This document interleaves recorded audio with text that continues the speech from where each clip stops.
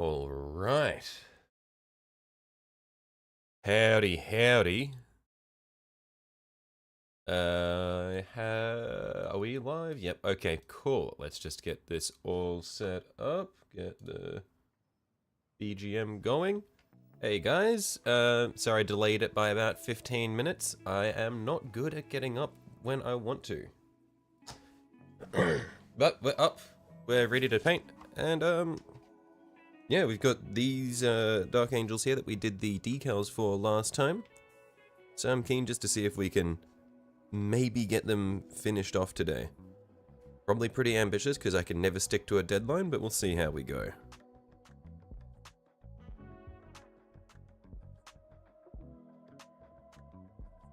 Yeah, so pretty happy with how the decals turned out last time. That was quite good. One sec, I'll just move my light source a bit so it's easier to see.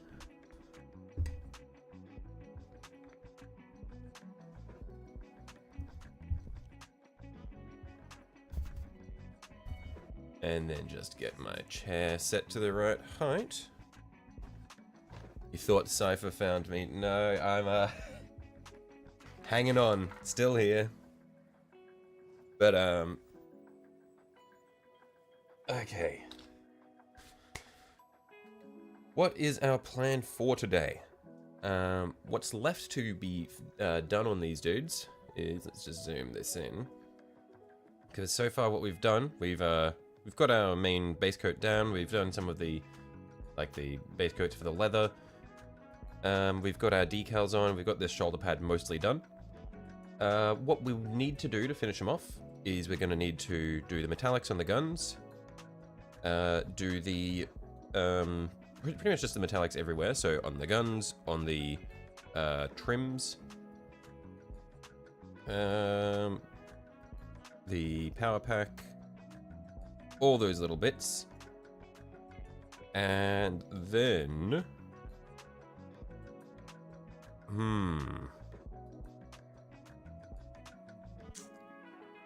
Then I think we just pretty much need to come back through and weather all of it. That might be it. So to that end, one sec, just need to smooth out my wet palette because the paper on it is starting to wrinkle.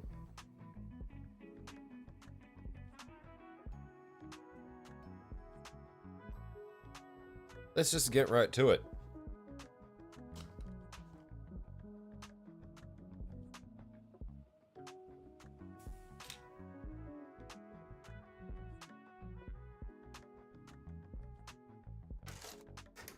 Now, as for the metallics, what metallics did I get out ahead of time? We've got the Hashut Copper, which is a really nice gold. Rinlord Brass I may not end up using.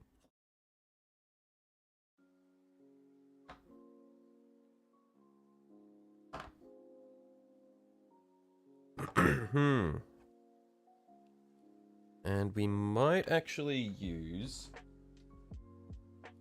if I've still got some that I haven't used up completely.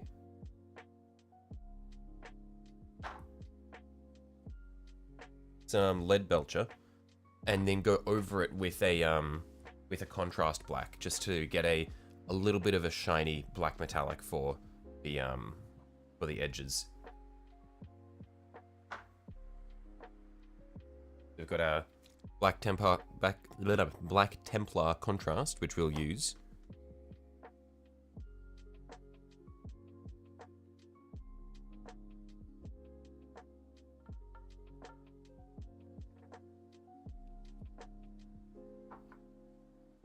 And then our lead belcher, which we'll use to do the base for that. You just go out to attend a local bolt action tournament next week. Yes, someone dropped out, was not ready, so you're building a 40 plus infantry army. Need a few specialty models now. Wow, okay. 40 plus models for next week. Jeez, that is... You've got a workload just sitting right there. That'll be fun.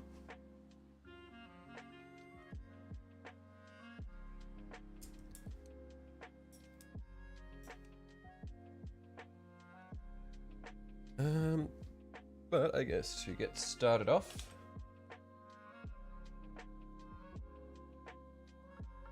let's just start with the... Where's my lead belcher? Where did I put that? It's this one here. Yeah, glad for streams. Yeah, it really makes you do things. It's so much easier just to paint on scale when you have people to sit down and talk to.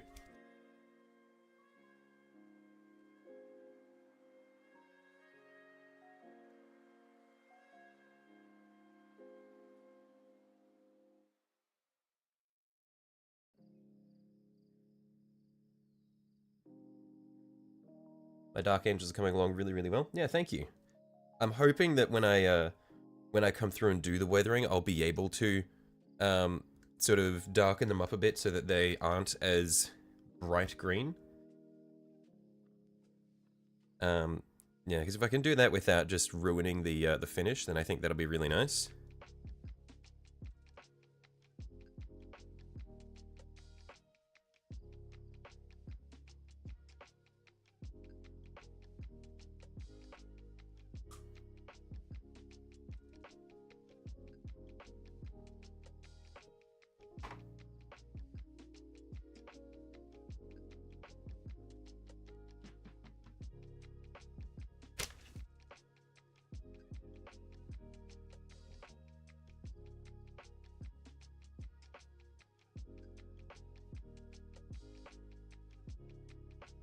Okay.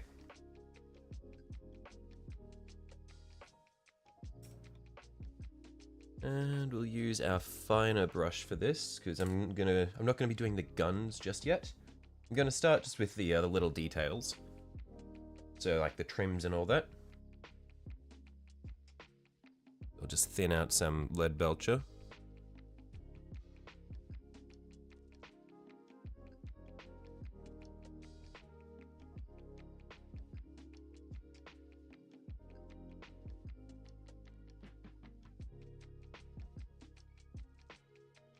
And so for all of them except for the sergeant, I'm going to do the trims for the shoulder pads in silver and then probably come back through with a black contrast.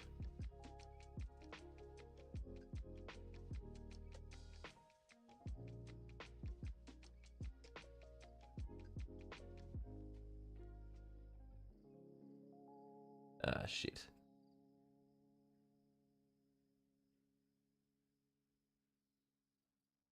Immediately made a mess. Do I paint my bolter iron sights a different color? I'm not sure. Haven't painted any bolters yet, so we'll cross that bridge when we get to it. Could be an idea just to help break it up. Oh, actually, these guys don't have bolters though. They're running flamers.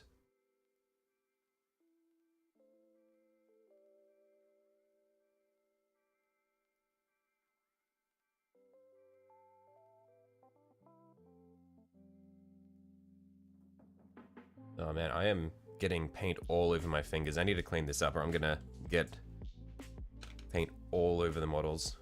I don't even know how I've got so much paint on my fingers already. Don't know where it's coming from.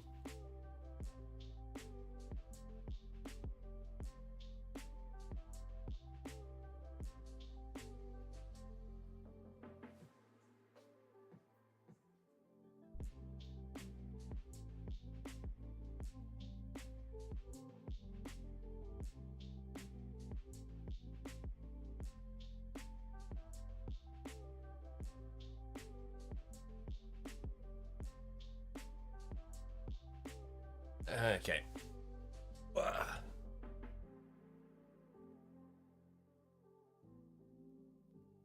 Now let's see if we can do this without making a complete mess of it.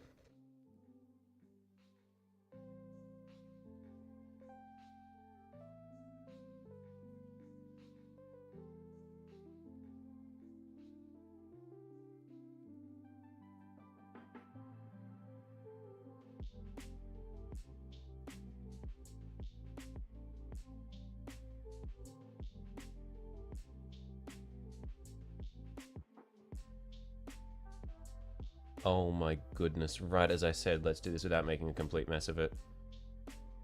I don't know how I'm so bad at this. What has happened to me? Just completely forgotten how to use a brush.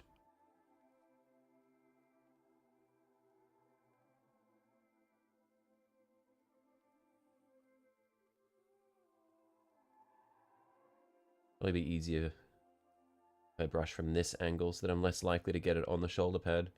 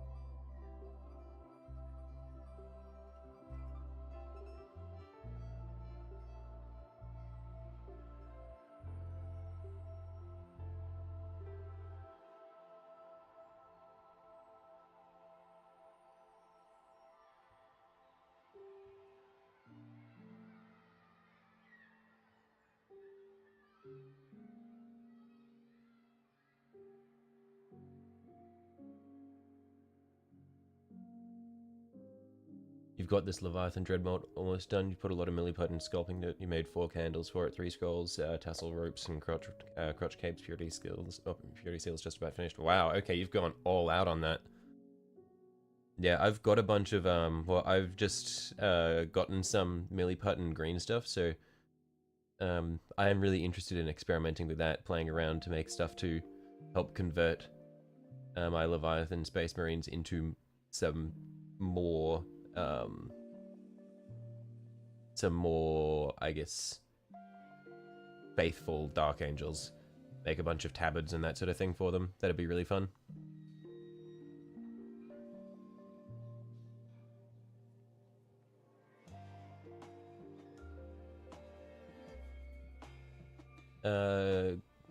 Digging the chill background music, have a burning question, bit of a hot topic.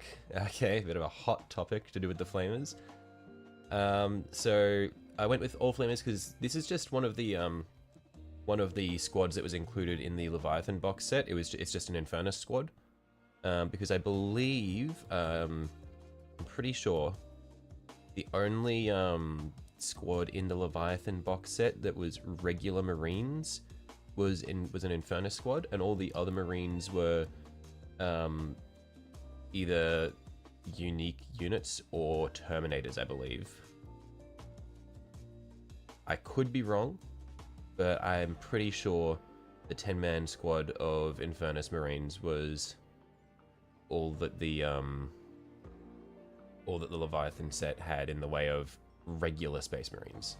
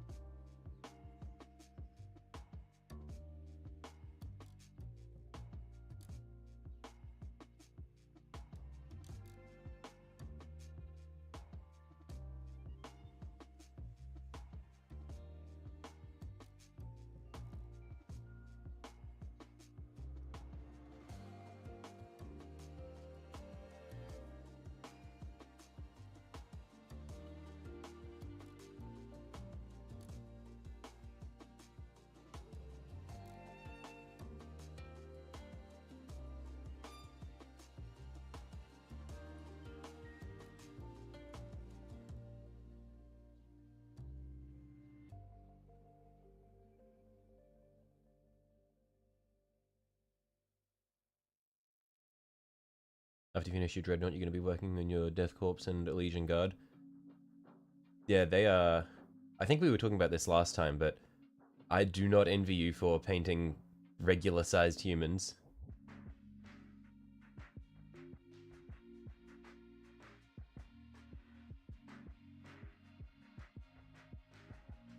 Seems like too much detail work for me. Like, I like doing the little fiddly stuff, but even I have my limits.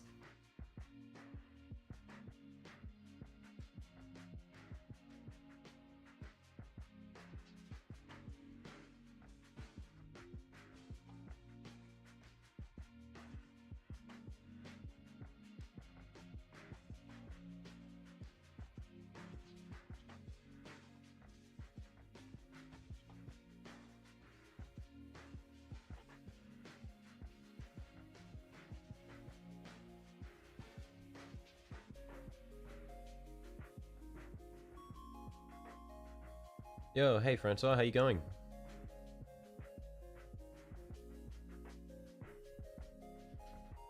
What do you reckon? Should I do the, is this, do you call this a gorget? We do that in the same trim color?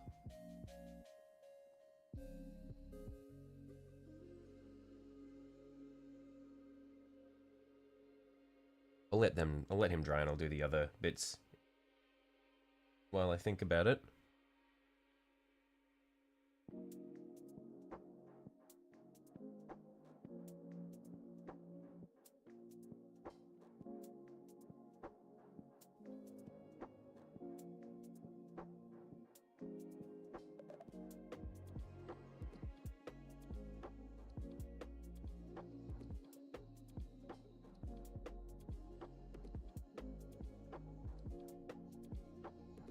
Okay, you paint 10 hours a day full time. You're disabled, so it helps you stay alive. Yeah, I feel like it's just such a good hobby just to be able to sit down and just focus on something.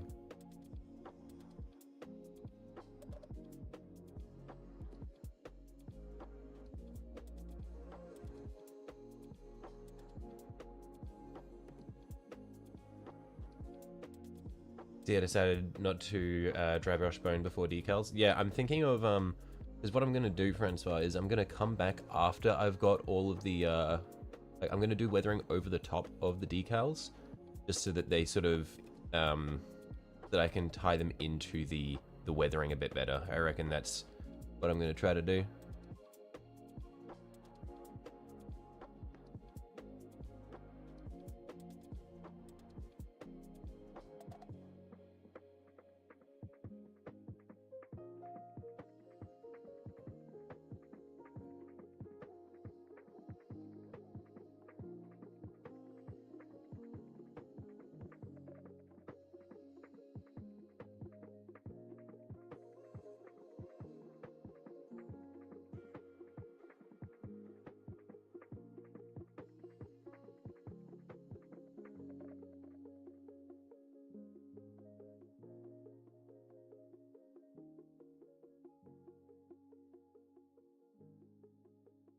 Am I a paintbrush licker? I absolutely am. I love eating paint.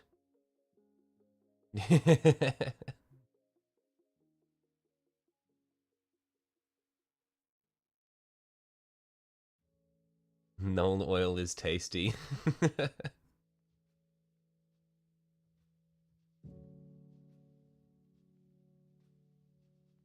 Null oil is good for your skin.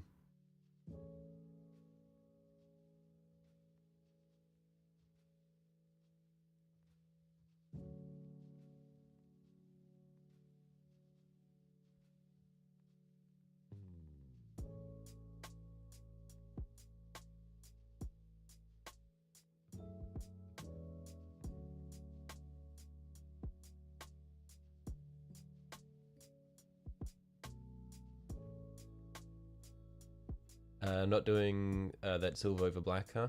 No, I'm gonna just come back through with a black Templar contrast paint over the silver, just a relatively diluted mix, just to see if I can darken it up while keeping some of the metallic sheen through it. I reckon that's probably what we'll do.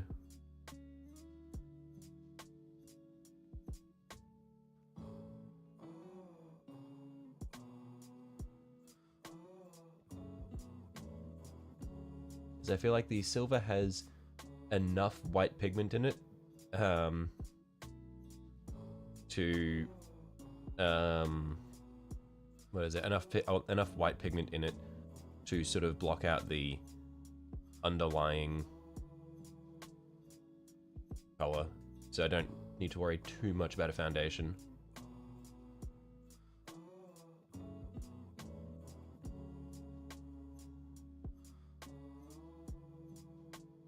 Have you thought about starting a Discord to share your work and see others' work and chit chat? It's an idea. I haven't really given it much thought. It could be cool. That'd be a cool way to sort of grow a community as well. I haven't really run a Discord for anything before though, so I might have to fiddle around with it, just figure out like the basics of it. But yeah, I'll give it some thought. Could be neat.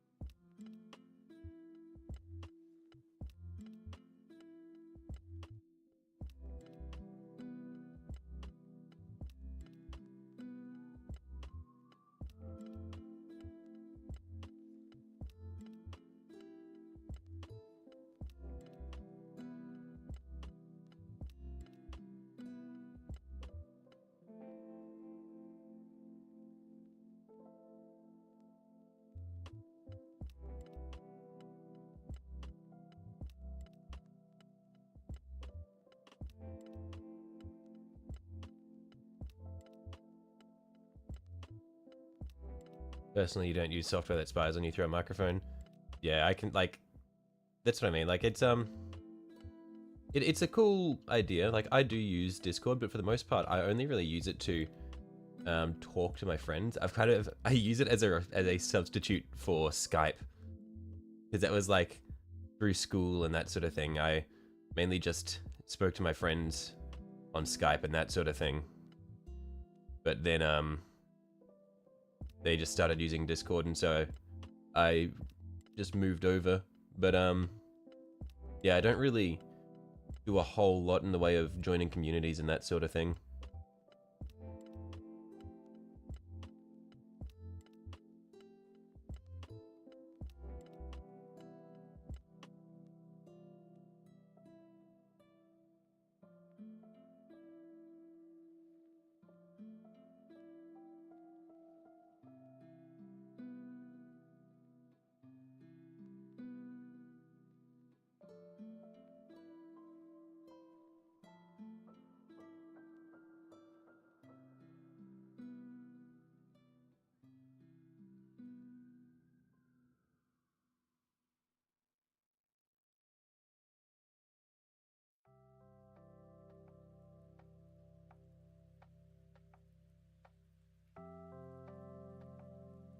Yeah, you shy away from having a channel Discord. Sometimes other people can come in and it can just be a mess.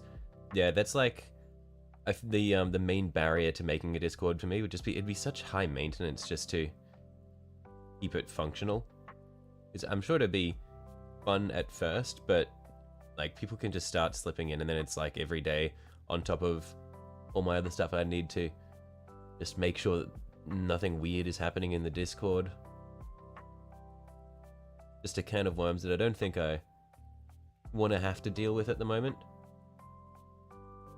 I feel like that it'd only be like a thing to look at for me once, like if I ever got to like a substantial size on the platform, and at that point I'd probably have people helping me with the Discord.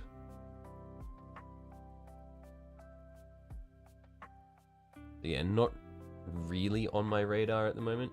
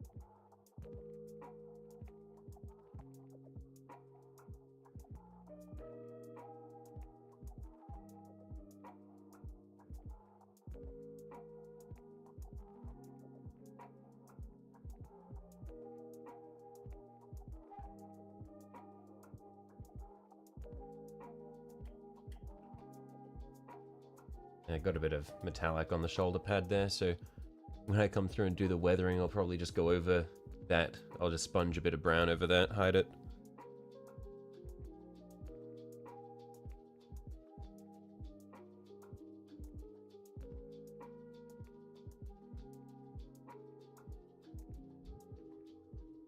You peeps use FaceTime for D&D because you all have it baked into your phones already. Yeah, that's I hadn't actually thought about that.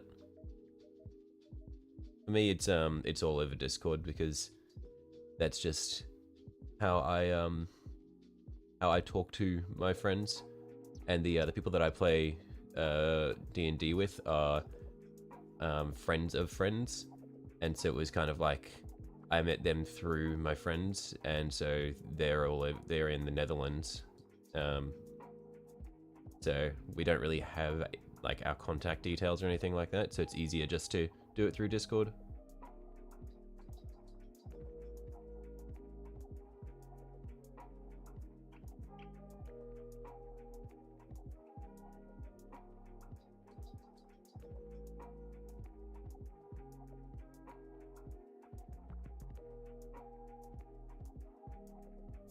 Rowboat mimics the best thing in D&D. That is devious.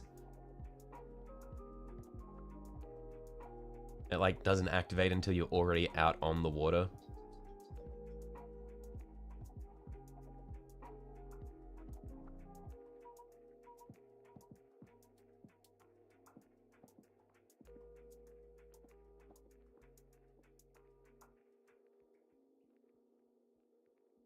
How to lose your trust with your friends in one easy step.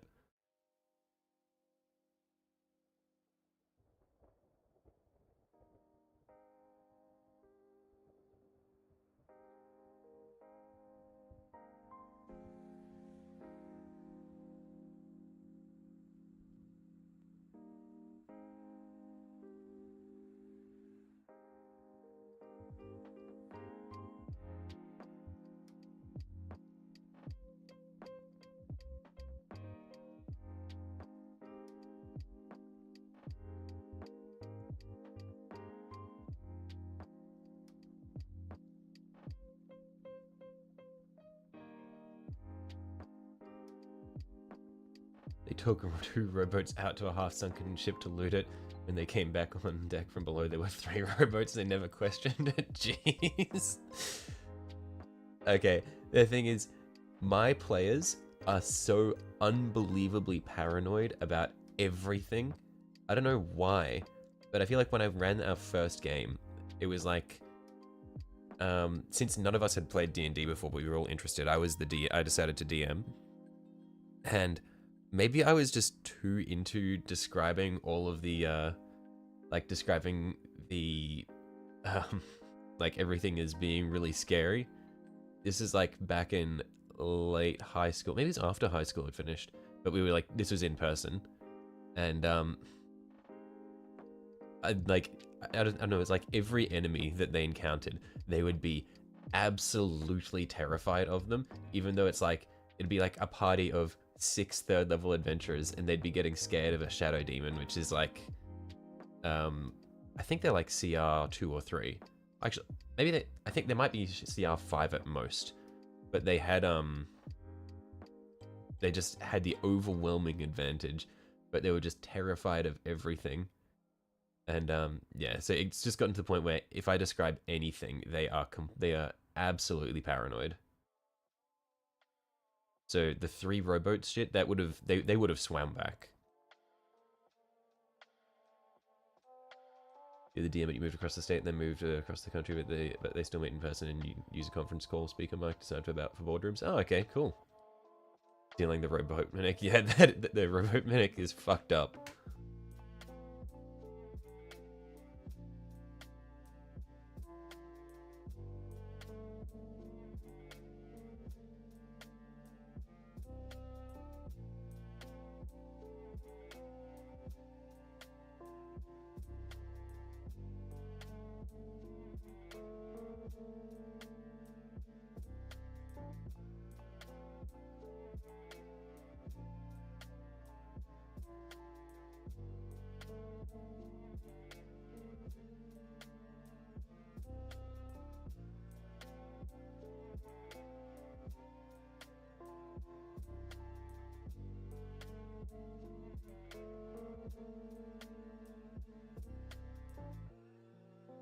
did it in a Ghost of Saltmarsh campaign. They always stab rowboats with spears now. You've traumatized them.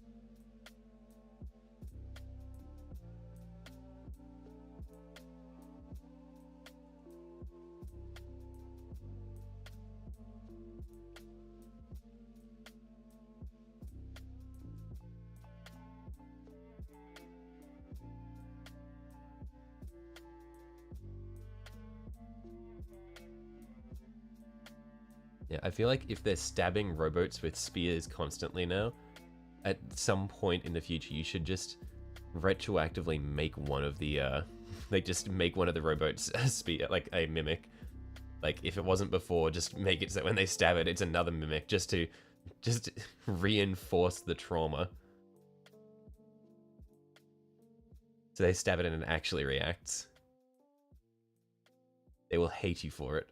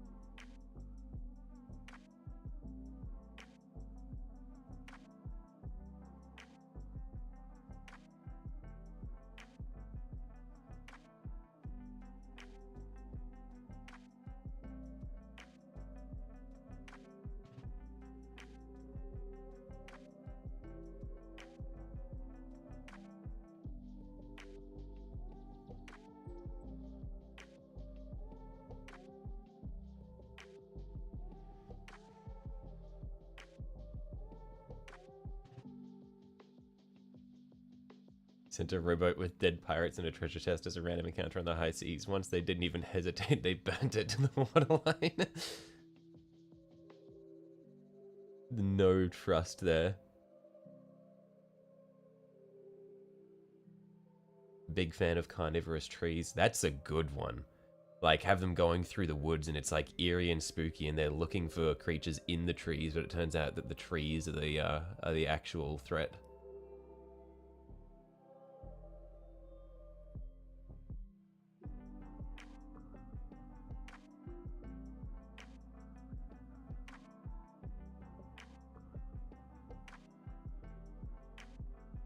Love underwater combat. It's a big game changer.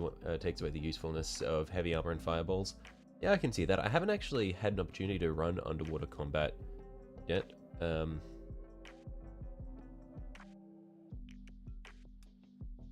But yeah, I can definitely see that.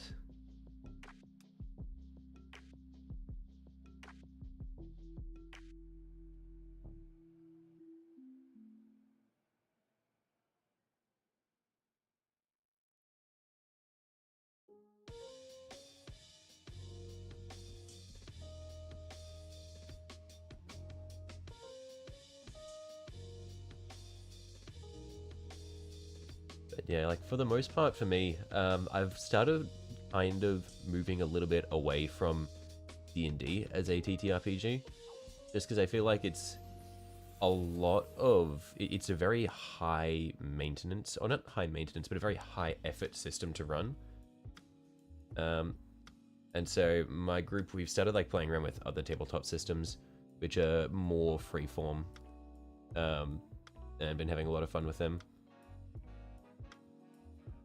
Which is a bit sad because I have good memories of D&D. Like, I still like it, but it's just a bit of a pain for me to prepare. Because, like, doing in-person stuff, just having to, like, make the map for... I guess especially for in-person stuff when I'm running a dungeon and I'm having to draw it all out.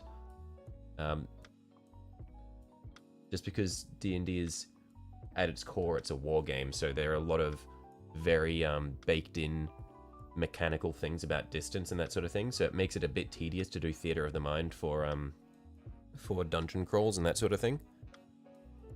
Whereas other systems really simplify that and allow a lot more freeform storytelling where you can expand the dungeon in new ways, like in the moment.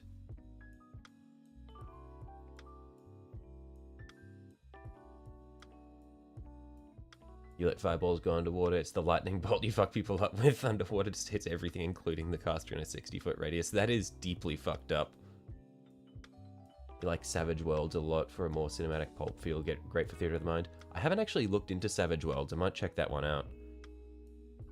The one that I've been playing with my online group, as one of the players, not the DM, is Fabula Ultima, which is aesthetically it's more JRPG, but you can flavor it however you want. And it's very much about group storytelling, where where everybody works together, like the DM and the players all work together to make the world, and then the players all have a resource called Fabula Points, which they can spend to make make twists to the story or that sort of thing, provided everyone allows it. So it's really fun for just having a dynamic storytelling experience. Focuses on the storytelling more so than the wargamey sort of crunchiness of combat that D&D has.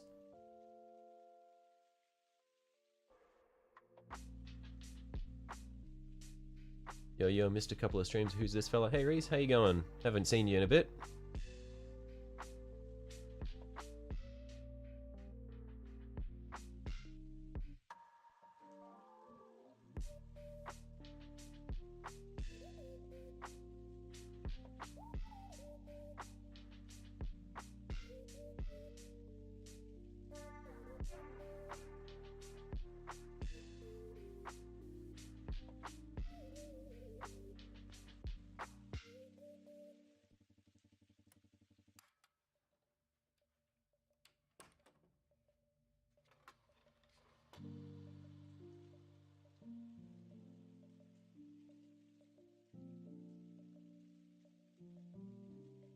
Tiki and I are the regulars who are you, weirdo.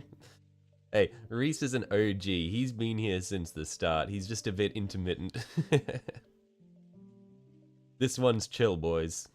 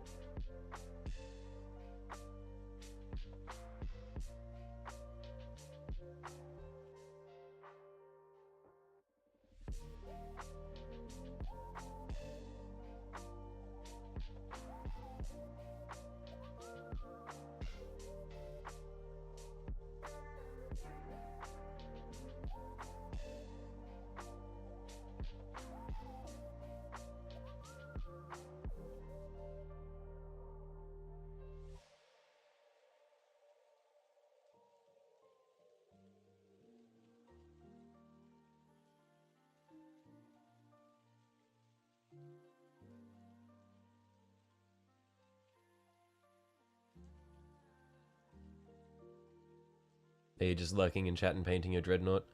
Yeah, look, lurkers are appreciated. Even if you're not talking in chat frequently, still good to have you here.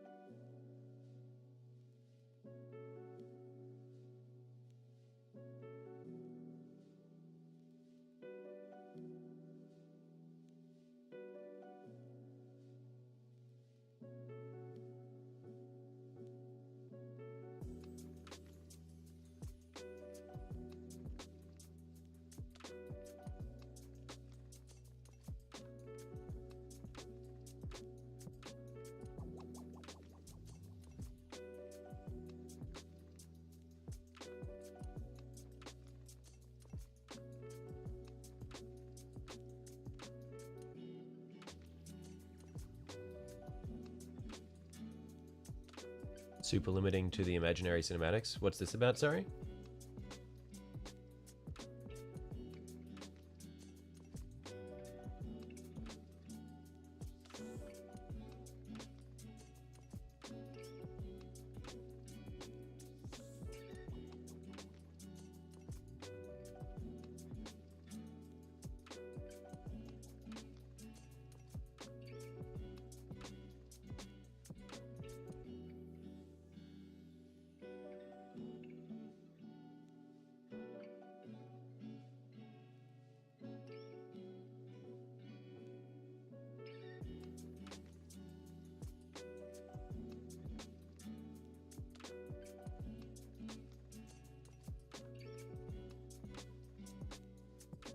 Competition piece you've been working on for 9 days, and you're ready to get to paint your guard. Nice.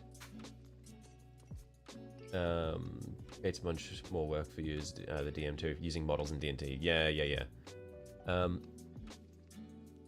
Yeah, I feel like thankfully for me, when I was running D&D in person, that was before I'd really gotten into painting minis. So I just used dry erase tiles and then dice as markers for players and monsters. And back then I was thinking about how cool it would be to do minis, but then as I got it, like do minis for D&D, but then as I got into painting, I was like, man, that'd be so much work every week. Just like, okay, this week I've got to paint 10 goblins and an owlbear. Fuck. And then it's like, because then it sort of like means that you're encouraged to use those creatures again so that you can get more mileage out of the minis, but at the same time, you don't want to recycle the same monsters over and over and over again, or your players will get bored of it.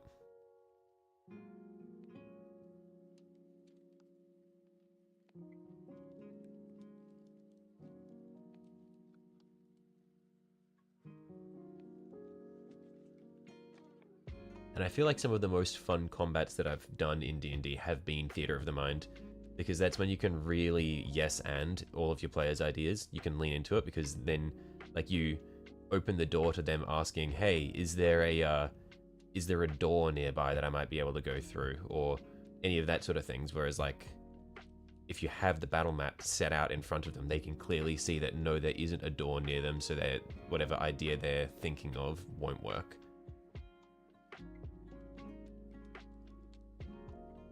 It's not even about the painting, the mechanics of models just suck. Yeah, that's one of the reasons why I've moved away from D&D over time, is just because, yeah, running a physical battle map can be really restricting. And it's more like about, it makes it harder for your players to do the cool shit that they want to do.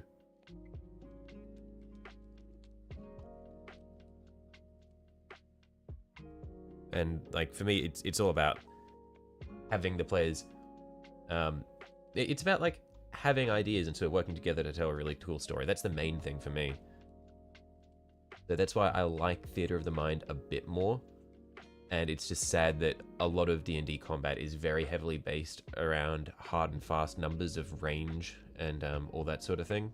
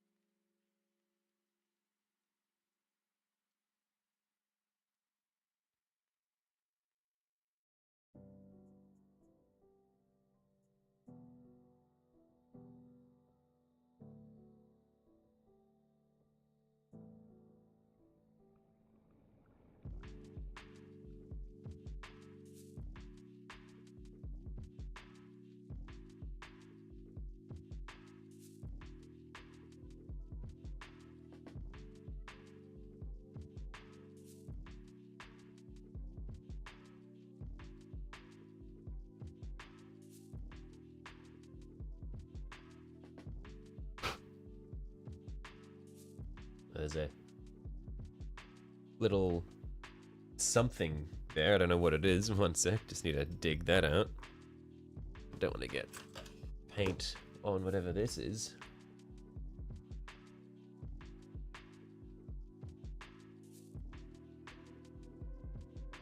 Ah, I think it might be a little offcut from the transfers that ended up on the mini there. I think I got rid of it.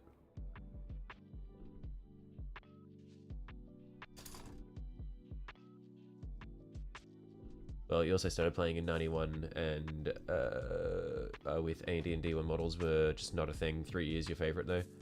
Yeah, I heard a lot of love for 3E, because that's around when Pathfinder split off as well, or that was around 3.5 when Pathfinder split off.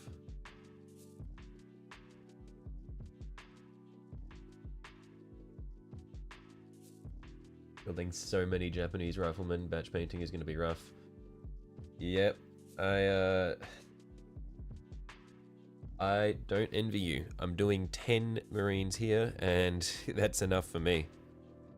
Like, when I batch painted, I think it was 20 Termagants last year, and that was painful enough, and I slap chopped them together as well. Like, that was easy. So, yeah, it's a bit of a trial.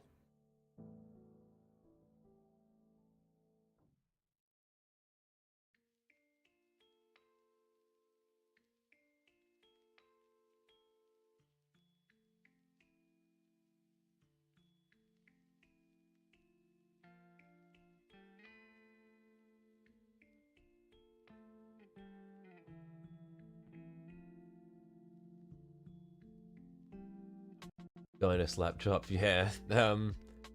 I found that slap chop, at least when I was using it, it worked really well for Tyranids because they have lots of organic shapes and that sort of thing. So it sort of picks out the edges and all that really easily. I'm not sure how well it'd work for more humanoid models, but it'd be an interesting experiment for me. Basing is what slows you down. Oh, basing is always a pain. Those very same 20 Tyranids that I slap chopped, I have yet to base because I was looking at them and I'm like, I don't want to base all of these. So maybe a future stream will be me going through and basing all of those little freaks. Because right now they've just been sitting on my shelf unbased for a year.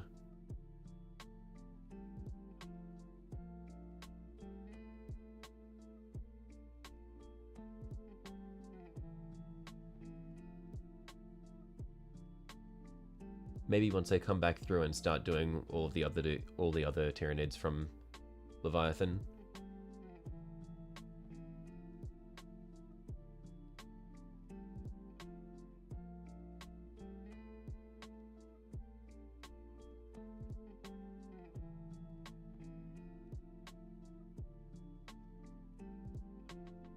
Anybody remember old school Games Workshop Goblin Green bases? No, what is that? Are they just green? The bases are just green instead of black? Is it like the idea just to make it so that it's easier to do grassland bases?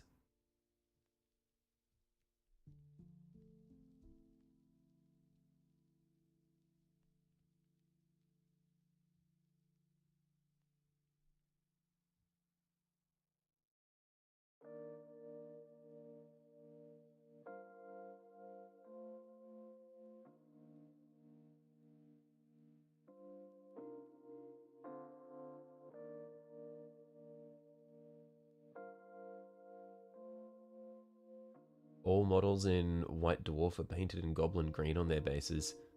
I see.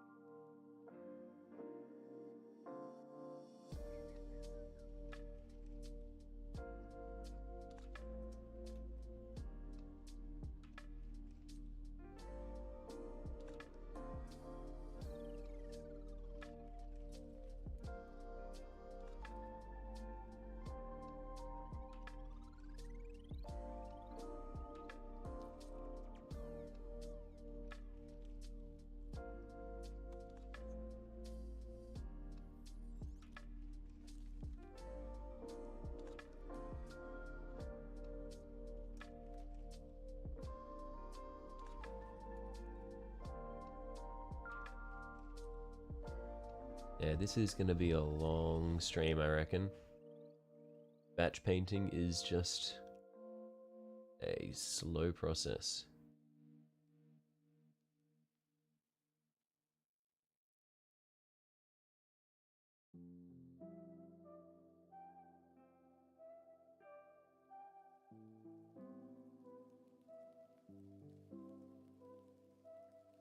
Like to run your D&D rated as XX? Yeah, I think that might be why my players were so scared of everything, is because I was quite graphic in all my descriptions of everything, and so they were predisposed to be paranoid of anything that I threw at them.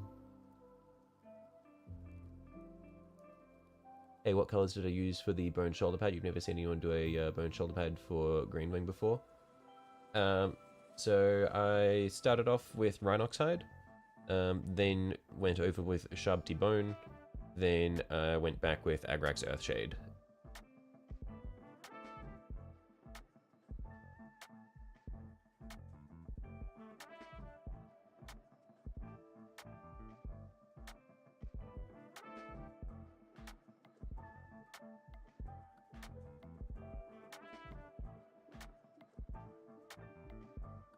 And then, yeah, once I get to a point later on where I've done most of the detailing, I'm going to come back and do some weathering. So I'll just sponge on bits of Rhinoxhide here and there, just to sort of beat it all up a little bit. I think in future, the way I might do it is I might hold off on the Agrax Earthshade until after I've done the until after I've done everything else, like after I've done all the weathering and everything, and especially after I've done the decals, and then I'd go with the Shabti Bone over, with the Earthshade over the top, just to sort of all blend it down into the shoulder pad a bit more. But yeah, it'll be it's all a learning experience, finding out what I like. Looks really cool. Great work on the decals. Thank you. This is my first time doing decals, so it took me probably a lot longer than it should have. But yeah, we got there.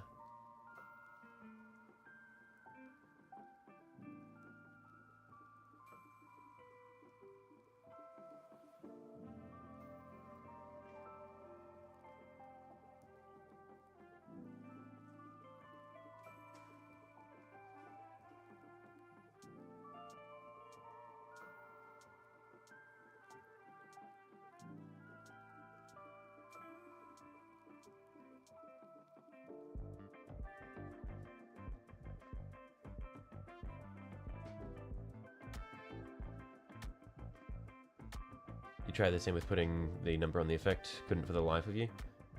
So when you say putting the number on the effect over here, oh, so as in when you tried to put the number over the top, did you keep loosening the underlying decal? Is that what was happening?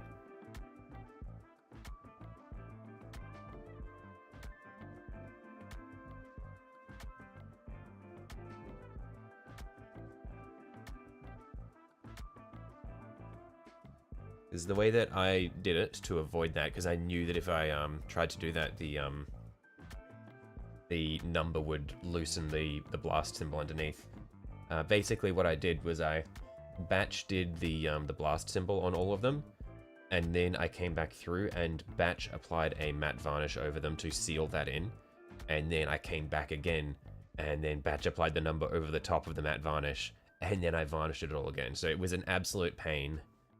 Yeah, kept guessing you need to lock it in with varnish and medium. Yeah. That's what I had to do. So it took a long time, but I really like the way it turned out. So yeah, it was like, I did the first decal, then I varnished it, then I did the second decal, then I varnished it all again.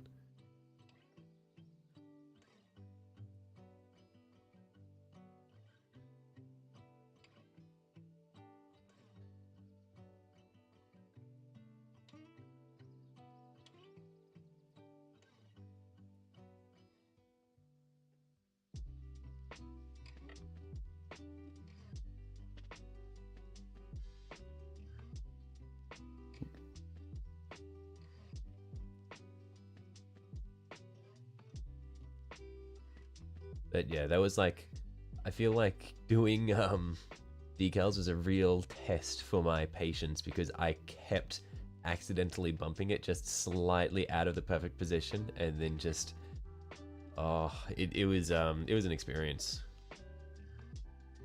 Your group's first adventure was a Lamia who controlled a bunch of gnolls who kidnapped women and established a breeding program. After that, they ended up in an elven city that was being run by...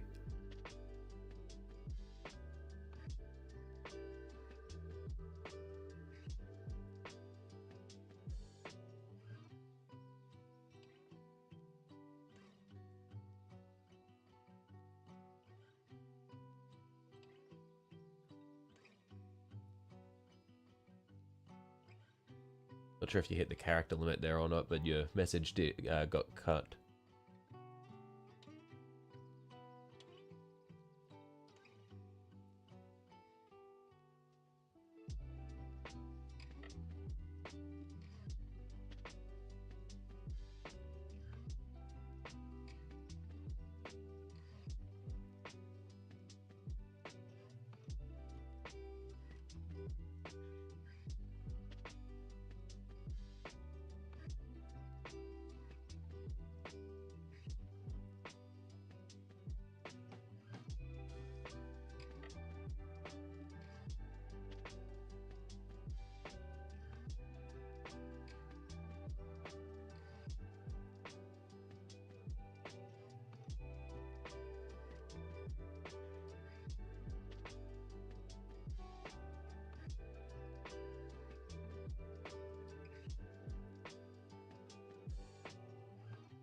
Love the metal trim personally. The highlight on both edges of the trim always looked a bit weird to you. Yeah, I think the metal trim will be quite nice. Originally the plan was to come through and do it all in the metal trim and then come back through with a thin layer of black contrast just to darken it. But I'm honestly not sure at the moment. I feel like it could be nice just to leave it as lead belcher. We'll see though.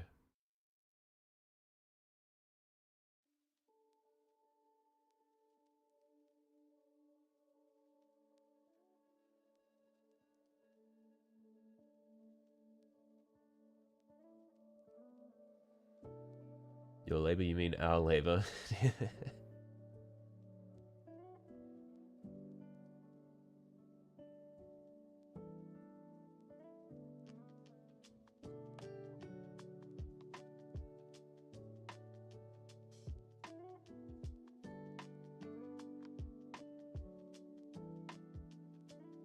Never heard of using a contrast to darken metal, normally just use oil. Yeah, I've found that silver is a really good way to... It's a really good base to make any other metallic color.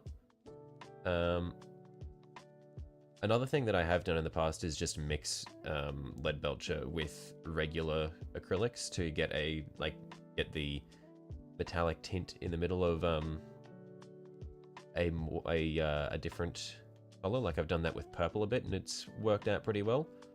But yeah, otherwise for things like you can very easily turn silver into gold, so that you can get a nice gold finish without having to worry about how much gold pigment clumps together, because silver applies so much more easily.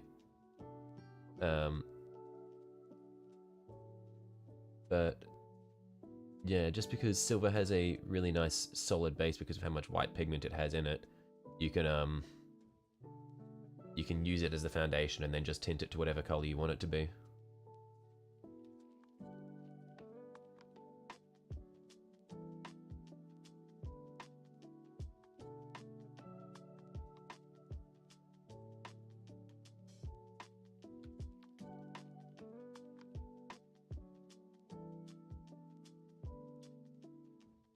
Yeah, really cool. Recently mixed silver with brass to get a nice bronze. Nice.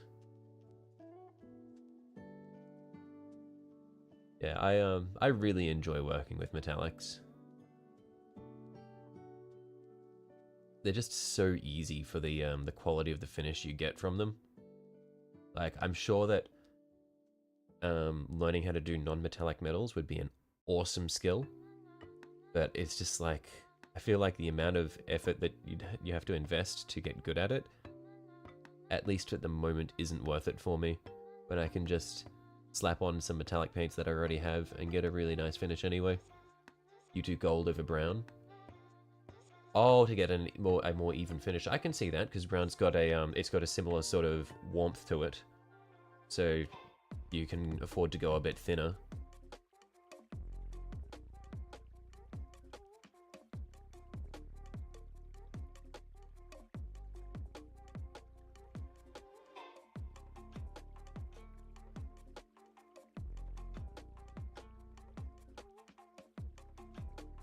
Just realizing that I'm going to need to come back through and do all of these guys because I haven't done the fronts of the pauldrons. Non-metallic metal is something. Trying it on a risen eye, but it's destroying your brushes with all the glazes. Yeah, it's I want to learn it. It seems like it'd be so much fun. But man, just the amount of back and forth and back and forth and back and forth.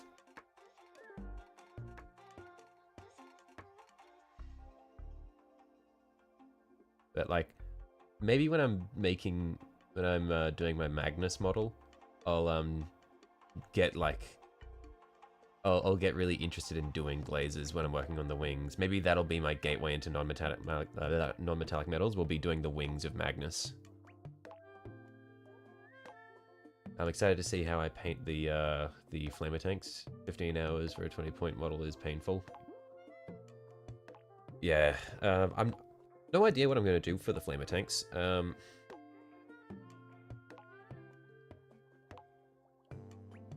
Because it looks like they've got little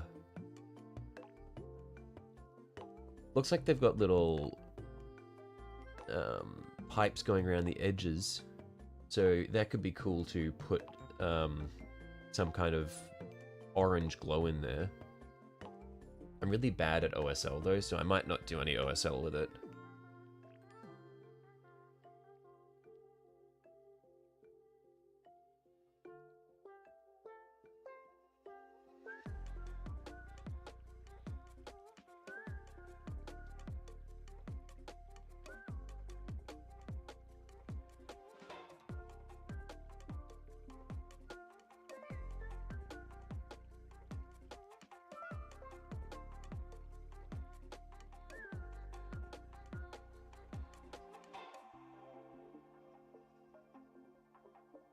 Curious for, with the Risen that you're doing, are you just running regular Space Marine models, or are you kit bashing them out of Chaos Marines? OSL seems like a nightmare without an airbrush, surely? Yeah, like, you would think so, but people just do that, so like, I don't know what it is. Like, some people are just crazy. And like, I've got an airbrush, but I don't think that I could do it even with an airbrush. You do one template model fully painted, then you assembly line batch paint the rest. Boring but effective. That's what I did with my Tyranids. But I couldn't be bothered to do that with these guys. I'm just going to figure it out as I go. Just assembly line do all of them. Just figure out each new step as I go.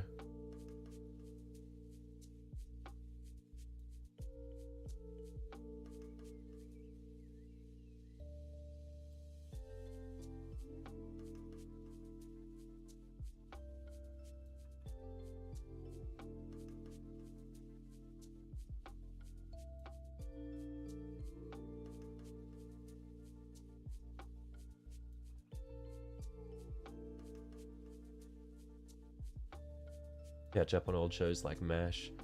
Running Stern, Blade Guard has risen as well as Inner Circle Companions when you get samples within a painting from Earth's Librarian has risen since they look really similar to the ICC models. Okay.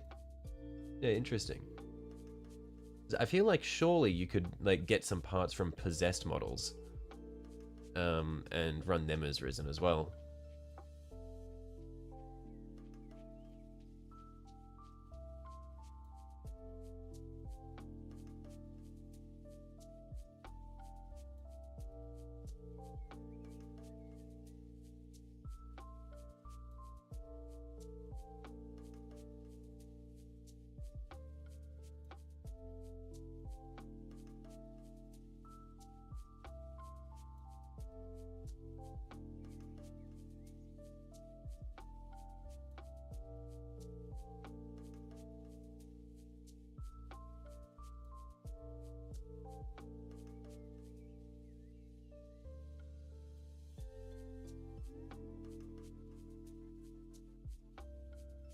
Also have 30k style hooded heads for all printed for Stone Guard and Winged for Blade, and Winged Blade. Yeah, nice.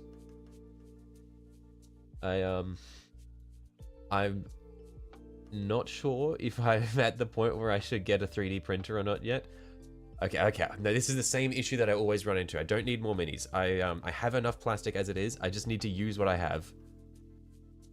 Every session, it's either someone makes me think about getting think about getting knights, or someone makes me think about getting a 3D printer. I don't need any more.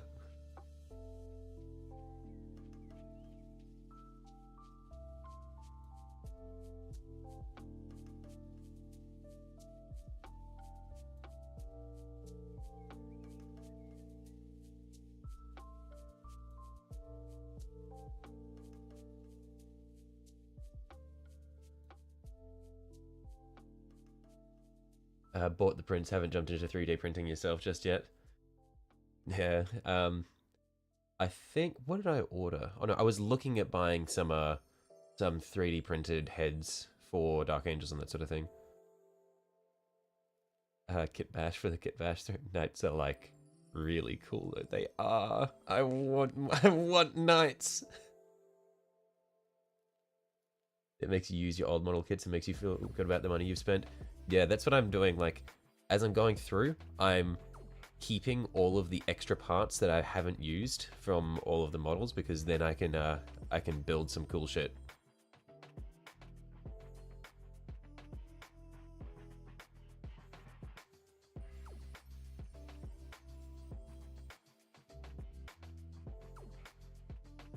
Like, I'm liking that I'm getting leftover arms and heads of my different models, like from Necrons and Space Marines and all that sort of thing, because I feel like those in particular are really cool for, like, they're really cool basing supplies.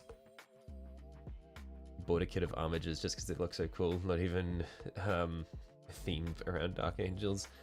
I want to get... When I recently ordered some milliput and some green stuff, like I mentioned before, and alongside that I also got a bunch of transfers which have knightly heraldry and stuff. I've already like got my foot in the door for getting Imperial Knights. You want to get 20 assault terminators and 20 range terminator, plasma cannon every 5th terminator, 6 enter circle line to finish off your Dark Angels. That's a lot of work. But I guess with when you're painting 10 hours a day, Silver, that should you'll get there pretty quick, I imagine. Well, not pretty quick, but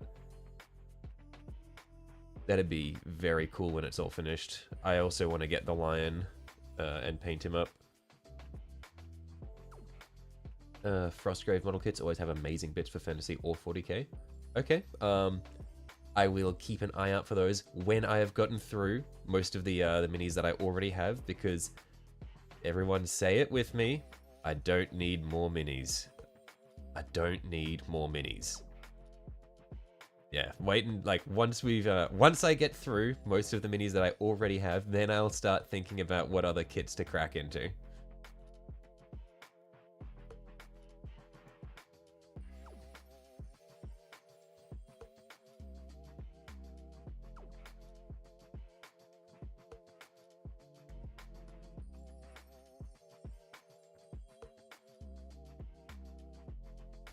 You need more minis, some more minis than we all need. Guys, stop. I don't need this right now. If you keep doing this, I will just come home in like a few days with a box of Imperial Knights. You need more miniatures. This is this is not a healthy relationship we have going here, guys. I do not need a group of enablers here. Lies, deception, every day it's more lies. I need to lie to myself, or otherwise I'll never stop. I'll be drowning in plastic. To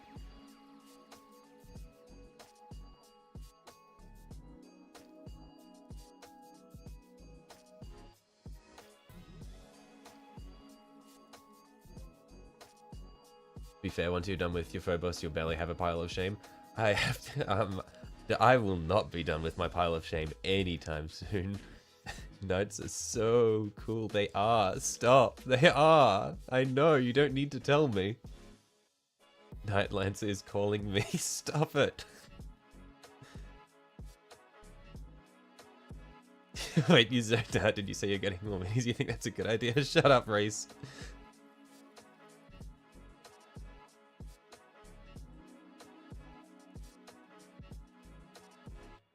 Say that like it's a bad thing. It's not a bad thing. It's okay. It's a bad thing for my wallet. It's a good thing for my mental health. It's a bad thing for my wallet. And then in turn, my mental health.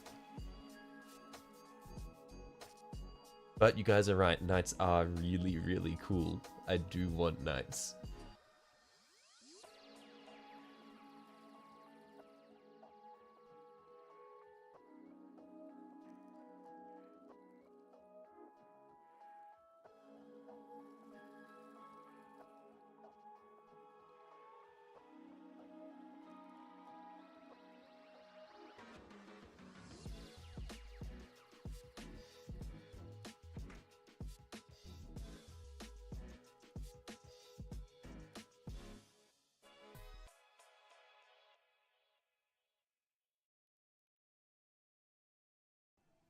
Inflation will just cause those minis to cost more tomorrow. You should buy what you want today. You make a compelling argument, Francois. I will keep that in mind. Short-term happiness and bankruptcy is better than not having knights. Okay, I'm going to say it now. The inflation argument was the most compelling one so far. Buying Warhammer kits is an investment at this point. It is with the way the GW prices are going. I don't like this. You guys are on-siding me. I don't need more minis. It's not a matter of money at this point. It's a matter of whether I'll ever paint them or not.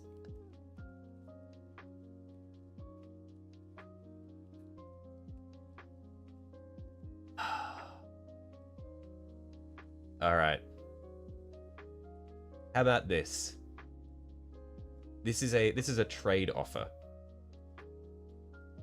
Tomorrow, I don't stream, and in a week or two, you watch me, you watch me painting Imperial Knights. You see, the lack of the stream tomorrow would be me going into the city around the time when I would normally be streaming to buy said knights.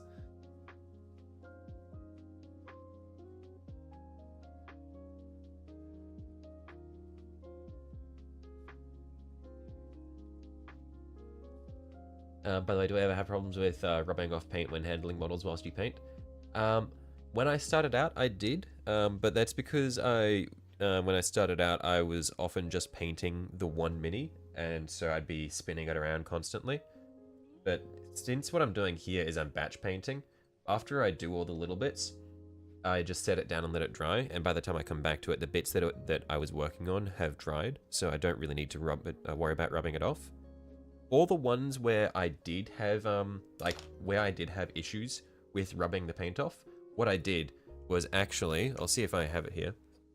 Yeah, so for example, with this Alvarius model here, what I've done is I've just glued a magnet to the underside of it, and then for that,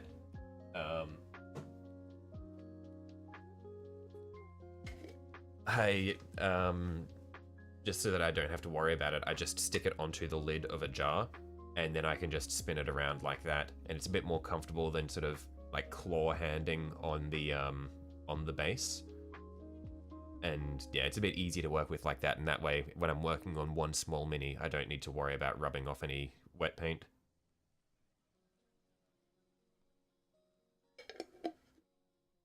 Well, last time you were here, you're like, I don't need more minis, and now I'm gonna buy knights. Okay, I can explain. Look, it wasn't me. I've been deceived. I've been coerced.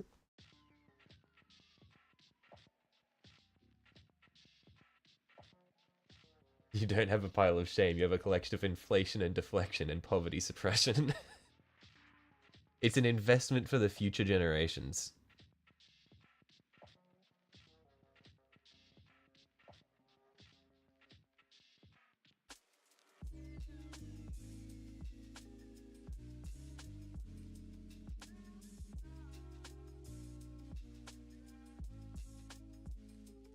Deceived? It's been 2 days.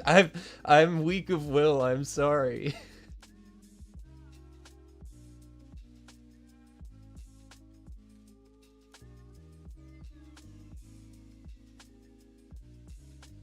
Never thought about it like that with batch painting, makes so much sense. Yeah, it's it makes it a bit easier, because then yeah, you don't, that way you don't have to worry too much about getting rid of all the little details that you've been working on.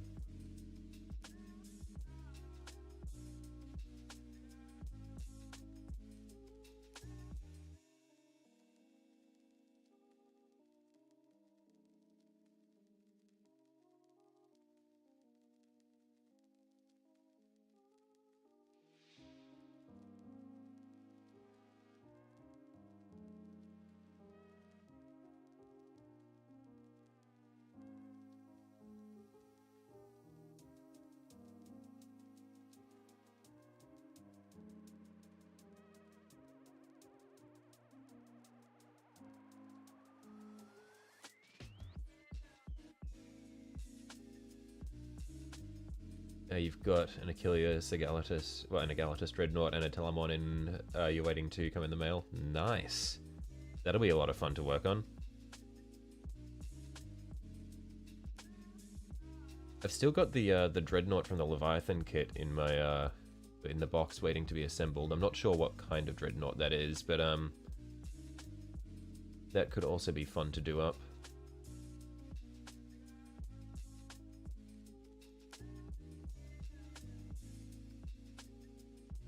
Oh, oh no! No!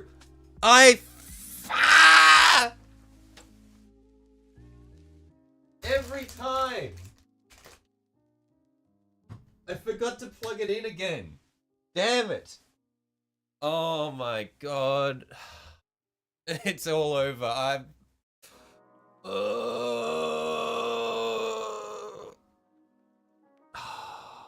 Okay. We're camera off for the time being. I may or may not have forgotten to plug in my camera. It's plugged in now. It's charging. We'll have the feed off for a minute or so. We'll let it get a bare minimum amount of charge in it before we try to turn it back on. It's plugged in, so it'll be able to run off power for the most part. But from past experience, when this happens, we end up in this sort of state where we get feed for a few minutes and then it turns off again. Someone didn't praise the machine spirit. I didn't. The tech priest is on his way. Until then, it's just gonna be some narration. You're back. It didn't notify you when you started. Welcome back, Hensley. Unfortunately, there's not a whole lot you can see at the moment because I upset the machine spirit. Gotta put a picture of Angron on the screen because this is really an Angron moment. Let's see, what have I got? I don't think I've got anything. Oh man.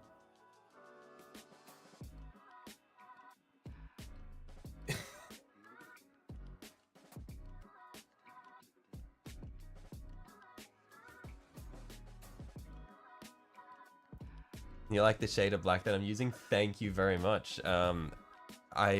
This is called, the Black Rage consumes us all. Yeah, this is painful. Because, like, the times that this has happened in the past, it's happened when, like, the stream has had, like, no one in it, like 1 or 2 people watching. Now I've got all of you guys here, and it's just black screen. Let's go. You just got your starter set today and you're busy learning how to build Space Marines? Nice.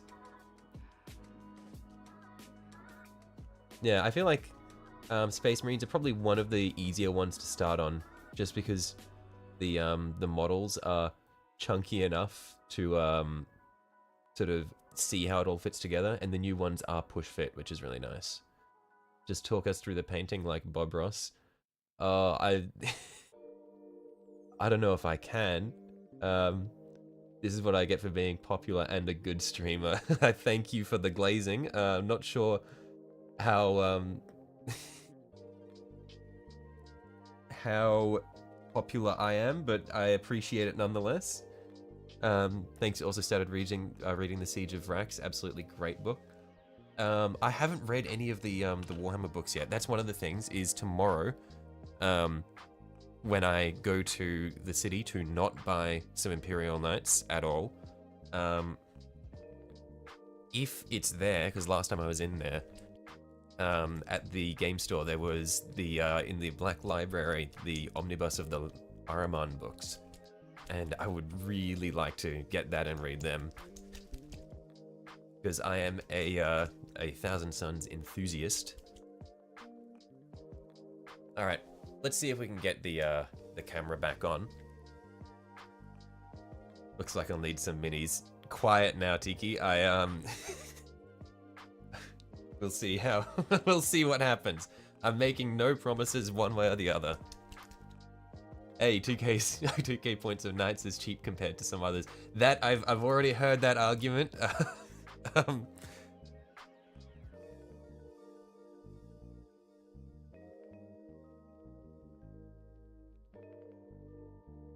All right, let's get some of the gold out here. Also, only adds like max 10 models to your pile of shame.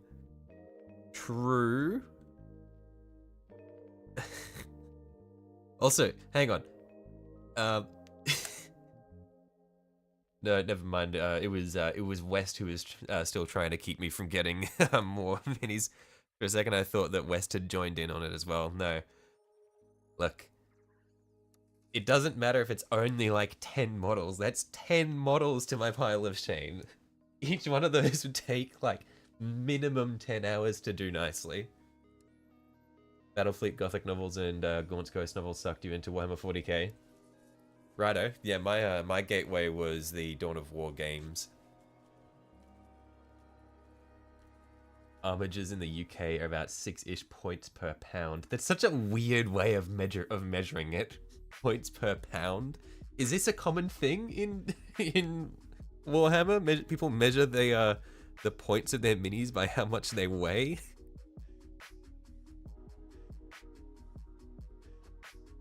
Oh man, it looks like you missed some painting. No, it's all good. We haven't gotten super far. I've just been going through and doing the trims and the Imperial Aquillas on all of the minis. So you haven't missed a huge amount, Hensley. I'm just coming through now on the oh, pound. Okay, sorry. Yep. No. Yeah, pound as in money. I forgot. Yeah, pound is both a measure of weight and money over there. I just assumed that it was the you were talking about the weight one because we were talking about size a second ago. It's not a pile of shame. That's motivation. True. True. So, what I gather you're getting at with that is you're saying that I should buy some more minis. You get Knights, I build a Warhound Titan and paint it. Okay. It sounds to me like you just want to get a Warhound Titan.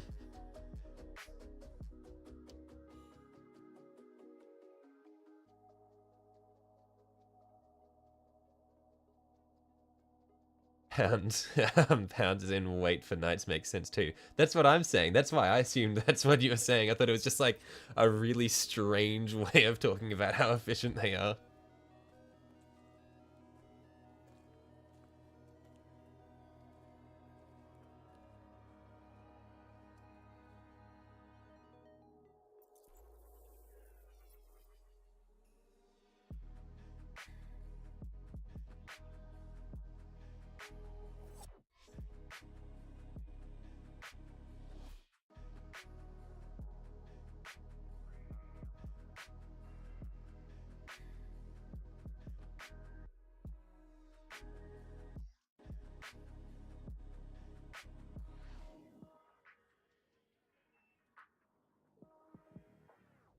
It would only be your second Warhound. You already have a Warhound? Man, okay. When you're talking about building Titans and all that sort of thing, it's making me feel less bad about wanting to get Imperial Knights.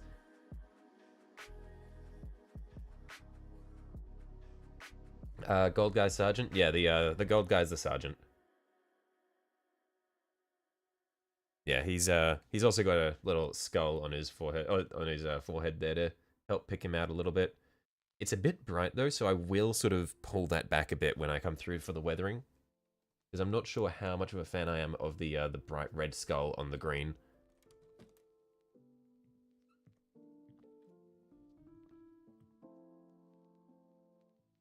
You think you should get everything you want to build and paint some? Look, on the topic of that, I've already got a massive mini that I really want to paint that I haven't yet. I've got a bloody Helldrake sitting behind me that is in its box, yet to be opened. I really want to do that. But now I'm thinking about Imperial Knights. It's like that meme of the guy walking with his girlfriend and then like looking over his shoulder at someone else.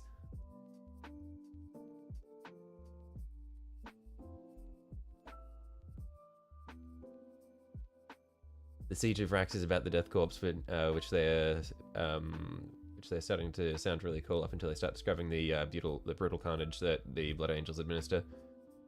You can't decide who to root for.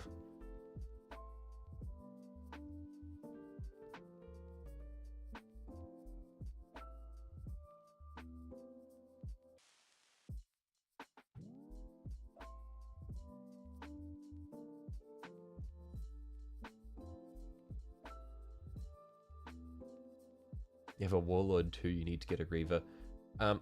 So, do Titans have rules in the standard tabletop? Or are they mainly just display pieces?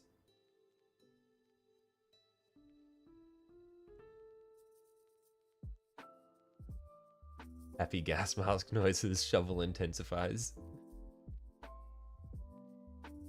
I think there are definitely gas mask noises. I don't think any Kriegsmen make happy gas mask noises.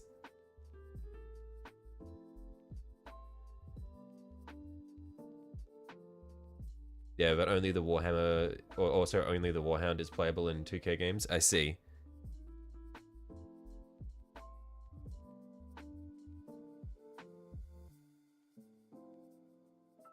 Yeah, a Helldrake is really cool. You'll be here in decades when I'm ready to build it, but it won't have decades worth of inflation on it.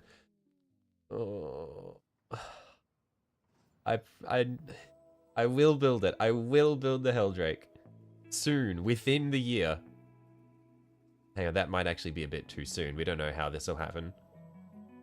Maybe I do the Helldrake next.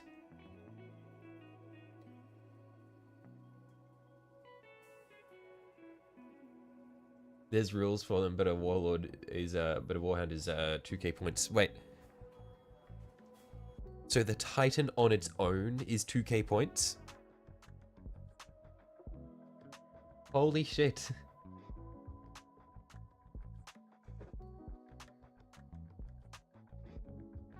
So surely a Titan is the cheapest way to get an army. Just buy one Warhound Titan and you're ready to play.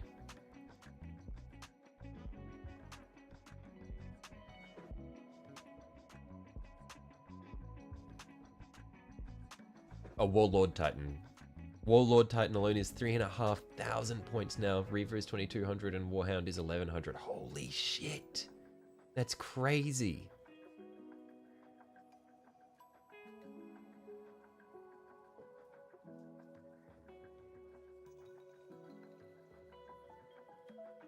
Thought Warhound was 1,750. Regardless of the specifics, that's just insane that they're so, like, they're so point dense. How much do Titans usually go for? Like, how much do they normally cost to get?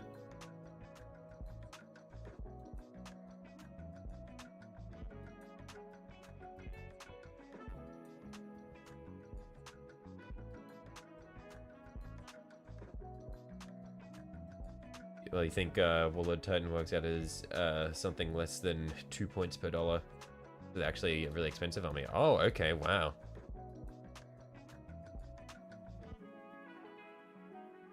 I was expecting them to be pretty cheap if you could just buy one box and then you're set. Yeah, you want to play Apocalypse with Titans? Right. $1,000? Holy shit. I am not ready for that. I think I'll stick to Knights. Yeah, you know what? I get Imperial Knights, you can get yourself a Warhound Titan. Knock yourself out.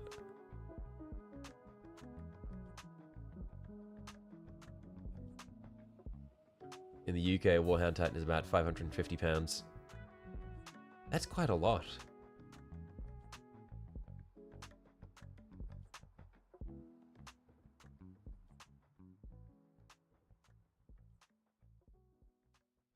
So glad you bought the exact knife I recommended. The little clippers don't make a clean cut for the push to fit pieces.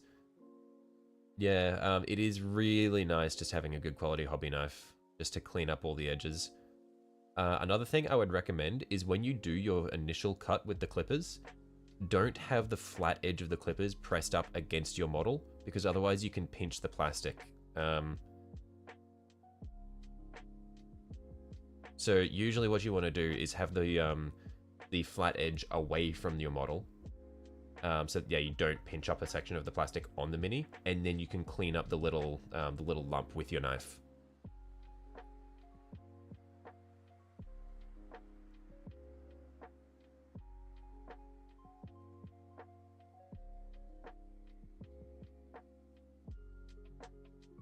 Yeah, that's like a 10,000 AUD. Come on, you don't need to do us dirty like that. Just because our currency is shit doesn't mean you don't need to rub it in our faces. Just because we use Monopoly money. Damn, you're already doing that. Thank you for no longer do it. Yeah, I had to learn that the hard way. I put a couple of really nasty dents in some of my towel. But yeah.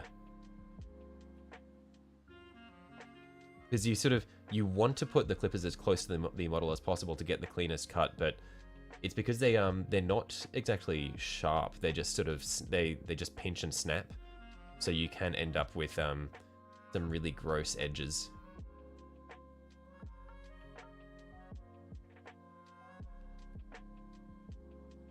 Just get 7 Lionel Johnsons for your army, cheap as it can get. Are you allowed to run multiple of the same named character in an army? That'd be really funny if you could. I present to you my Chaos Army. It consists of only Vashtor the Arcaphane.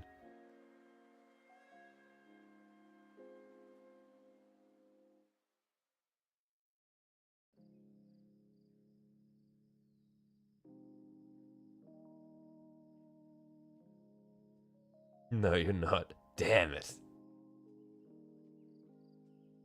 Couldn't you just say that Fabius Bile is involved? Like, is that not a good enough lore reason?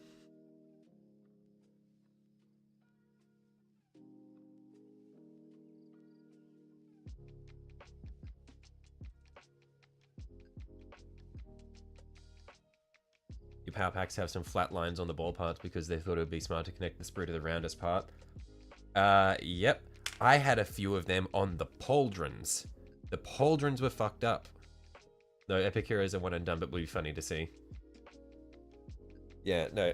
I don't know why they do this. Why they like, okay, for this one, the sprue's going on here because fuck you. It's, bit annoying. But, for next little details, I reckon...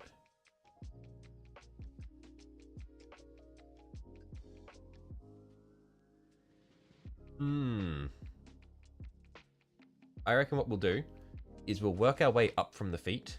Do these balls here, like, yeah, do like some of the details in silver, and then we'll come back through, and those ones we will definitely do with the black contrast. Or the sprue bit that connects the vent parts of the power pack, so hard to clean up. Yeah, it's... I don't know why, like... I think that some of the people who just do the, who design the prints for the minis are just spiteful. They're just hateful people.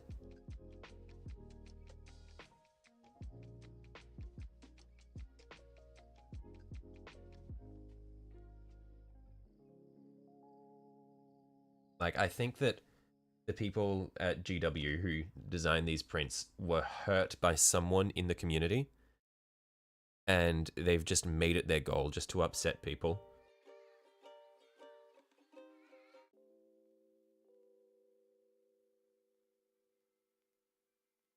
So the primer you're using is Rust-Oleum 2X. It's a black primer. Righto. I haven't used the. I've mainly just worked with the Citadel primers and the Vallejo, so I can't say too much about the one you're using. But Rust-Oleums generally, like, they generally do pretty good paint.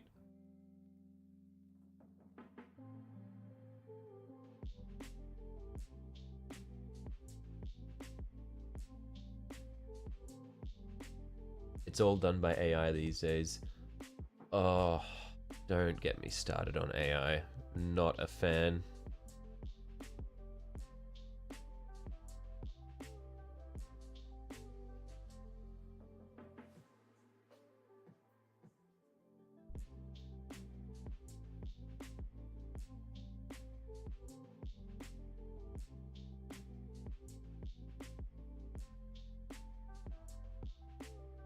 Not AI to blame. Games Workshop is just not the smartest when it comes to making plastic models. Yeah, I don't think that AI would be in the space of designing prints yet.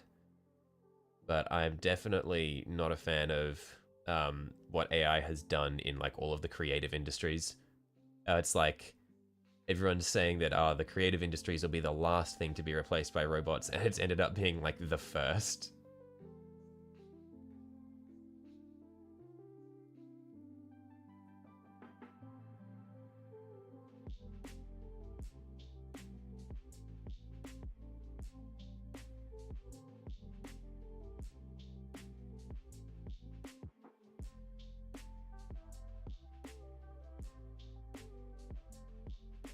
Also build a landslide, a land raider redeemer recently, and that is a sprue nightmare. Really? Okay. I would have assumed that land raiders would have a lot of flat surfaces, or are they actually quite round? Or is it just sprues everywhere?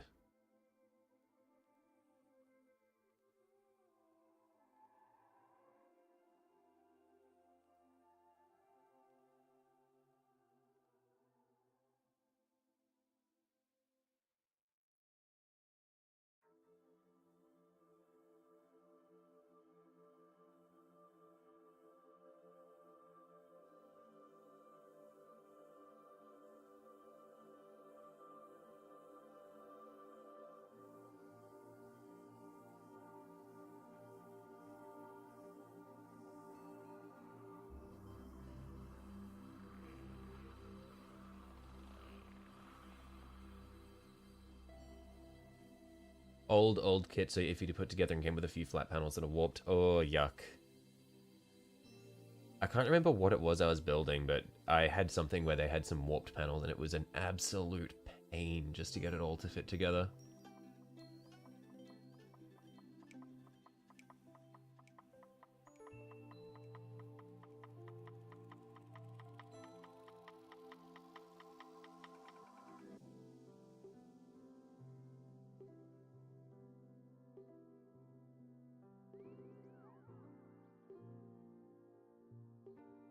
Also, painting that thing made you realize how much easier knights were, since they're nice and round, massive flat surfaces are annoying to make look good.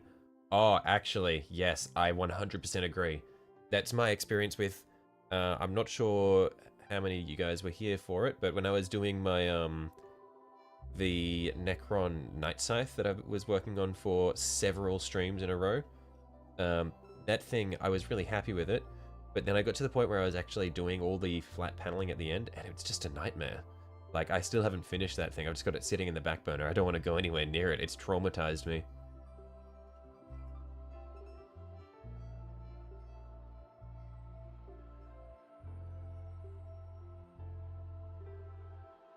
Listening to some Orc lore, never realized how silly they were, but at the same time, they're really cool. Would this Orc lore have to do with the book Brutal Cunning? Great point. Have you ever thought about getting a knight or two? Chill, Tiki, chill. I'm on the edge. Oh my god, guys. Stop.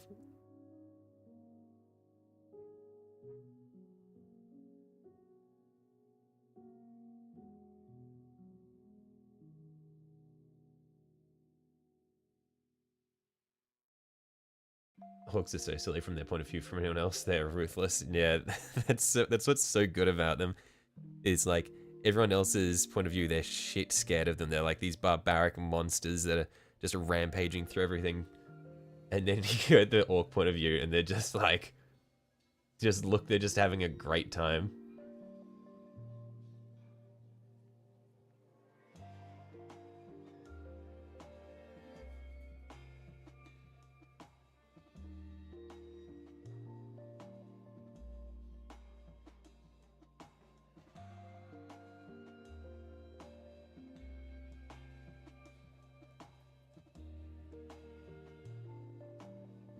Oh, it wasn't a book, it was a podcast you were listening to explaining how they paint things red to make them faster or black to be tough. And they'll will brew conjunct to work, yeah. If you get to it, there's a really good series of orc books. The most popular one being Brutal Cunning. And there's lots of wacky orc shenanigans in that.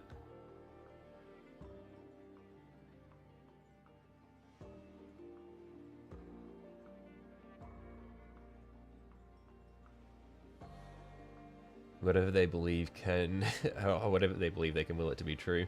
Purple is sneaky too. And gold or yellow makes you rich.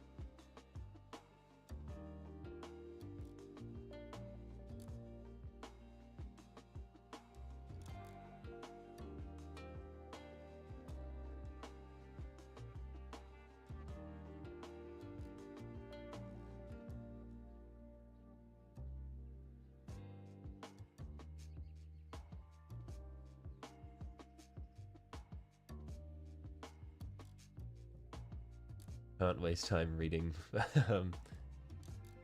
Must paint audiobooks only. Is Brutal Cunning the one with the orc philosopher? Now I'm gonna out myself. I'm not sure.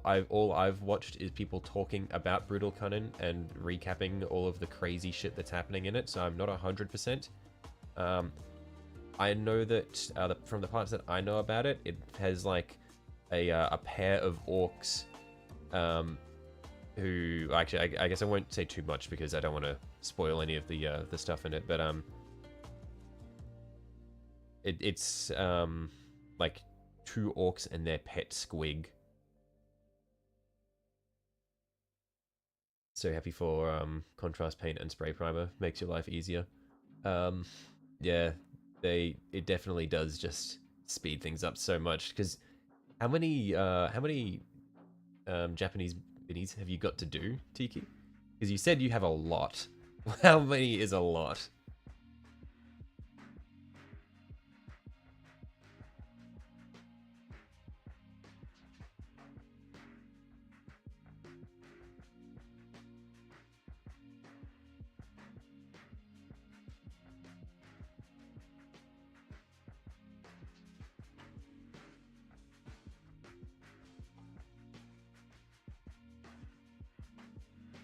Ooh, are they the one with the Titan? They are the ones with the Titan. That is the one.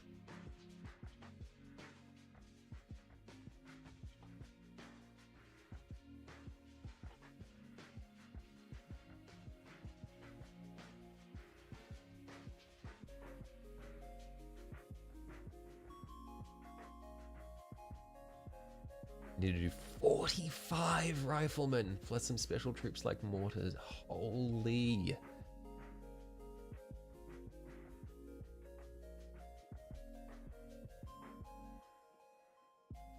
Yeah, that's the main reason I don't play tabletop, is I feel like it would just sap the fun out of painting for me, just having to paint so many minis.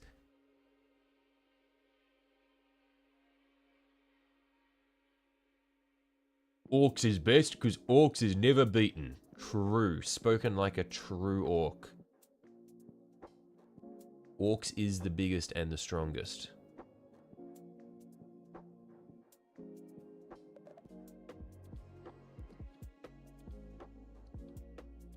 Yeah, you'll be doing 4-hour streams, not 2 hours emergency stream. Yeah, that is a lot of work.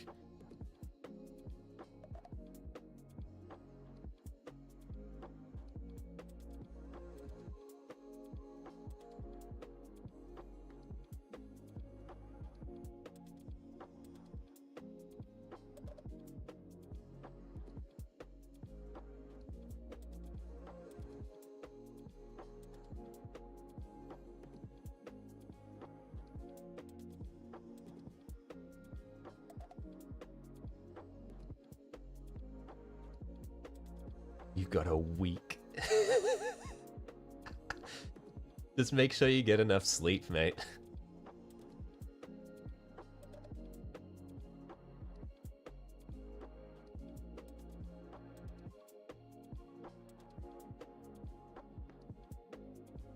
You took too long yesterday doing 30 decals.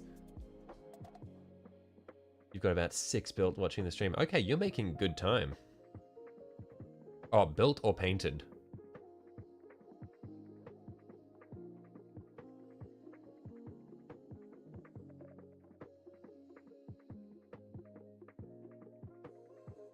Who is sleep? Never heard of it. Chill. Look, it's not worth it if you get to the day and you have all of them done, but then you just can't stay awake for the for the tournament.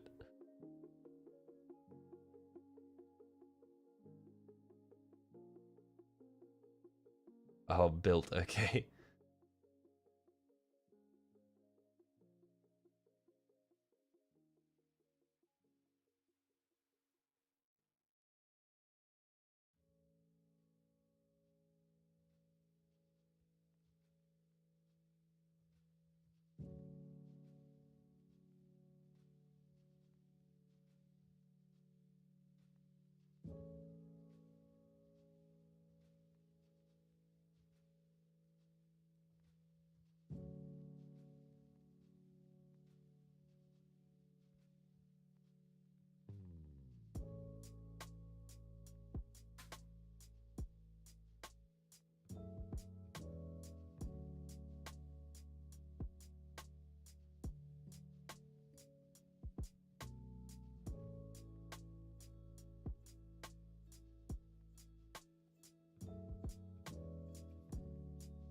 Just glad your 2 tanks in your truck are already done.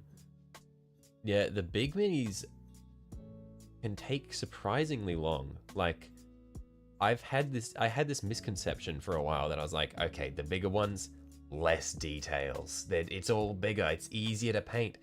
That is not the case. The bigger minis, the details are just as small, there's just more of them.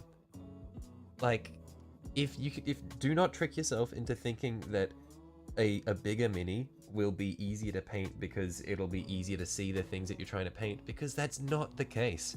All the shit is still tiny.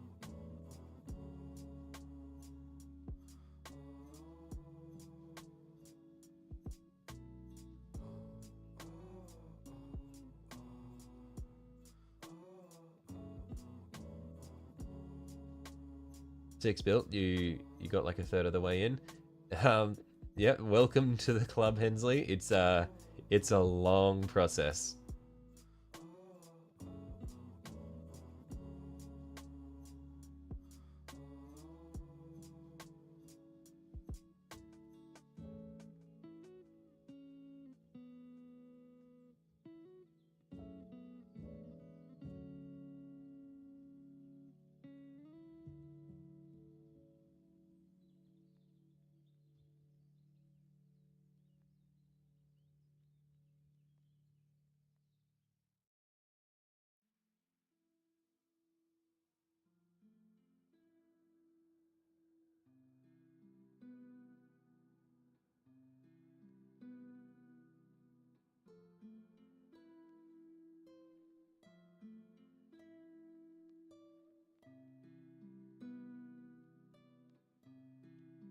even the greatest things in life require a little bit of patience, especially the greatest things in life. Those are the things that you should really have the patience for, because they're the things that are most important.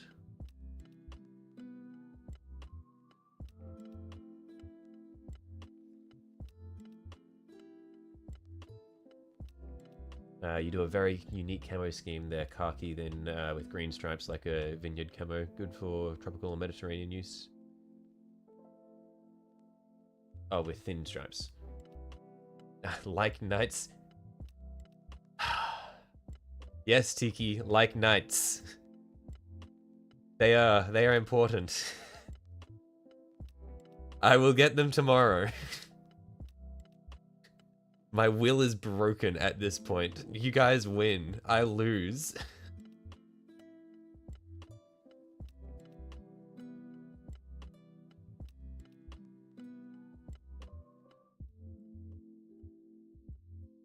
I feel like that the fun factor of making minis of Warhammer, it's like, for me, half the fun is painting the mini, and the other half of the fun is buying the mini and thinking about painting it. That's like, you get this massive dopamine hit when you walk home with the, with the box of the grey plastic. You're like, fuck yeah, this is so cool. And then it just sits there for like 2 months, and then you come back to it, and then you have to spend like 20 hours just toiling away to get that other 50% of dopamine.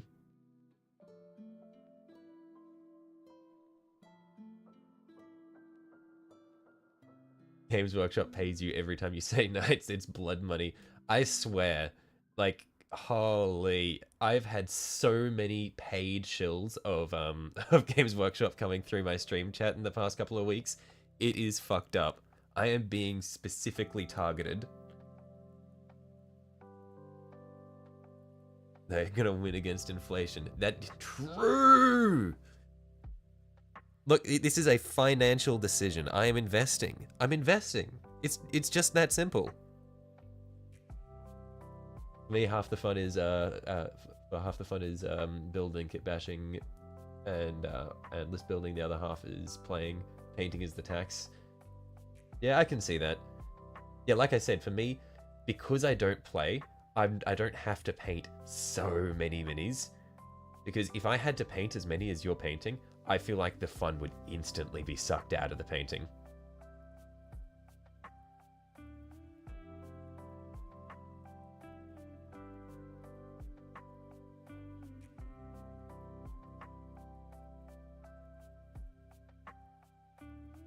So you're saying you could buy one kit and paint it, or you could buy 2 kits and paint none for the same happiness. Stop.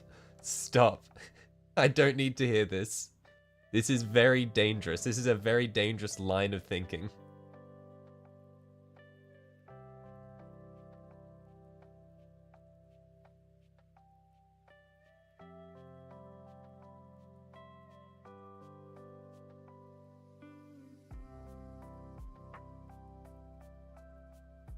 You're like smoking a bowl and just staring at a box and thinking about how you're going to paint it for like 20 hours. That's me. It's like the coolest thing about buying a new box is just looking at the already finished version of it on the front and going, that thing looks awesome. Because then you don't have to think about how it's just grey plastic inside.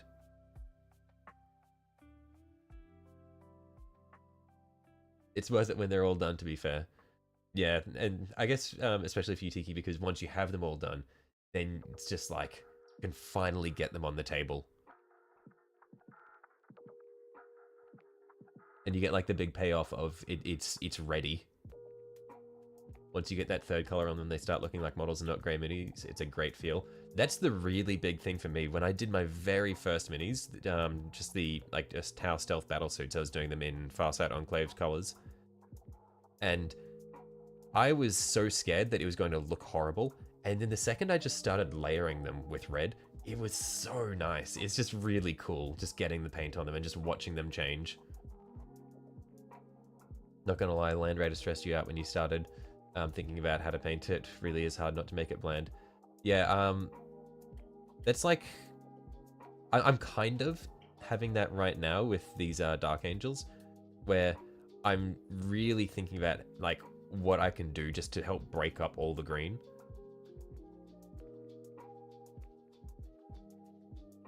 You rarely go the schemes Game Workshops chooses. Yeah, I just liked the red for the Farsight Enclaves just because it's a nice difference. Well, it's a nice point of difference to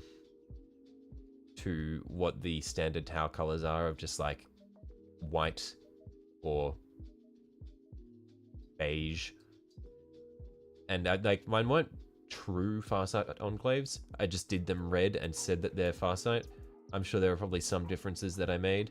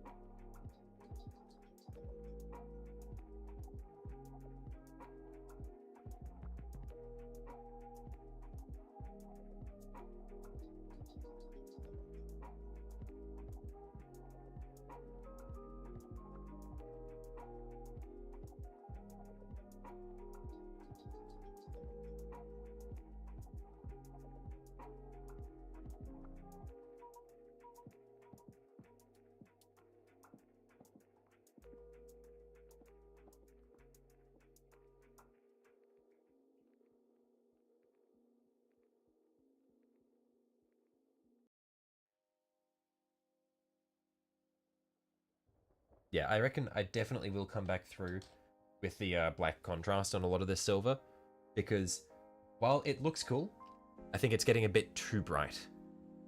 So I will want to bring some of this back. 3 more built, you're at 9. Nice work.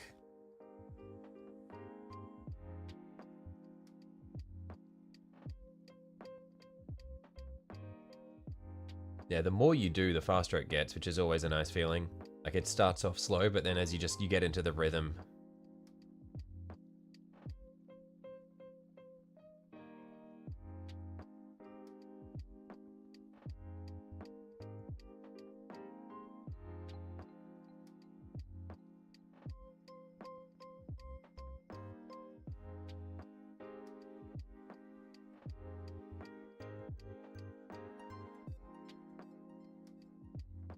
Been waiting all week for Tamiya Cement to finish your enclosed Invictus War suits. That finally came today, but you want these Ravenwing creators off your desk first. Yeah, that's it's like with me. I have so many half-done minis just sitting on my desk. And it's like, because I leave them on my desk so that I have to look at them every day. So that I'm like, oh fuck, I need to do these now. Okay. But it's like, I get things I really want to do, but I'm like, I need to do these things on my desk first.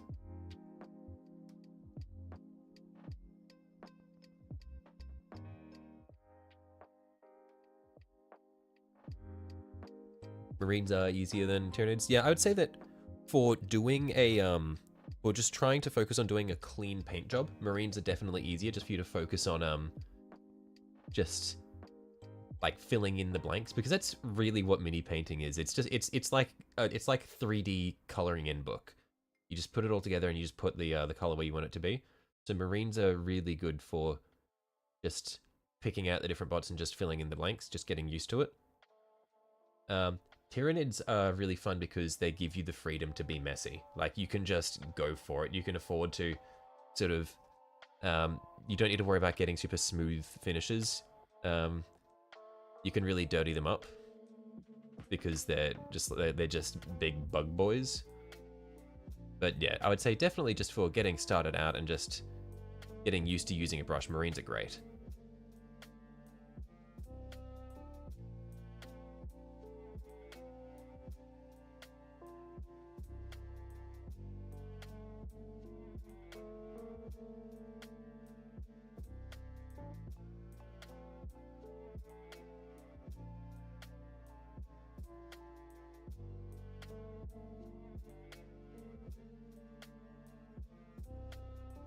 So if you didn't focus on highlights, you'd never have anything in your pile of shame. But the highlights are the best part. They're so satisfying. But it's frustrating because it takes up like 90% of the time. I swear, it's like when I'm painting, I will spend 20% of the time spent painting, doing 80% of the paint. And then the remaining 80% of the time is just doing all, like that remaining 20%, which is all just detailing and shit.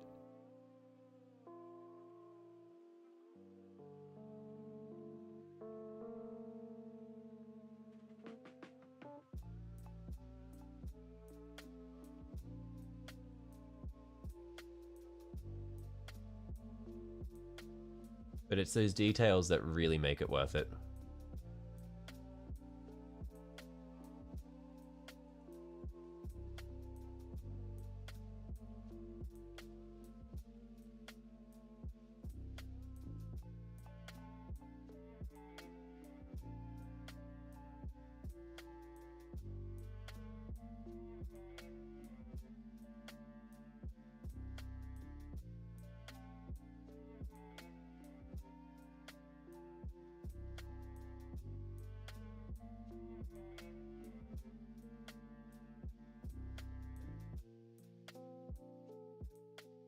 Got the first model built. The paint looks chunky. Is that normal? So when you're putting the paint on, are you just taking it straight out of the pot and then putting it onto the mini? Or is this the spray primer that you're doing, or is this the is this what you're brushing on? Because when you're brushing it on,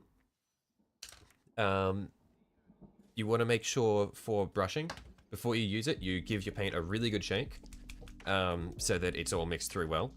And then after that, you put it on your palette. I recommend having a wet palette, but you can use a regular palette like this. It just doesn't keep the paint damp for as long. And you want to make sure when you're getting the paint onto your brush, you get a little bit of moisture on the end of the brush and then remove the excess. You can do that by either the paint in the bottle. Give it a really good shake. And then put it on your palette. Because what you'll need to do is you'll need to thin it down. So you get a bit of water on the end of your brush, so just dunk it a few times. And then clean off the excess. You can do that either by running it between your lips. It's a bit grotty, but you get used to it. Or you can put it, you can just, when you wet the brush, just inside your finger and just drag through like that. And that will also remove most of it. And then you'll have a little bit of moisture on the brush. And then what you want to do is with the, you get your paint on your palette and you thin it out. So with the wet brush, you just drag it out away from the lump that you've put on there until it's got a nice smooth consistency. And then you just wipe off any excess, because you don't want to have big lumps of paint sitting on the brush. But the main thing is you just want to get a bit of moisture on the brush, not too much, and you just drag it out and smooth it out. But as long as you give the paint a good shake through, you should be able to get rid of most of the lumps.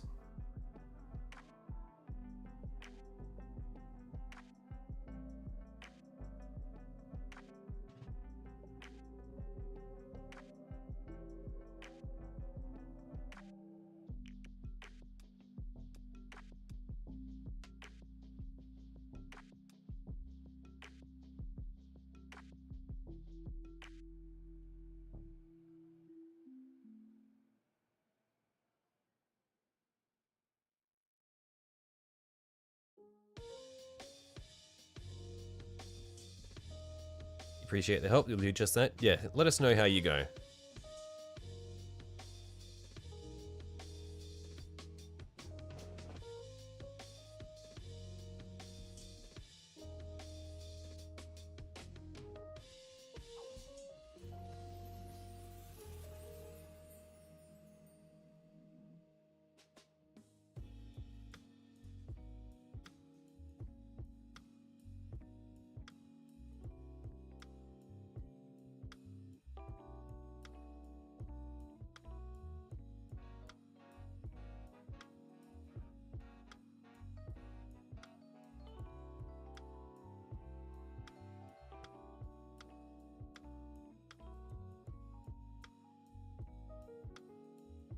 It's the Games Workshop paint. Yeah, you do need to give them a good shake through. Depending on the colors, they can be quite thick. What color is it that you've got there?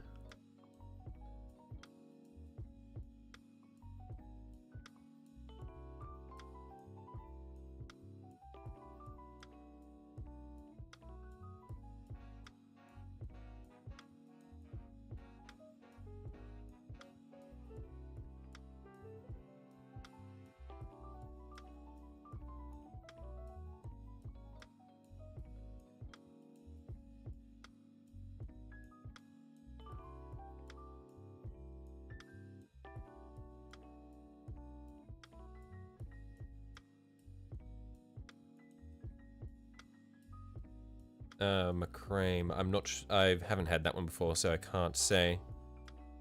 Or, what is it? Not McCrame.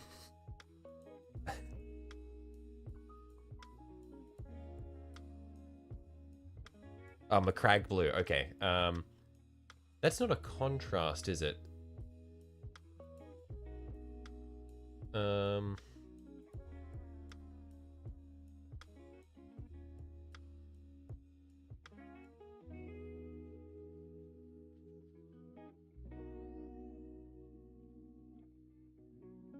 I think McCrag Blue is just a regular layer pot. So, yeah, if you shake it up, it should just, it should smooth out a bit. Citadel white paints are either solid or fully liquid, no in between. Yeah, yeah, the contrast is ultramarine blue. Right, okay. But yeah, no, white pigments from, like, all of the Citadel white pigments are very, very thick. And I think, since it's not a contrast, the blue one probably will have a decent bit of white pigment in it. So yeah, I wouldn't be surprised if it's quite thick. So just give it a good shake and then see how it goes when you thin it.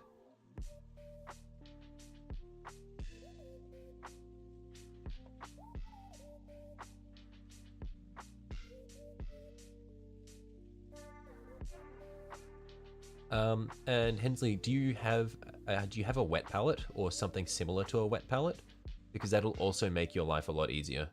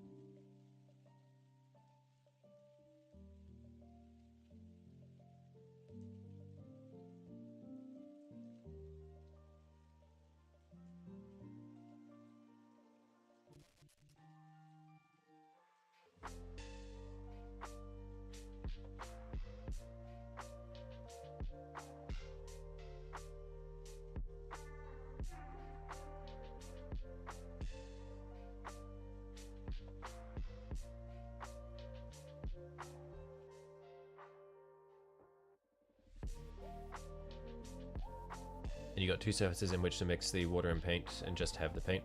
That's when you mean a wet palette. Or also, when I'm talking about a palette,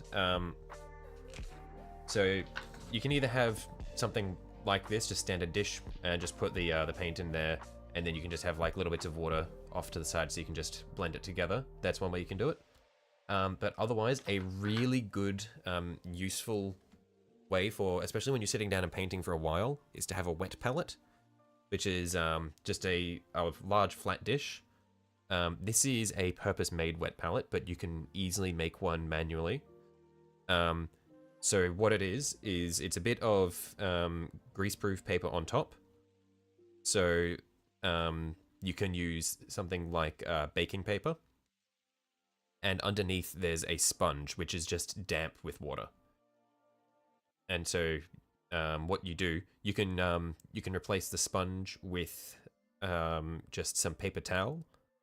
So if you get a flat dish, like a low Tupperware container, I worked with that for about a year before I swapped to a purpose-made one.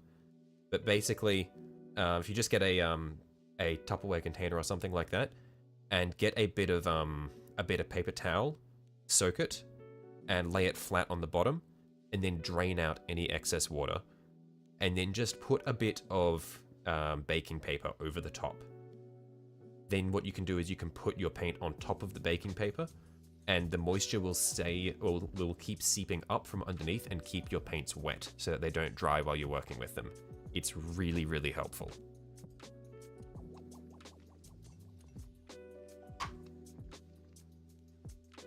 But yeah, so you can essentially just do it with some paper towel underneath, soak it, drain out the excess, and then baking paper on top. It will make your life a lot easier.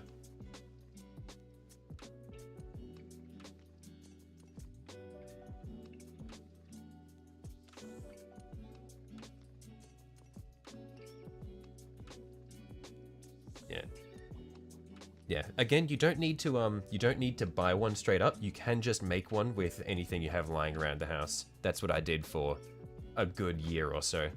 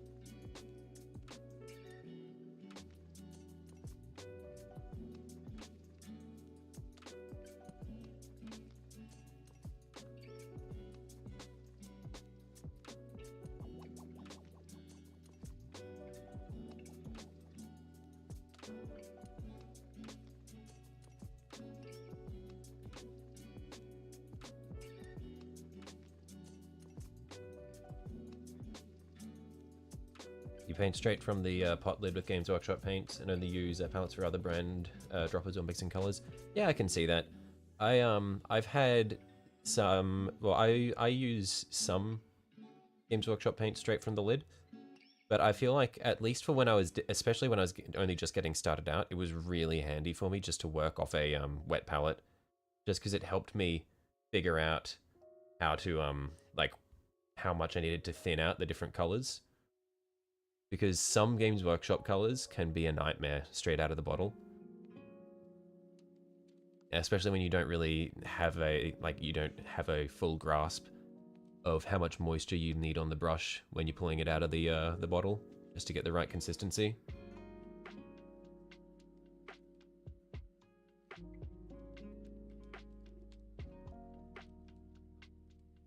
And also because I don't like to, I'm lazy.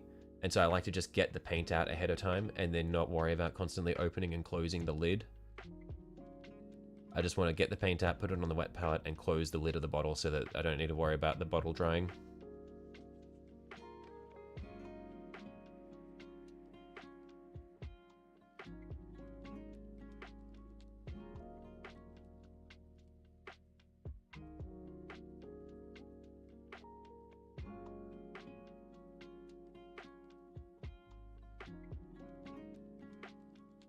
Ooh, there's a nasty little chunk in there. Need to get rid of that. Just ordered a ridiculously expensive wet palette because you're dumb. Hey, I mean, if it's ridiculously expensive, it's gotta be good, right?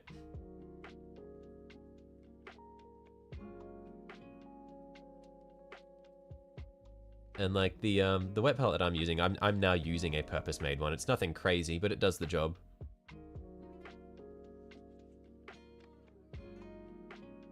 And I definitely prefer using a purpose-made wet palette to the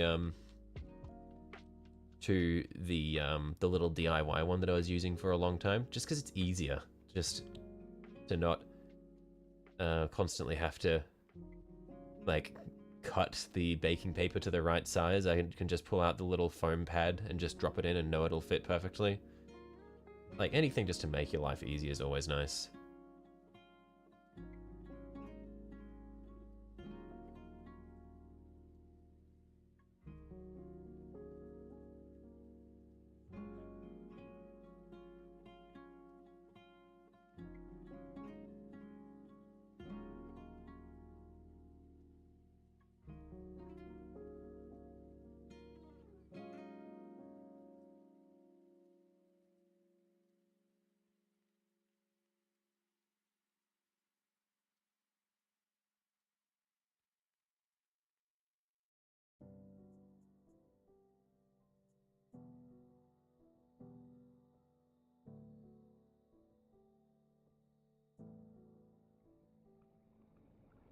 You use a lot of overbrushing and washes, leave the lid open, slightly starting to dry is okay, works great for overbrushing and dry brushing, wet blend on the model instead of on the palette. Yeah, okay, that's that makes a lot of sense. Yeah, I like the I definitely do like doing a lot of dry brushing. I think I prefer dry brushing for minis like Tyranids.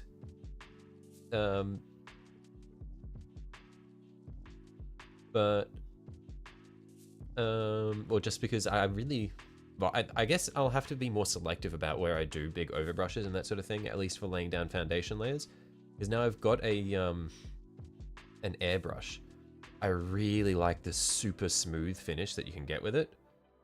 So for armor and that sort of thing, I guess it's like if I want to have more of a parade-worthy marine that's just like sparkling and cool, or if I want to go for like the really like the battle damaged one, the dry brush can give really nice texture there.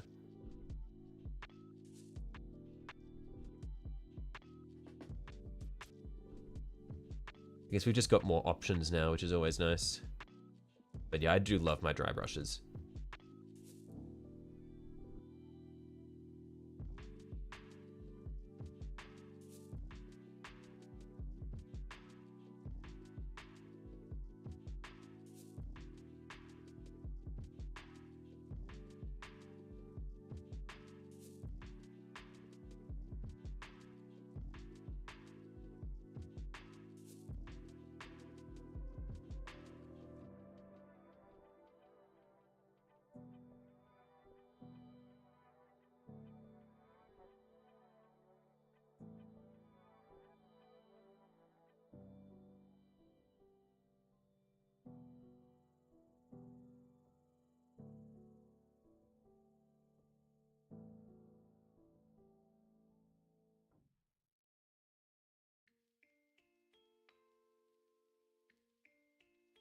Definitely made a little bit of a mess on his foot there, so I'll just clean the brush, get some water on it, and then just wipe that away. Base coat, dip wash, heavy glaze overall, overbrush, base color, blend, dry brush highlight. Man, you've got it down to an art there.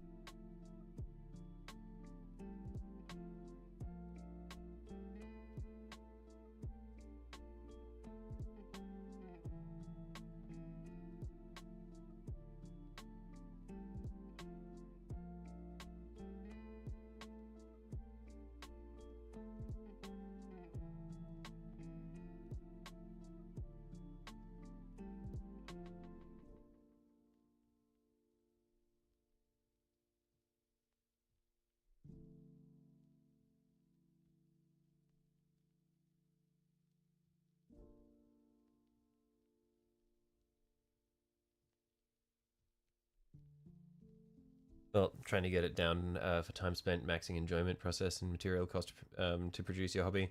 Yeah, it's all about finding that balance.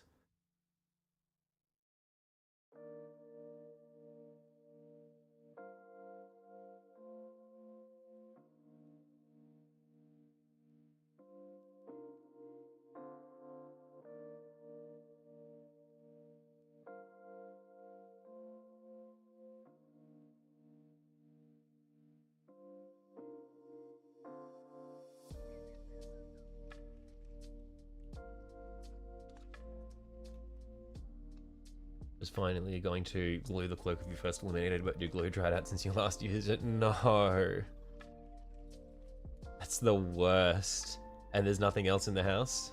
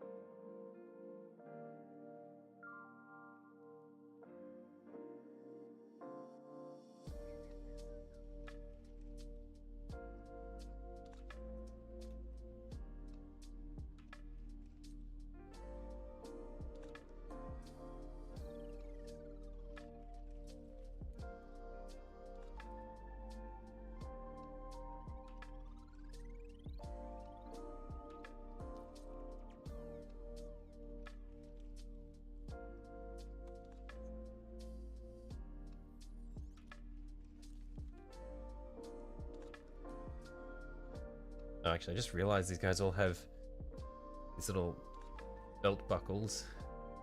So I'll need to come back and do all of that.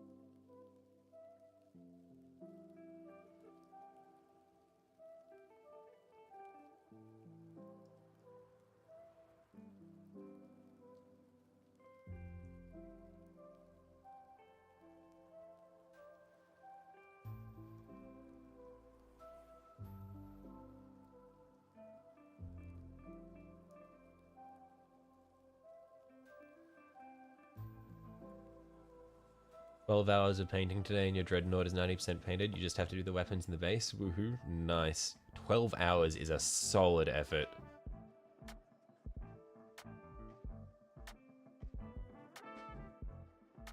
No spare glue. No. That's painful.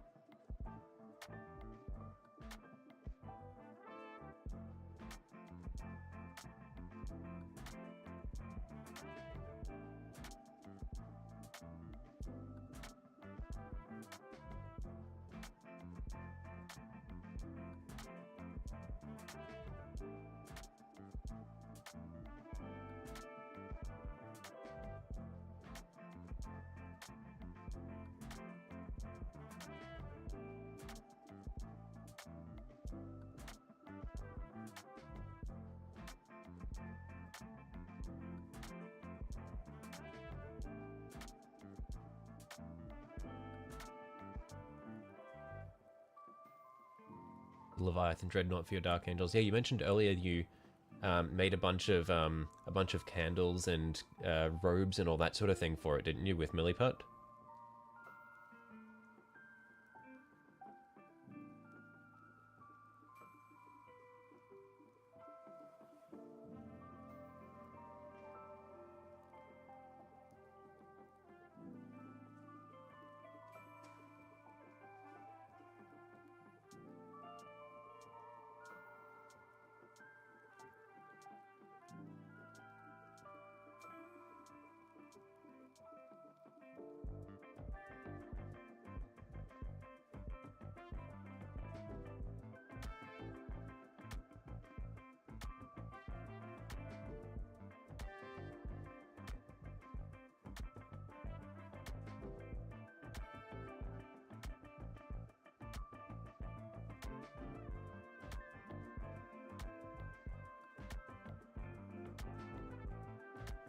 Yes. Yeah, that's really cool.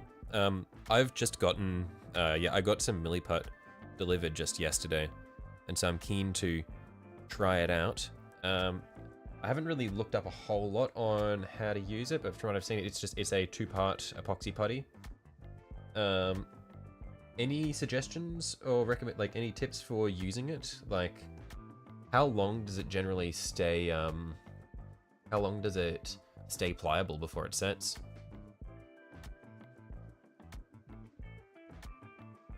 No, it's happened again. Oh man, okay. I remember I mentioned it's we'd get some time before it ran out of battery again. Um, so we just lost it. Okay, we're gonna have another minute or so of no video, but we will be back. We'll get it back up and running. It's just gonna be a little bit more black screen until then.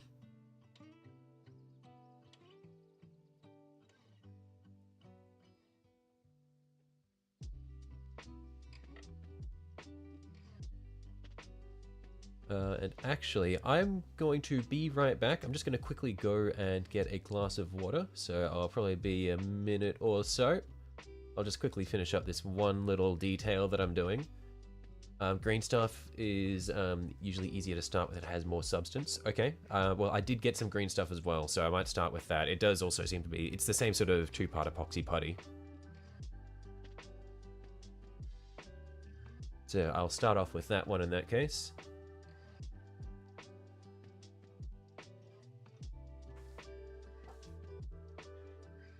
But yeah, I will be right back, guys. I'm just going to go and grab a glass of water, and then when I get back, we'll try to turn this camera back on.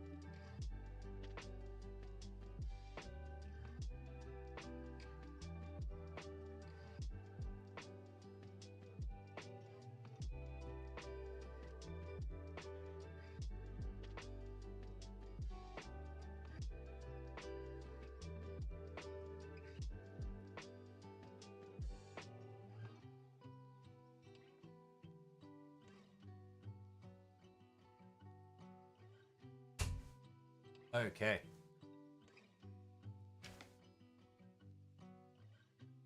Let's see. Let's see if we can get this camera going again.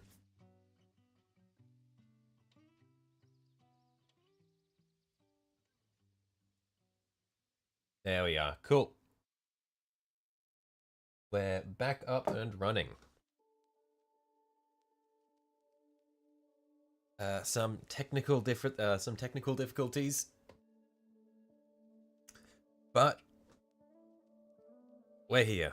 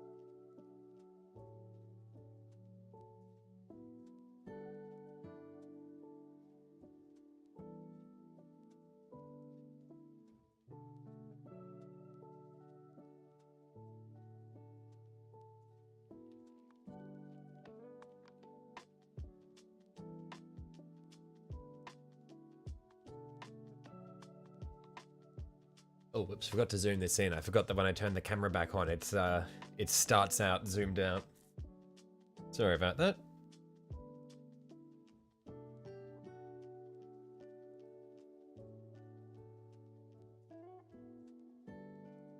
Okay, so we've done the little bits at the ankles. So now it's the bit on top of the backpack. Cool.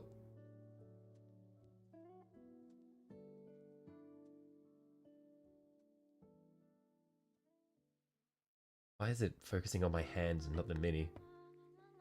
Hello? There we are.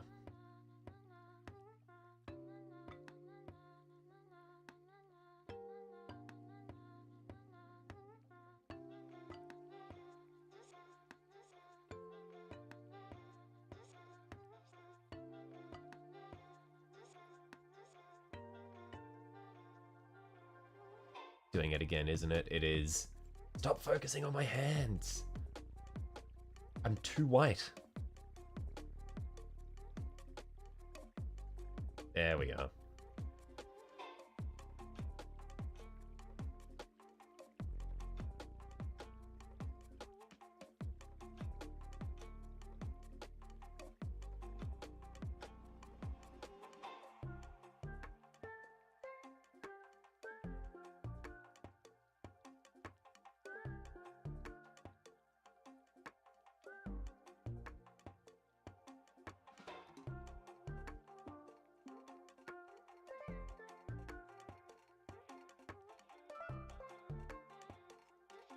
Okay, cool.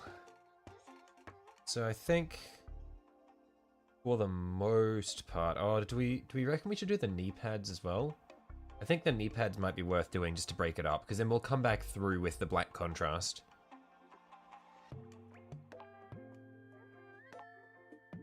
And then also with the black contrast, we'll probably get in just straight in on the really low recesses without the silver undertone, just so that we can darken it all up and have like the black undersuit without the metallics on it. Oh, I just put my finger on the wet paint. I'm an idiot.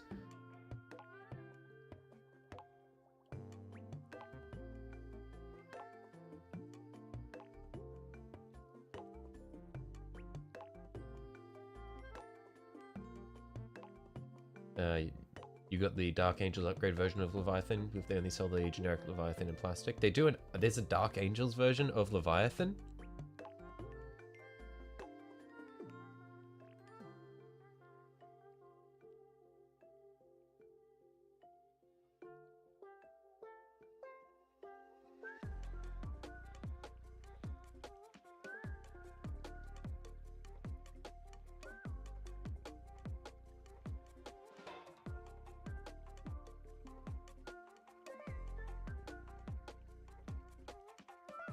You'd say do a pattern on the knee pad instead of metal? Okay.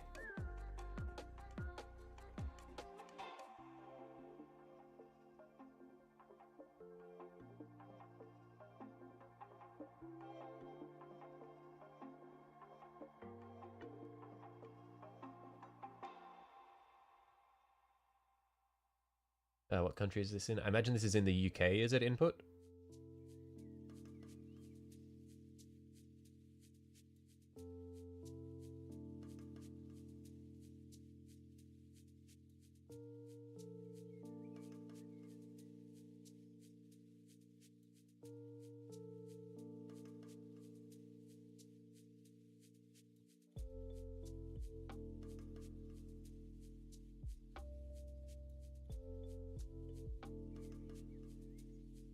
All right, let's get the Black Templar contrast on some of these metallic parts.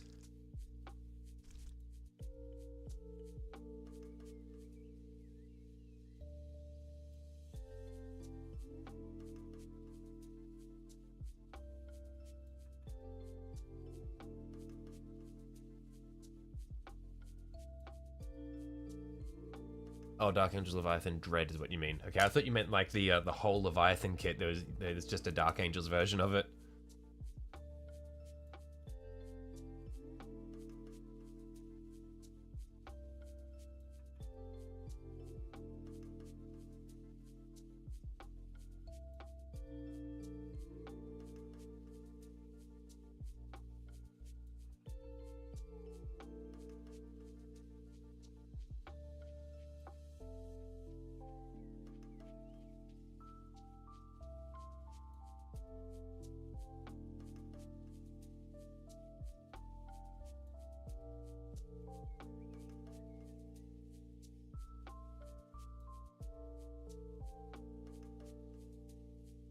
Yeah, this is really nice. I'm liking this.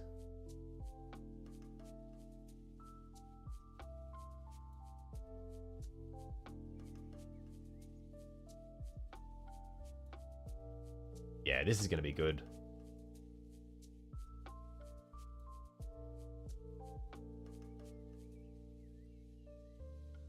Really like the sheen that that gives.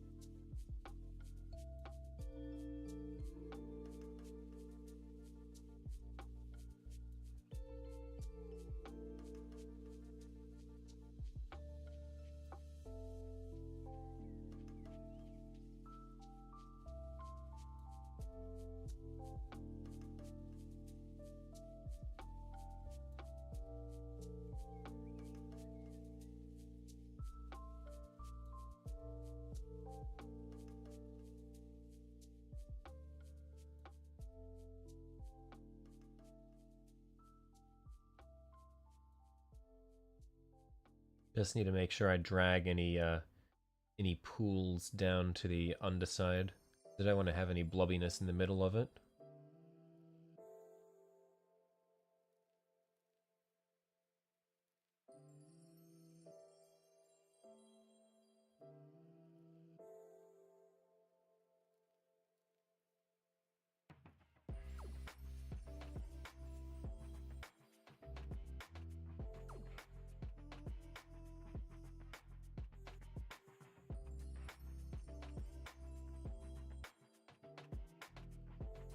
And just looking at the finish that I'm getting with this, I think I will go and apply the contrast paint to the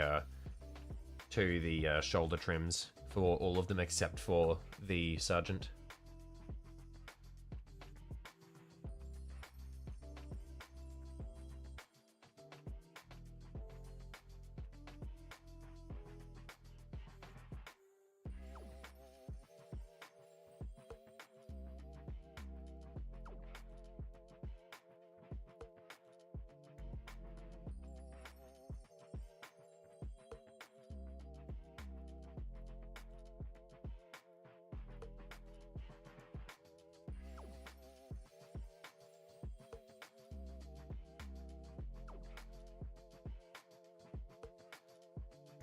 A bit thick here, so as we work with it, I'm just gonna try drag all the excess into the holes here.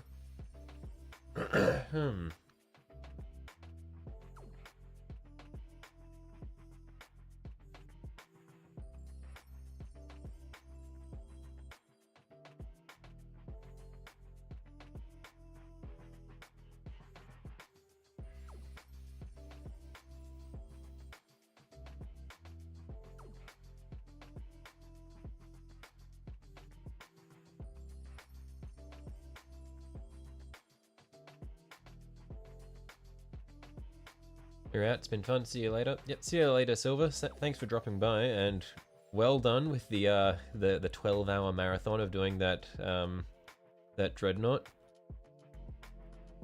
Take a break. You've earned it.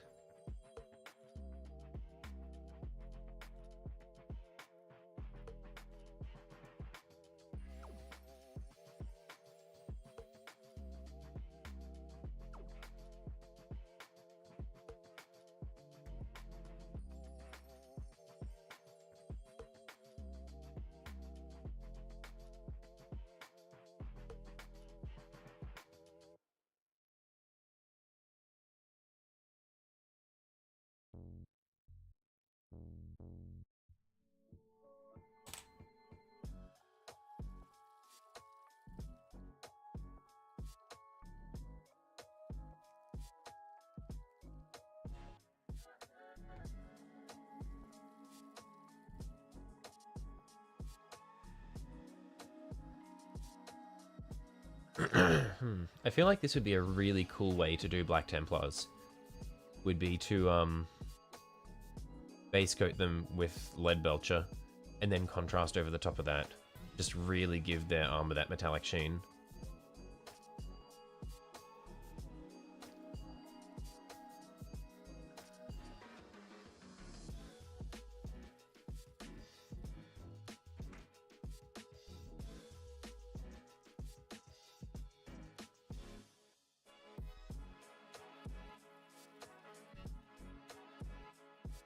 And that way it's not just a flat black.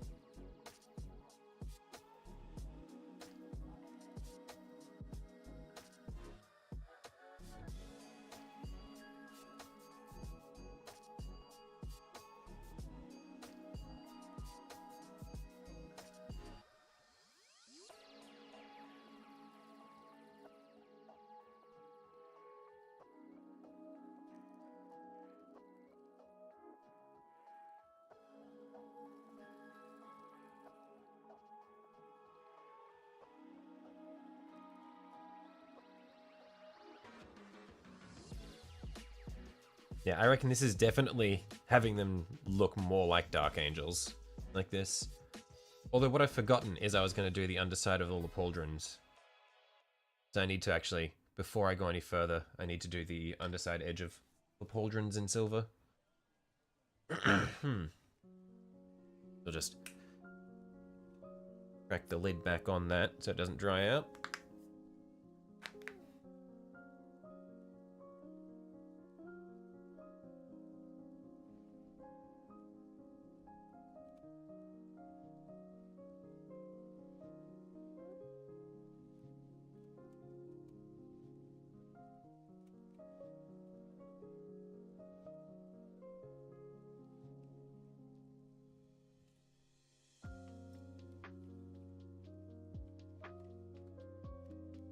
Because all of this will then need to be redone in the black contrast paint as well. Ooh, 3 colors on the eyes down, 1 more to go. Nice.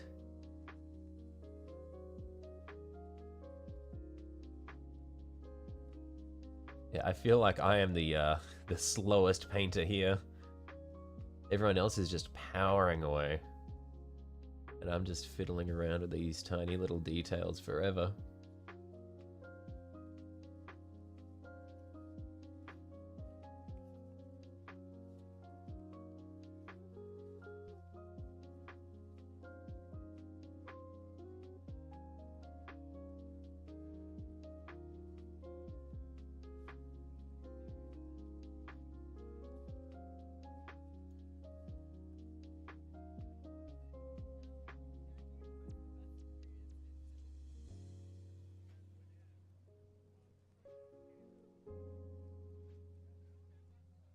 You think that title goes to you now? Yeah, I don't know. I am pretty good at taking forever. You'd have to work pretty hard to be slower than me. So haven't finished your first eliminator? Mate, I am nowhere near finishing any of these guys.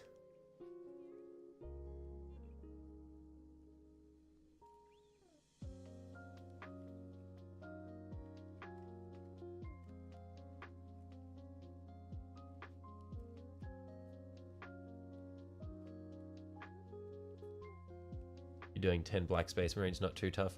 I don't know. I feel like I struggle way too much with doing with all black paint schemes. Like, it's just hard. I don't know what it is. I struggle so much with that. Oh, I'll lose silver on the little band over the top of the knee pad, and then come back and do that in black. I think that's a good middle ground to help still break up the coloration on the knee.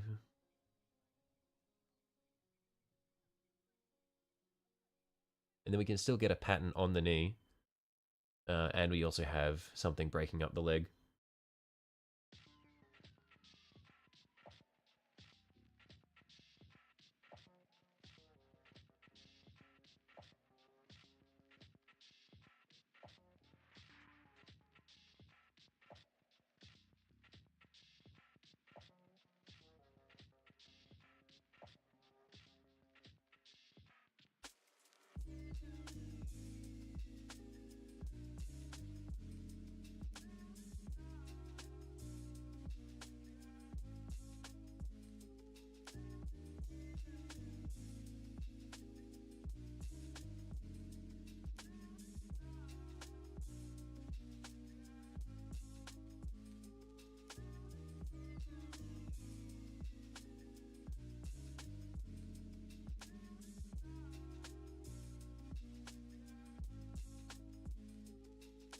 Left knee is company marking. Okay, I will keep that in mind.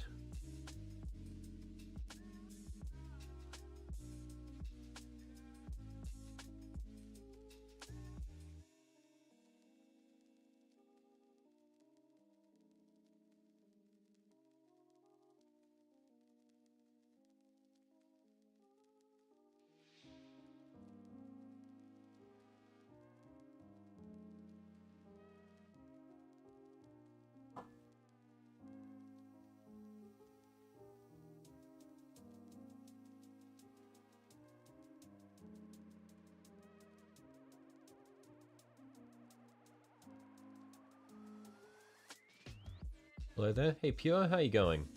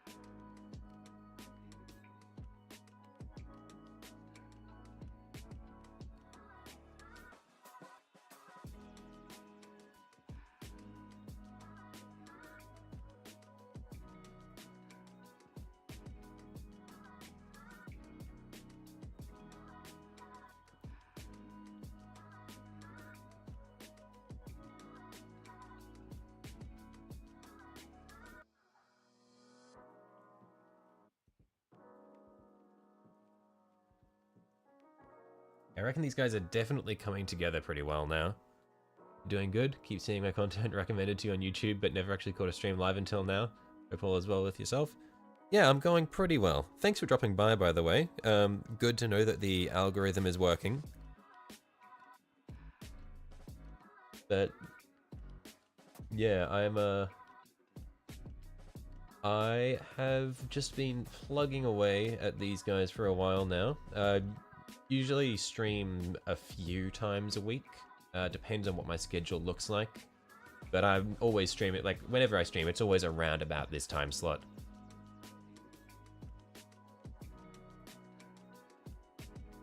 Basic infantry, black armor is way less work than the character, or than the charter black. Or is that charter or a type 1 character?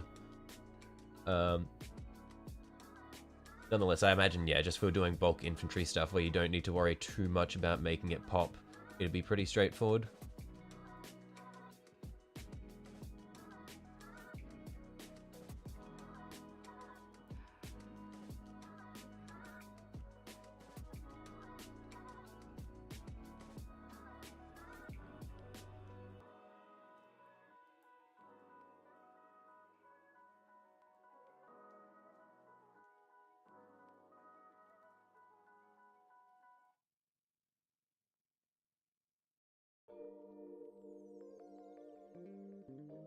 You just spray gloss black, overbrush, craft store black, leaves its own highlights. Okay, cool.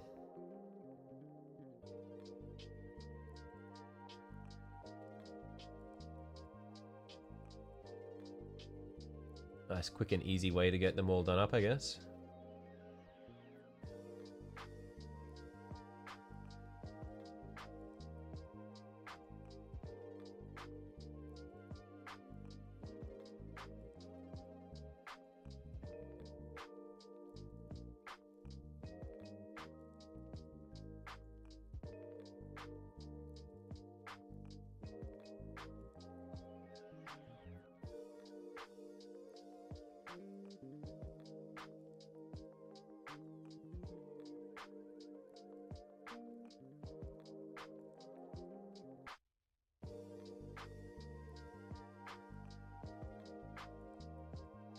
Bada bing, bada boom.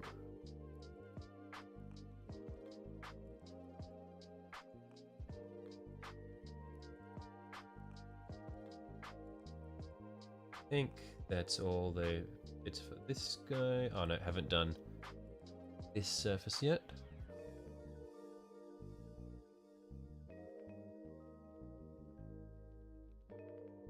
Yeah, I feel like I always keep giving myself more details to work on midway through.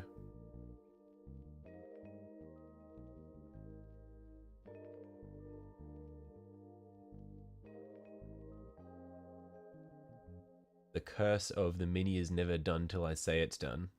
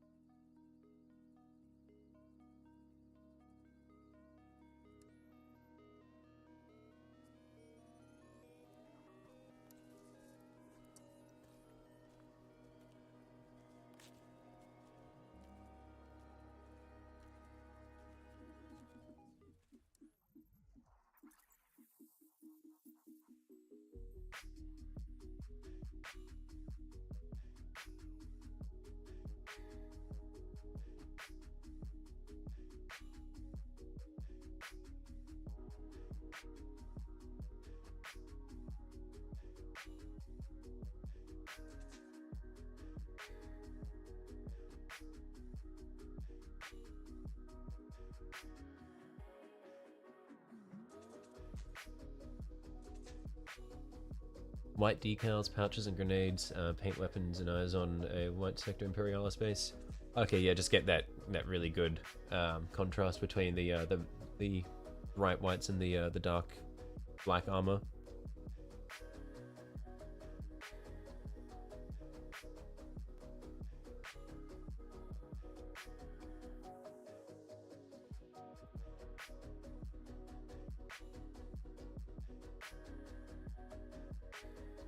Yeah, I haven't even thought about what I'm going to do for bases for these guys.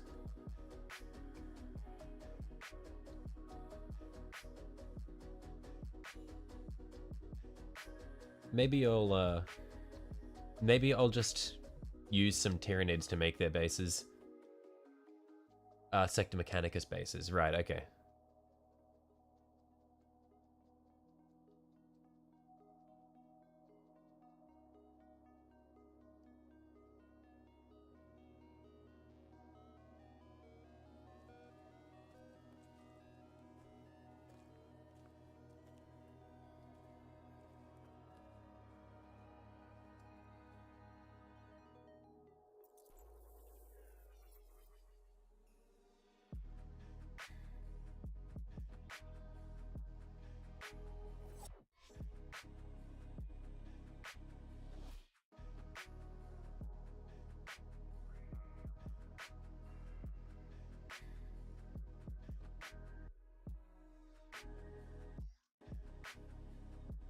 Got 3 Taluses and 2 Cronoses to paint.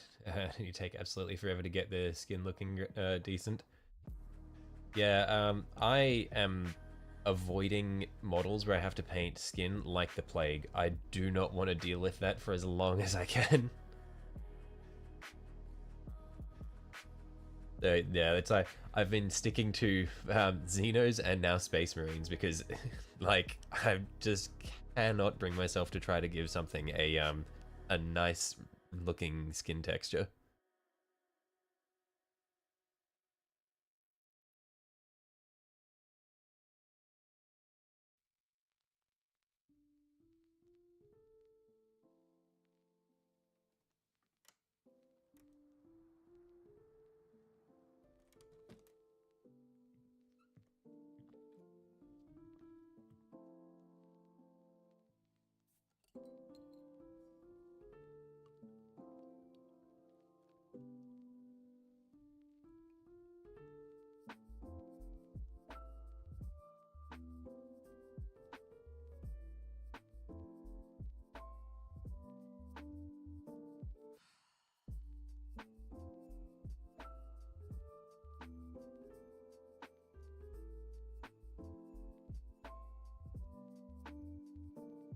Yeah, you got to do 2 bear heads in this quad. The hair is harder than the faces. Oh, really? Okay. Hang on, I need to see what the Talos and the Cronus models actually look like, just so that I can see what bits are giving you so much grief. One sec.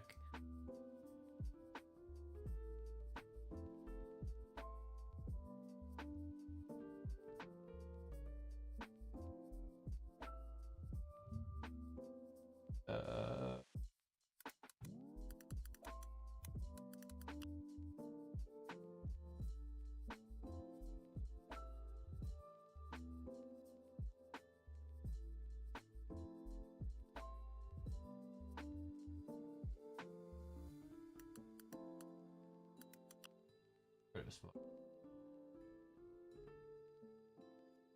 oh, yeah.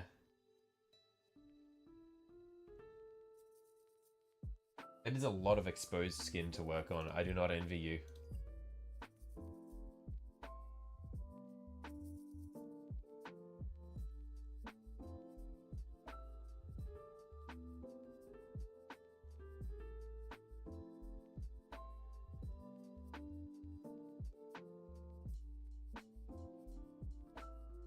I feel like I've said that so many times to everybody. Like, I think I've said that at least once to everybody in chat today. I've just gone, oh yeah, I don't envy you because you guys are all doing these things which I would find absolutely nightmarish to do.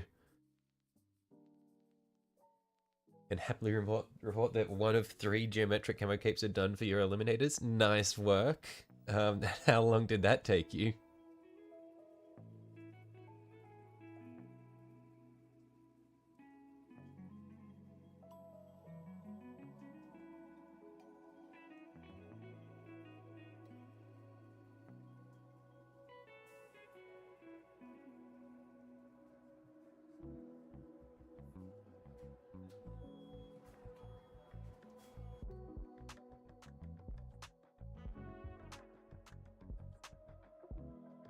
Better not ask. I saw that one coming. That bad, huh?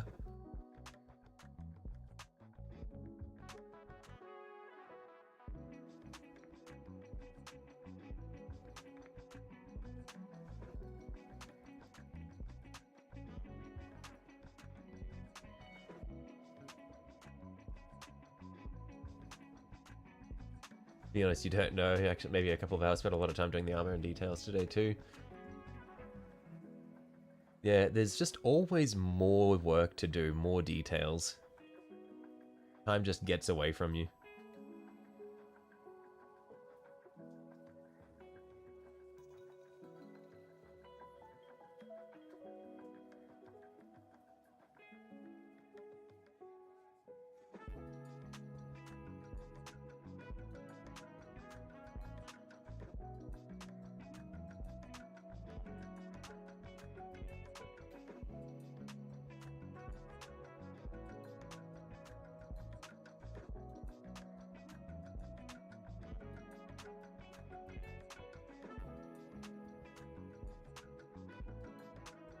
Really cool models, but wow, do they have a lot of details.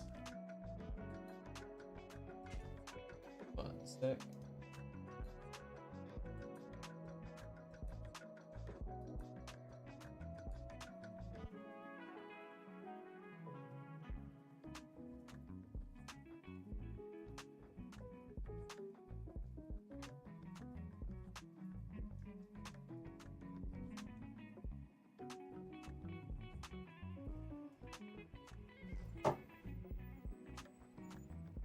Has my feed frozen for you guys? Because it looks like it's frozen on my preview. One second, I just need to refresh that page.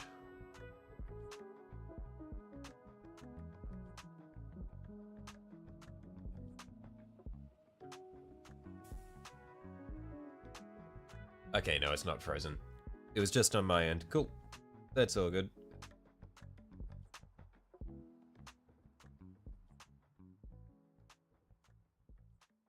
Just thought I'd double check.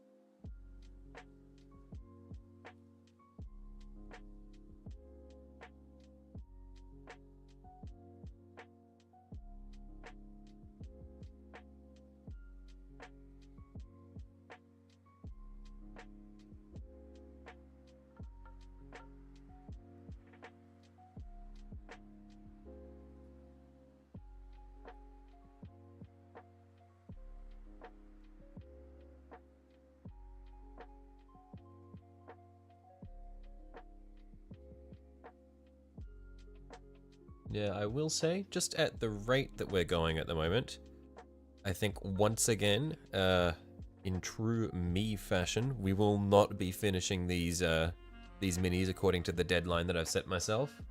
I don't think there's any realistic way that I am finishing these minis today.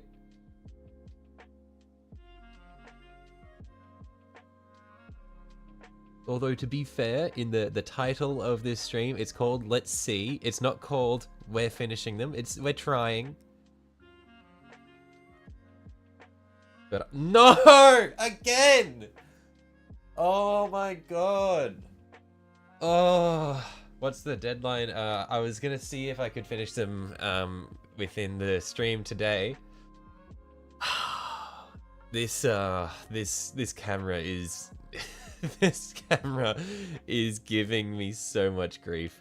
I'm probably only going to stream for another hour or two at most, just because I've got stuff on this evening and tomorrow evening.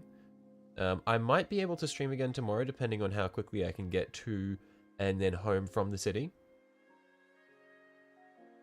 But yeah, we probably won't be finishing these Marines today. We will try our best, though. Battery exhaust, I know the feeling, camera. I have not done a good job of appeasing this machine spirit. I did everything in my stream setup. I did everything except turn the PowerPoint on. I had the camera plugged in. I had it all ready to go, but I didn't flick the switch. So it just, it ran out of battery about an hour and a half in. I think that's when we had the first battery death. And then we've sort of been working it to death since then. So we'll give it another minute or so to rest, and then we'll turn it back on.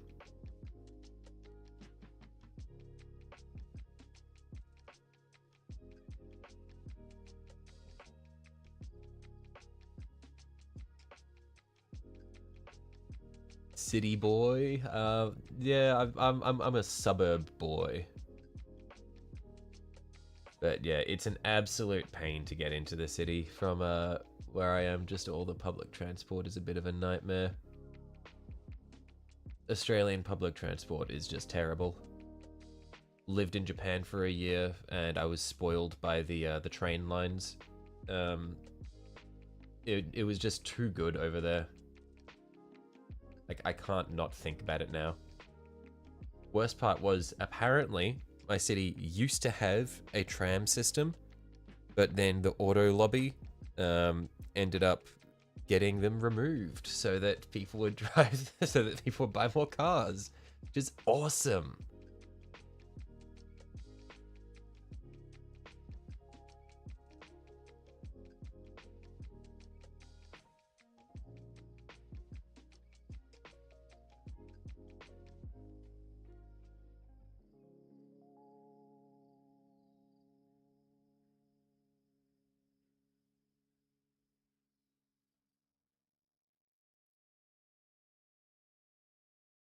Alright.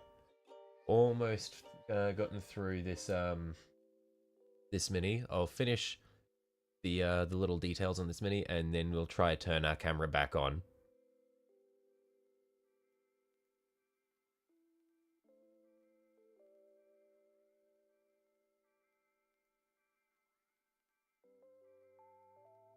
Just about there.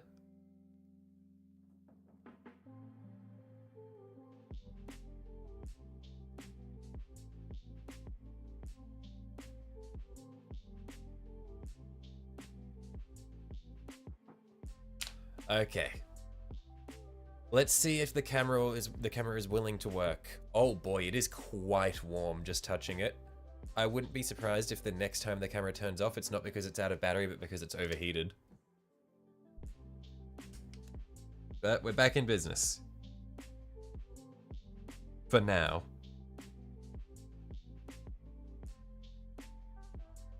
So we've got 3 more Marines to do with our silver trim, and then the Sergeant with the gold trim, and then we'll come back through with the black contrast paint.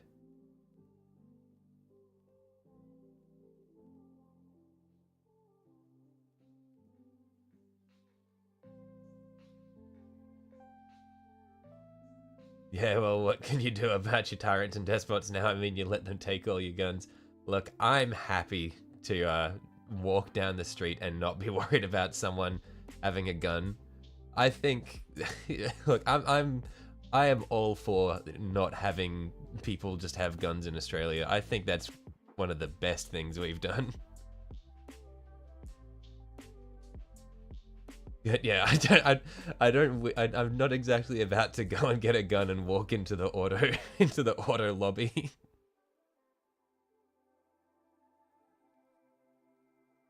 But yeah, I don't think that Australia has tyrants and despots. I think we've just got some less than intelligent people that frequently end up in the government. Not much you can do about that, though.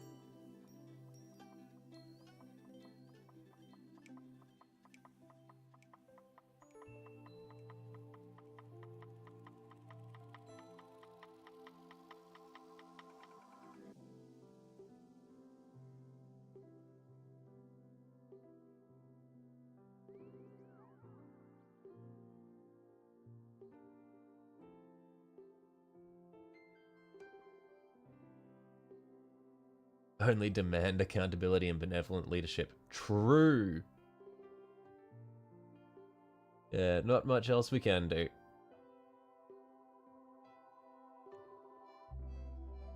But yeah, we've got some really weird shit that's been happening in Australian politics for a while now, which isn't nice. But it is what it is. Not the worst place to live. Got a lot of nice things, high wages, all that sort of thing. There's just some weird stuff in the Australian political class.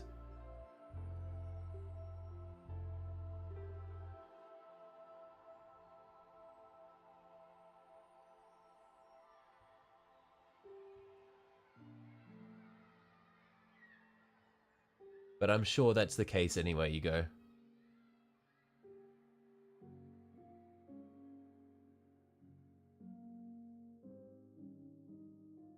Did one of the MPs not crap himself in a Macca's? Oh, you're talking about ScoMo. When he absolutely blasted the back of his pants out in a Macca's after the Sharks lost a match. We also have a prime minister who disappeared into the sea and never came back. Good old Harold Holt. um, yeah, we've had a fair share of awesome. Maybe not. Probably awesome. Probably isn't the right term. We've had our fair share of crazy things that have happened to our members of government. I do like that the ScoMo's Macca or the ScoMo Macca's incident is global knowledge. You reckon he bet money and lost? That's what made him literally lose his shit. Look, only God knows what happened in that bathroom, but I'm sure that ScoMo's not happy about it.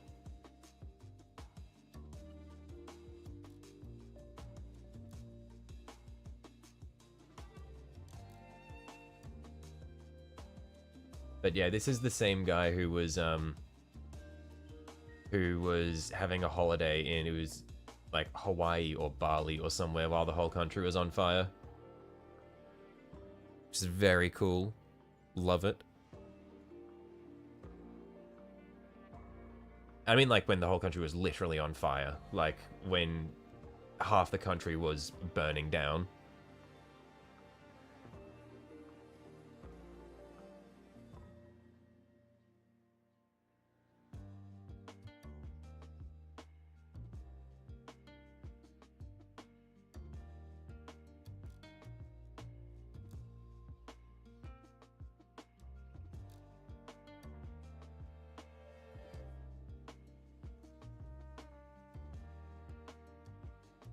What a lovely guy. I remember hearing about that. That's crazy that you guys are hearing about that overseas. Truly a paragon of Australian leadership.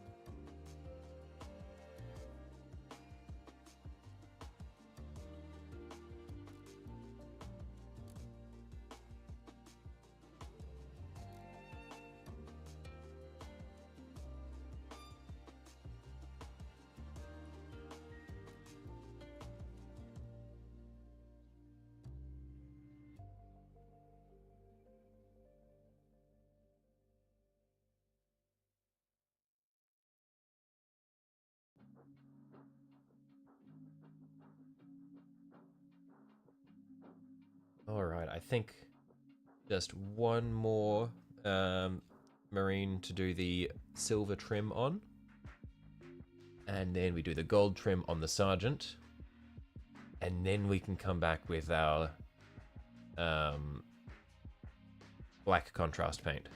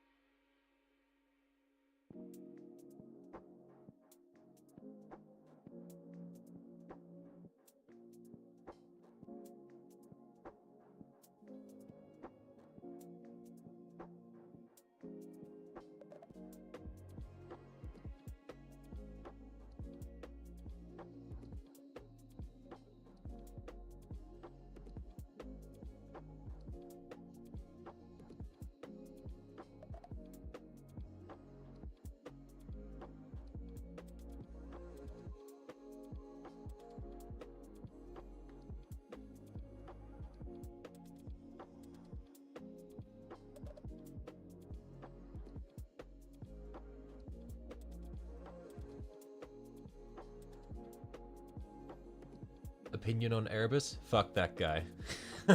Enough said. Um, I don't know what else you're expecting. Like, it's a pretty easy answer. I think any other response is quite controversial.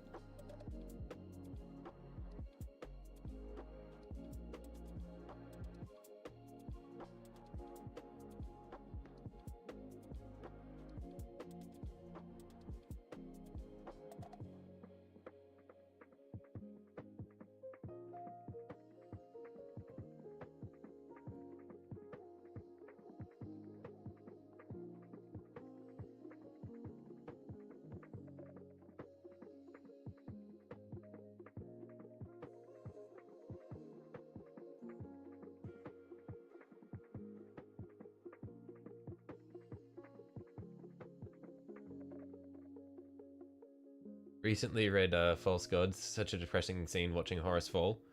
Yeah, I really need to read more of the books. Well, I say more of the books. I really need to read the books. I only really know all the stuff from like watching stuff about lore, like lore stuff, so I don't get the I know what happens, but I don't get like the full like emotional context and everything. Um yeah. So I really need to tap into that because that'd be really good. I just feel like I don't have a lot of spare time with all the other hobbies I have. But I need to find the time just to sit down and read read the books.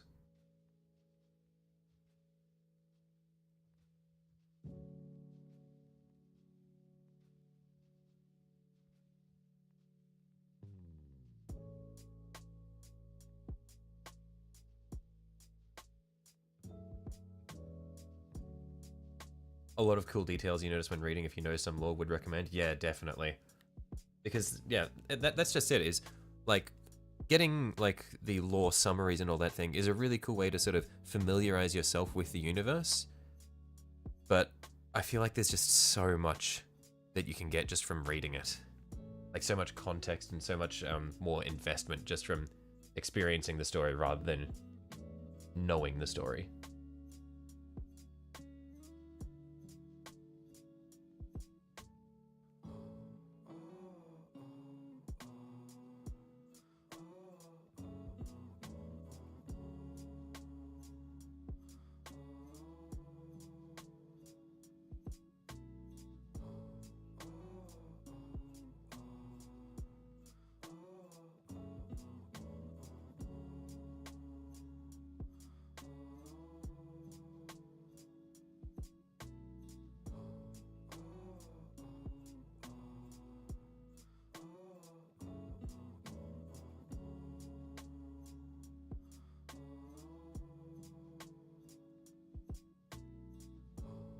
There's one tiny line in the first book from Horus which sounds fine, but if you know of his downfall, it gives great insight into how he was feeling pre-heresy. And I think that's the whole point probably as well, because were the Horus books, they're not the they're chronologically the first, but they were released long after everyone in the community knew that Horus was going to fall. So that'd be a pretty be a pretty good starter for everyone, because like the Horus books are not most people's introduction to the universe. Audiobooks, if you want to read, you got a rule book for that. Look, I don't think I'll be getting into the tabletop, but I don't know. I feel like audiobooks are all cool and like they're cool and all, but I feel like there's just something about just sitting down and reading it at my own pace as well, which would be really nice.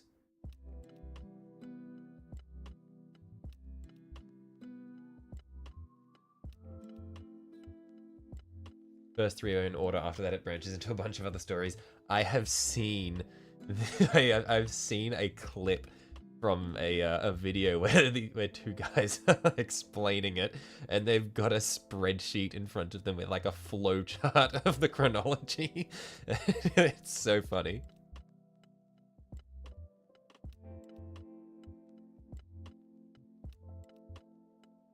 Caiaphas Kane for the win.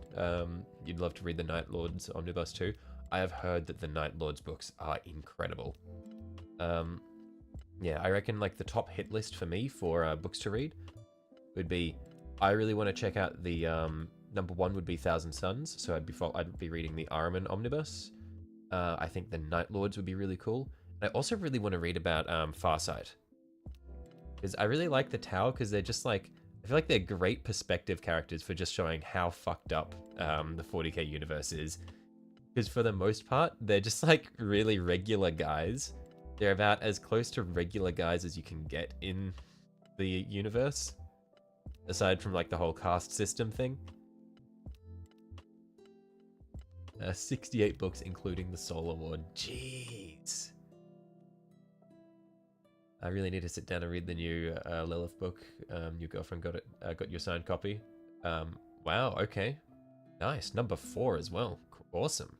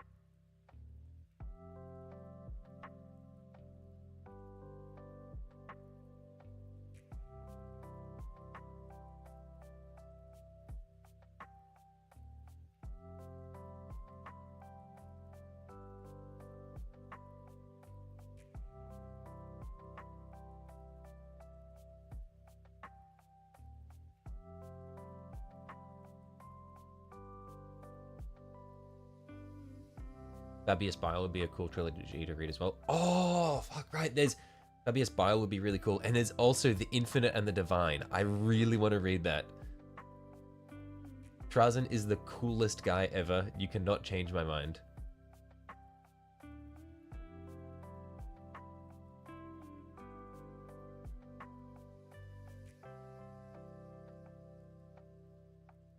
Trazyn is the main character of 40k.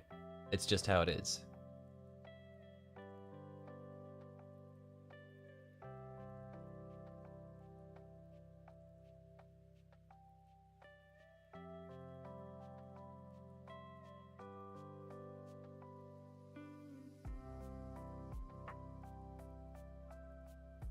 Because was it Trazyn who yoinked like a lot of the Thousand Suns gene seed so that they just didn't have like, so the legion was just crippled? Or was it a different legion that he yoinked?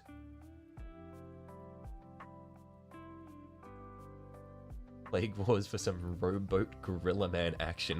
What does that even mean? Rowboat gorilla man?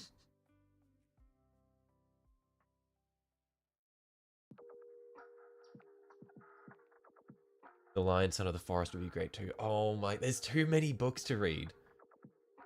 There are too many which would be really good.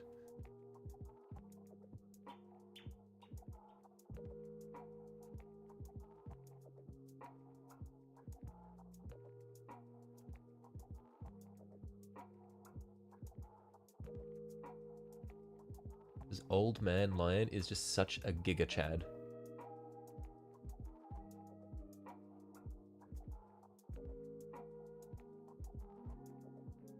Emperor's Children is what Trials and stole. Oh, okay.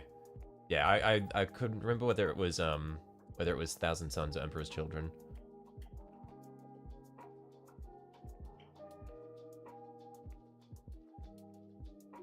Robot girly men? Hmm? Is there some context that I'm missing?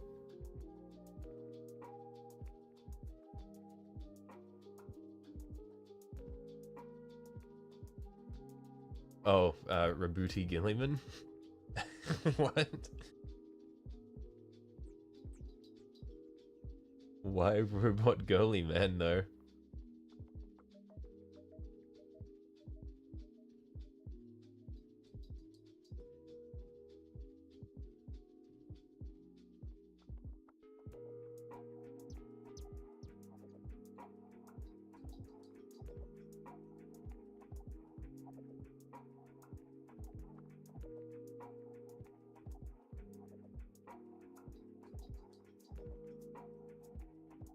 Papa Smurf. There's no way he's referred to Papa Smurf. Oh, okay. Rowboat Gorilla Man. Okay, I am stupid. Why Rowboat Gorilla Man? Robot Girly Man? Rowboat Grill Man?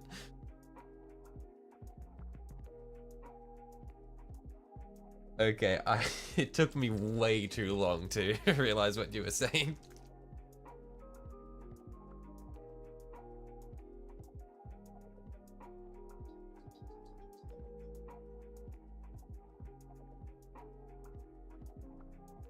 But now we can come back through and get this this contrast paint on here. And these guys are looking so good though now with the metallic details on. It just cleans it up so much, makes them really, really pop. But they're popping a little bit too much, so that's why we're getting the contrast paint on some of the metallic details. If Games Workshop forces Ultramarines down everyone's throats, it's only fair to make fun of their Primarch. True. I am a professional Ultramarines hater. I'm not a hater, but they are kind of boring as hell.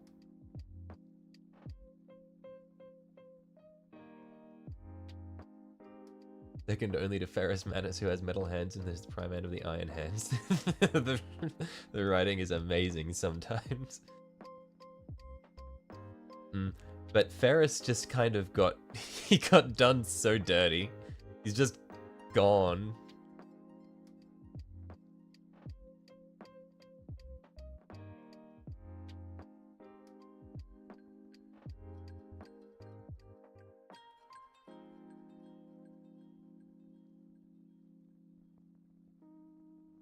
The living nugget can be funny sometimes in the Ultramarines. What do you mean by the living nugget? Is this another bit of context that I'm missing?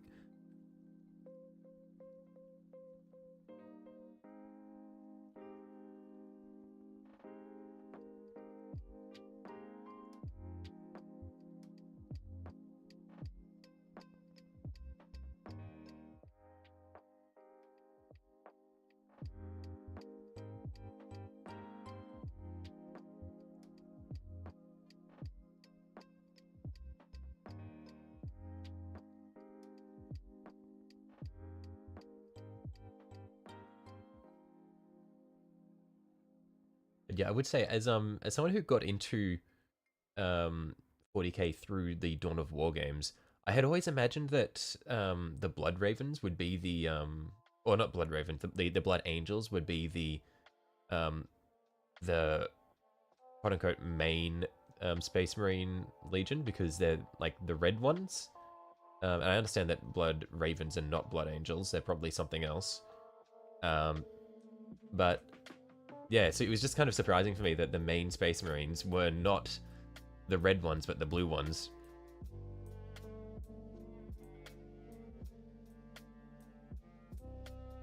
You're back. They look good. Thanks, Tiki. Yeah, we're getting there.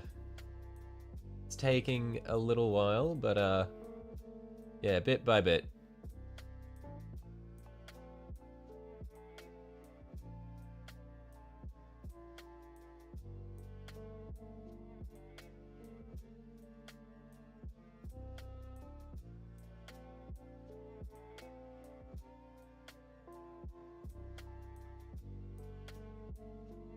Main poster boys used to be Crimson Fists. What were they? They were Imperial Fist's successor, weren't they? But they stopped wearing yellow.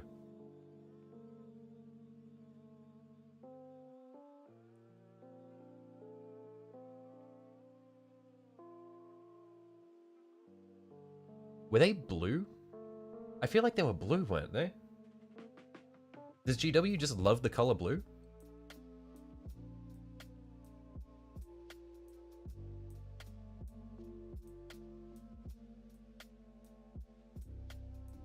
They're not the main ones, the green ones are the main ones, but that's hush hush. What do you mean the green ones? Are we talking about the Were they green Crimson Fists? Or the green ones, are we talking about the Dark Angels? Blue with red fists. Hi, Queen. Welcome back, Lumpy Willy. Always great to see you in here.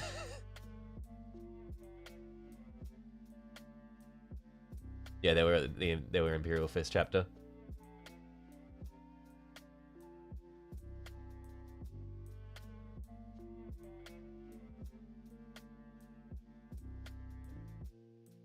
The First Legion. Okay, yeah, we are talking about the Dark Angels.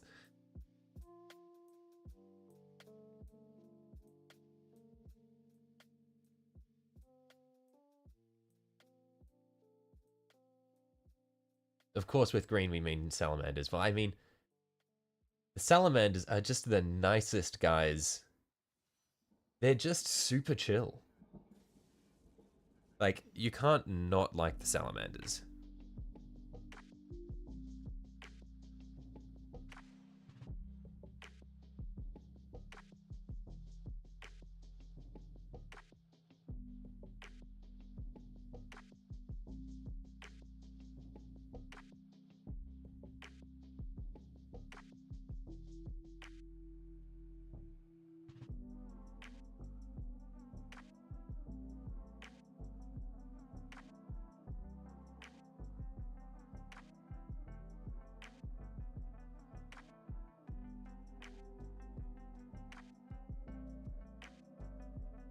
Games Workshop picks colors that can highlight to show off model details. That makes sense. And you swear the reason the Dark Angels are green is because in old artwork where they were printed, there was a subtle green hue to the armor. I hate that that's entirely possible.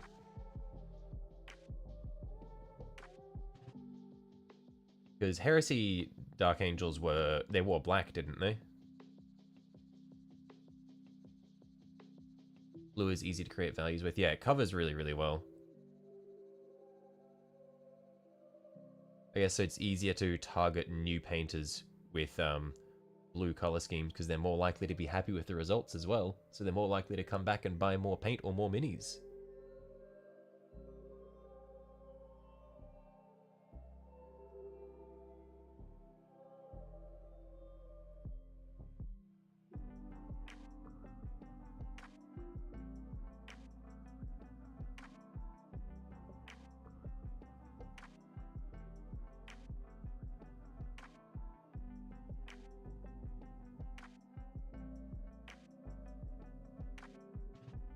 That's where the whole, it's such a dark green, it's basically black comes for. Righto, right.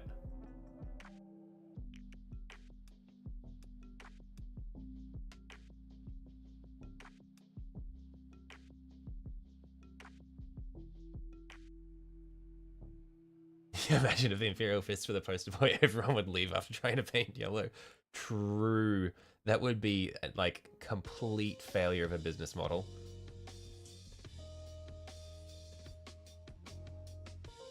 Imagine the number of just absolutely hideous Space Marines of people trying to paint their very first Imperial Fist. It's just the memes where they're drowning in like lumps of dried paint that they haven't thinned down at all, trying to make it cover.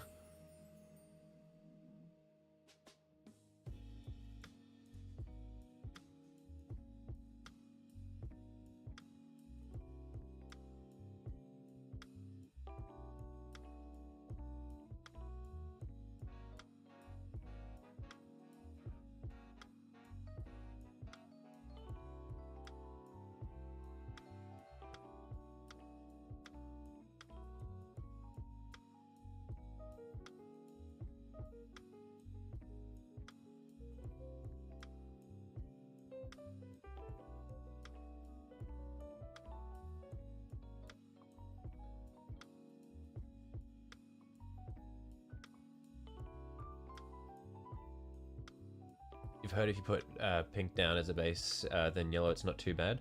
Yeah, I think the main thing with yellow is you need to have a nice light base coat to make it it show through a lot better. Plus, the blue is the most popular color in the world, so it makes sense. Yeah, I can see that.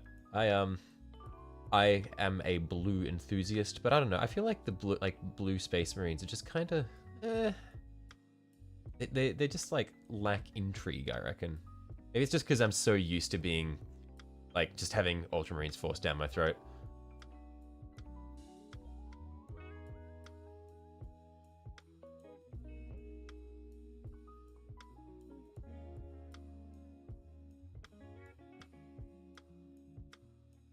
Allegedly, all the old models they showed on the website were only painted on the front and the back was grey. I mean, that's just smart business. They're just optimizing their time.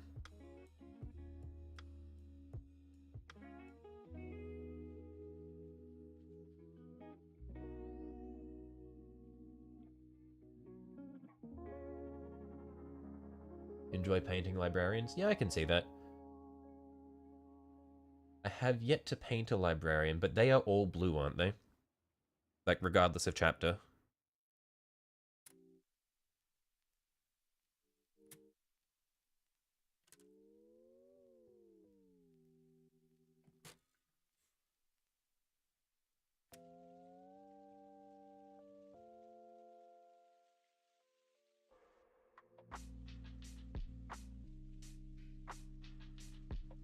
Dark Angels has 3 armies and one of them used to be the only ones with plasma. Oh, really? I guess so, because Dark Angels have all, like, the nasty weapons. It makes sense that they would be the only ones with plasma to begin with.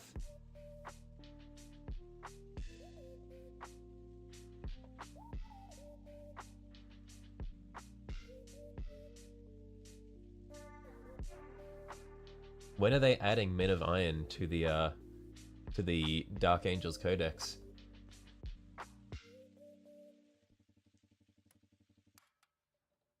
Are they the Exindio? Is that the Men of Iron that they have?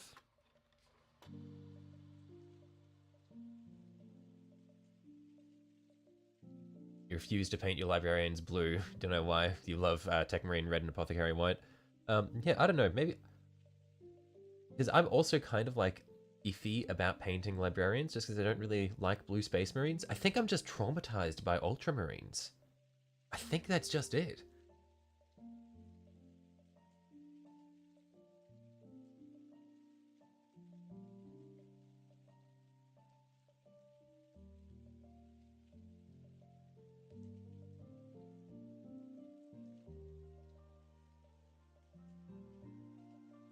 We've lost most of the Men of Iron. Oh, okay. I wasn't sure if... I thought there was still, like, 7 or so Exindio left.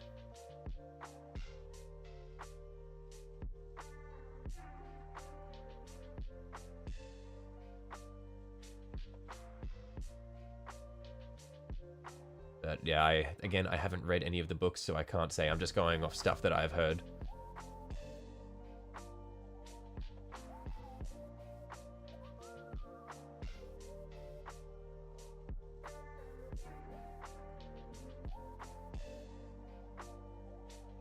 What did you say about Men of Iron? Look, I'm painting Dark Angels. I'm allowed to know. I'm allowed to know.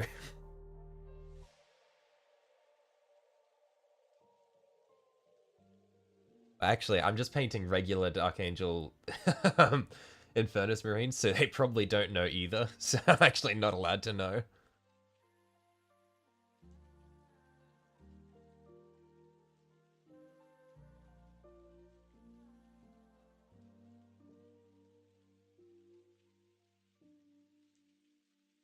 You like a good Tech Marine and Apothecary as a break from your normal Dark Angels colors.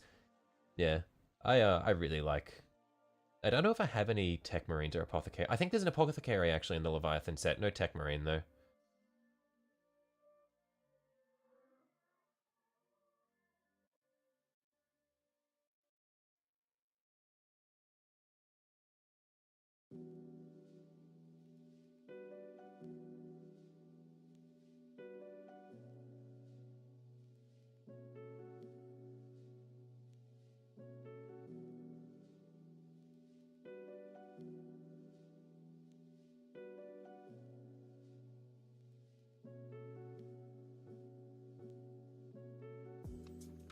Apothecary Biologist in that set. Yeah, I thought there was an Apothecary in there.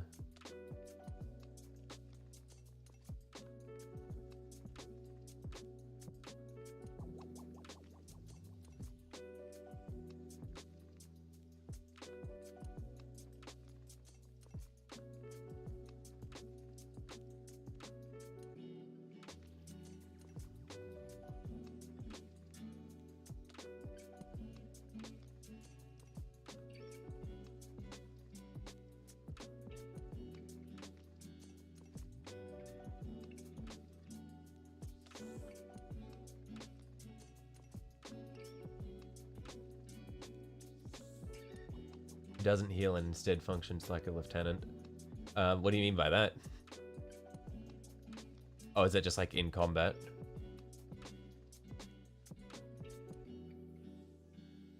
Like he just fucks people up instead of healing people? You have 3 boxes of that Horus Hero Mechanicus on the way, so you Dark Angels can have their murder bots. I see. Are the murder bots in the Horus Heresy Mechanicum? Are they included in that? The what are they called? The Men of Iron?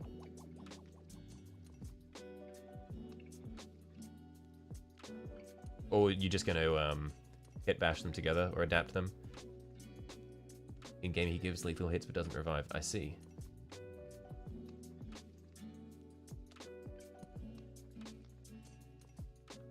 So he is the I'm a healer but loads gun.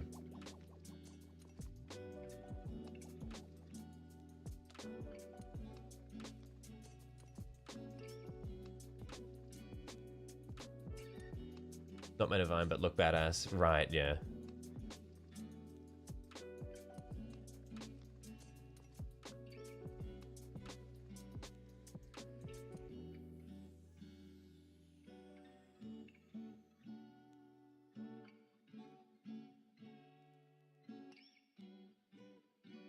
You know, it's 5 Thalax and 2 Thanatars per box plus trash. That's always how there's always trash in there. He's every healer in any FPS game, aka top damage every round. True. 6 Thalax.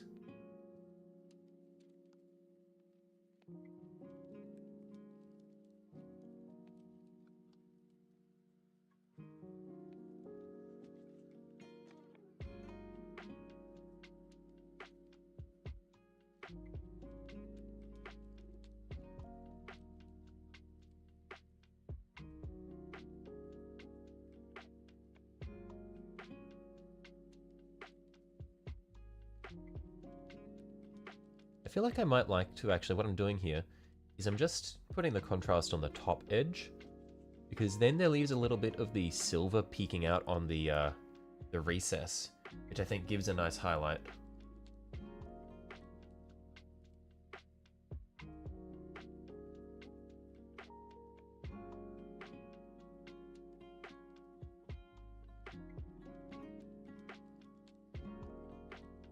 Sadly, Big E banned all AI, even for the Mechanicum. Well, I mean, he gave the Dark Angels a pass.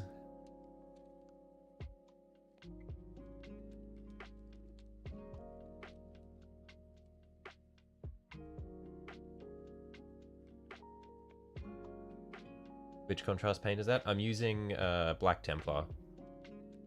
I'm just trying to use it as thin as I can. I went a bit heavy in some places, so it's really, really thick. But I think that when I get a nice thin application of it, it looks really nice.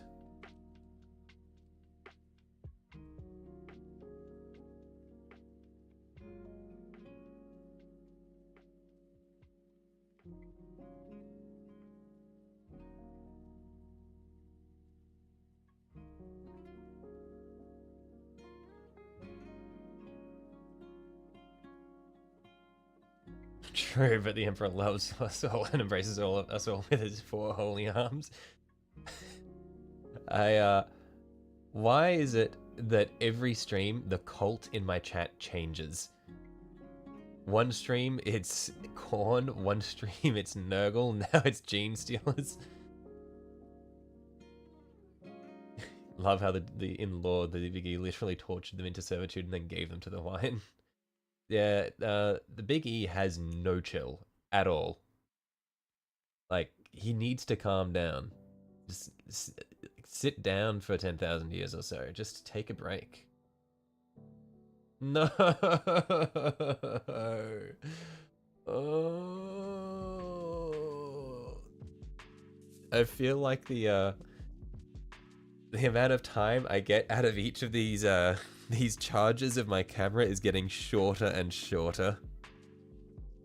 The Cult of the Imperial Knights. Quiet, you. My home table is 8x4 and your main collection is the rock. Gotta have all those things in the vault. Yeah, that's really neat. I don't have a lot of space to set up dioramas. But I feel like that'd be such a cool thing to do, because since I don't really have any intention of playing the game. Oh! Okay, because I don't really play the game, but I set up like I just paint like a bunch of different things from different armies. I could like set up a diorama which is like Trazen's vault. That could be really cool. Like Necron themed place with environments inside it and groups battling each other.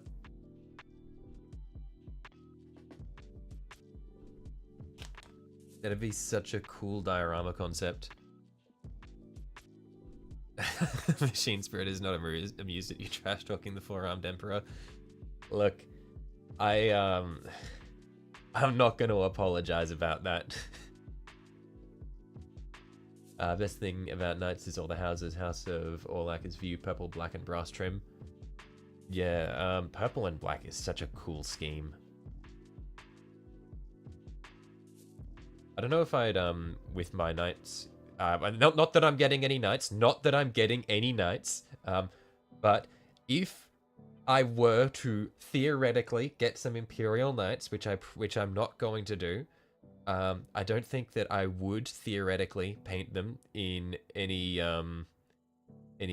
canonical schemes, hypothetically. But if I were to indeed get some Imperial Knights and paint them, which I won't, I would probably just come up with my own scheme. Not that I would actually do this, because that would be against my interests. Yeah, let's see if we can get this camera back on.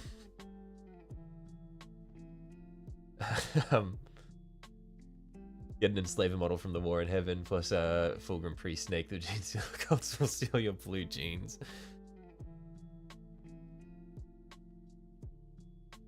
I am not going to get any knights. I promise.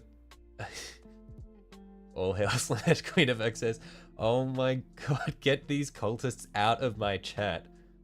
Mods, crush his skull.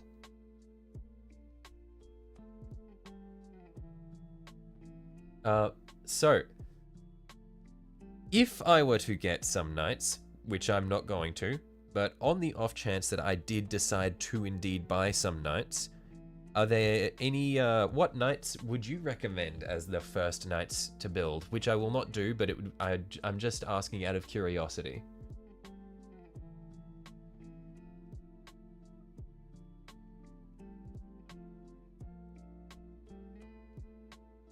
Knights can crush skulls. That wasn't the question. Which knight would be the best at crushing skulls, would you recommend? Not that I would have any need of those services.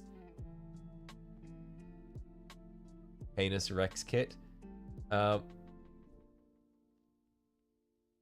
don't know anything about these Armigers or Questoris, but from the sound of it, the fact that Canis Rex has Rex in the name, I'm assuming that's a rather large kit. Armigers or Questoris biggest boys later. Righto. I will look into it. No, I won't look into it. If that is good to know. I don't know what I will do with this information, but I'm glad I asked. Drukhari Knights, if only. Those would probably just be Chaos Knights. I'm sure you could kit bash some Chaos Knights. Oh, you know what you could do? You could kit bash some Chaos Knights with some Wraith Lords. I don't know if Drukhari use any Wraiths though.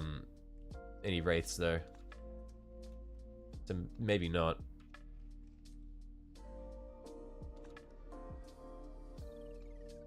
Wraiths like exclusively an Eldari thing?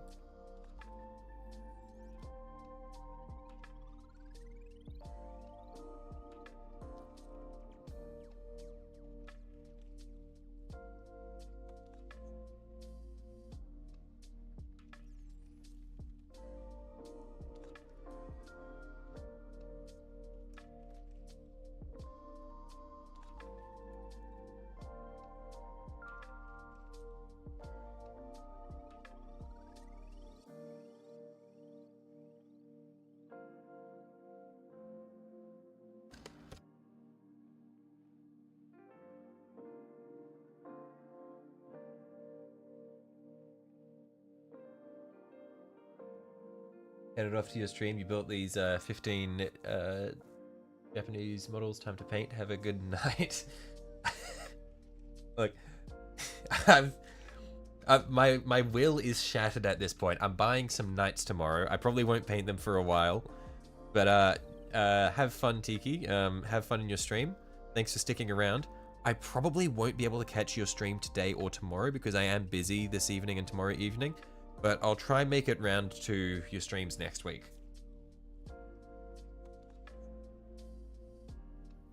If I get a Canis Rex, you'll do a Wraith Knight alongside you, since yours requires a lot of sculpting, though. Righto. Are you sure you're not paid by GW? You're throwing out all these trade offers. If you get knights, I'll get a Warhound Titan. If you get a Canis Rex, I'll get a Wraith Knight. No worries, you know I'm busy buying knights. I'm not buying knights. I don't need more minis. I need more minis.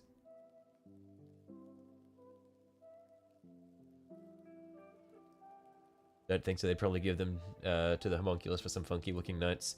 Now, I wonder why it is that the Drukhari don't use any wraiths.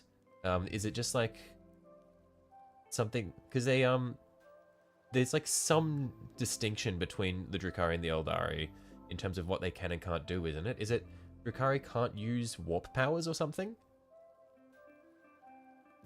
Like they don't have psychers?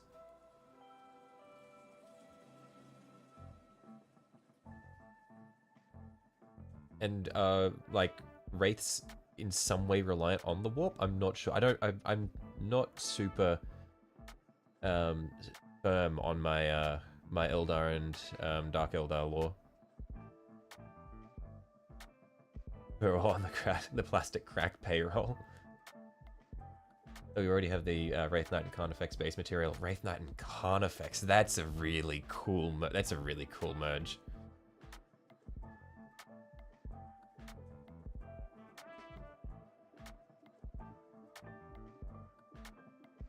Can Drukhari still use Wraithbone as material? Yeah, I'm not sure. That's what I'm wondering, because I feel like I haven't seen any Dark Eldar Wraith Lords or Wraith Knights or anything like that.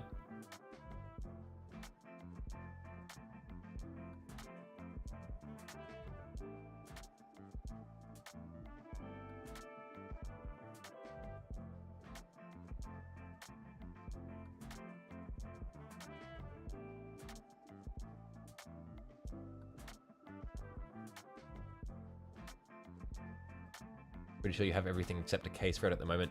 Man, Francois, you are just kitted out for everything. Like, a nuclear war could start. You could go into a bunker and just be there for 20 years and just, like, not run out of minis to build.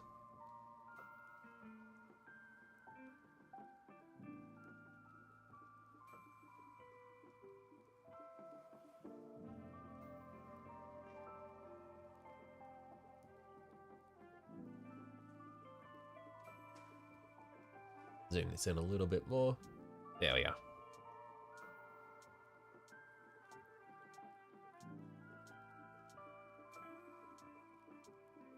No, you can't. You know, they can't use the Spirit Stones since they're too twisted.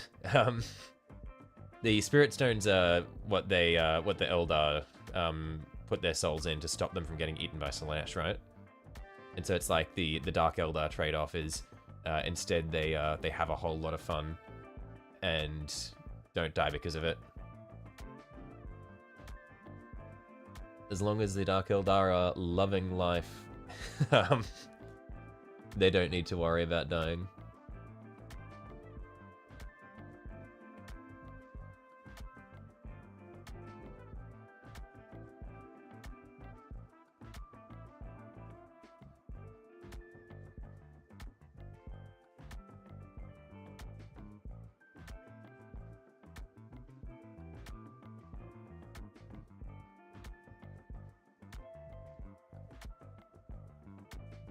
Not true, you need 7 more Wraith Knights for your craft world and some jets. But you are in a bunker with a 10-foot thick reinforced concrete ceiling. The thing, I'm ready to believe you.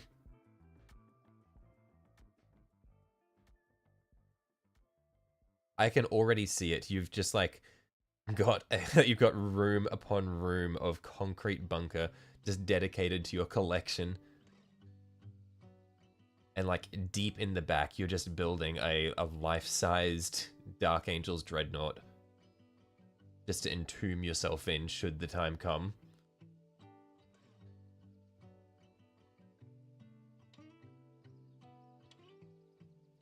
Oh, if you remember correctly, they use those souls to put them into wraiths. Right, so that's why the Drakari don't have wraiths, is because they don't have spirit stones.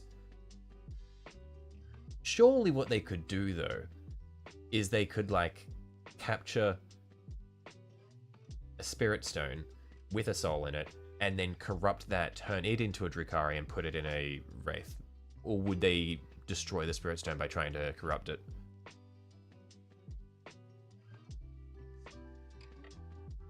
Enough minis to outlast the apocalypse. Under a concrete and stone house, just one room, 20 by 30 feet. This is a vault.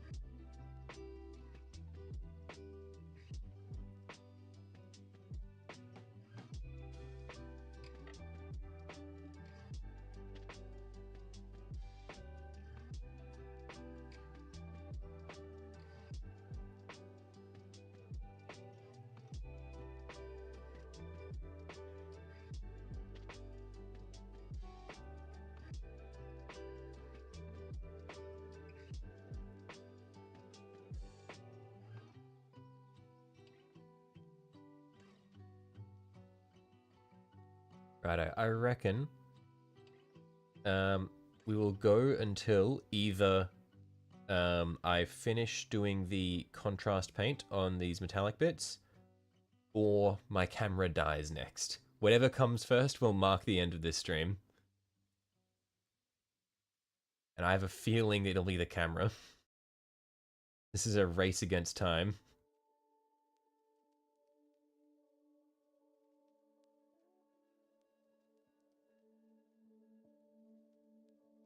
This is not a vault or a tomb, it's America. What is it with Americans and basements? Is it just like, oh, because I feel like basements are they're incredibly rare in Australia. Very few people have basements. Is it like a tornado thing?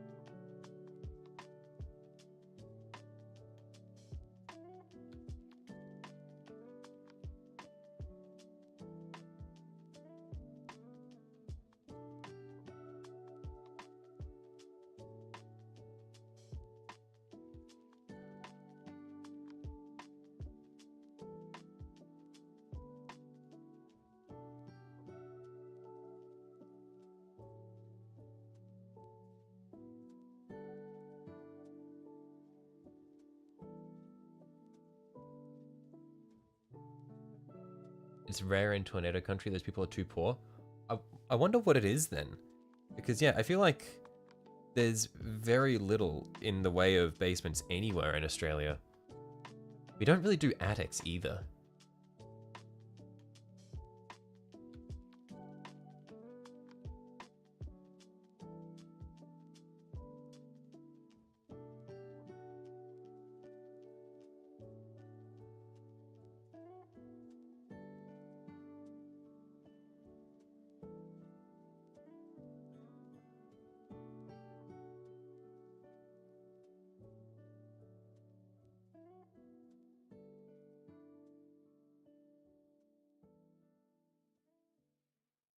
UK has a bunch of attics, no basements. Interesting.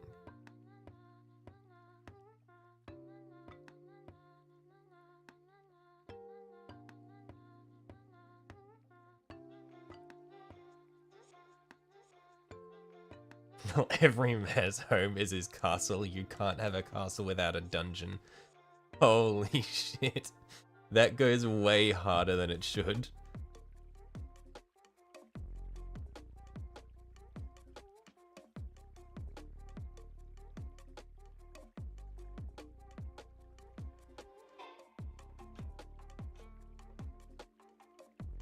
I don't know how I feel about you openly referring to your basement as a dungeon, though. I don't think I should ask any questions. Look, whatever you do, with that dungeon is that's your business.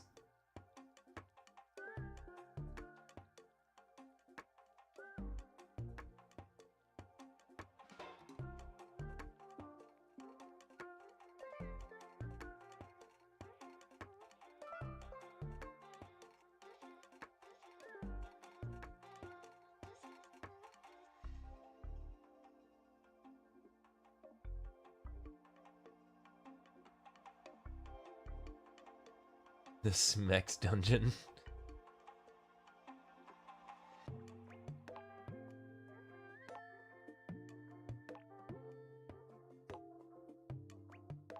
All hail Slanesh. Why is it Slanesh today?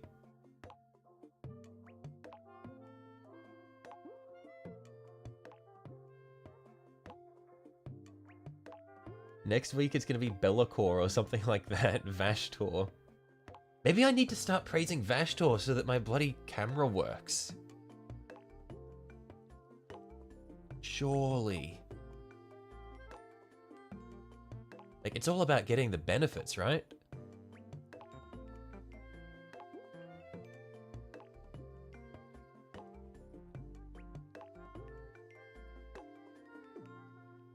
Today. Malal. Look, all hail the Chaos God of Chaos, yeah. I reckon if we just keep the heresy to a minimum, maybe my machine spirit will calm down. Maybe that's what it is. It might be, not that I've failed to appease it, but that it's been upset by what's happening in chat here.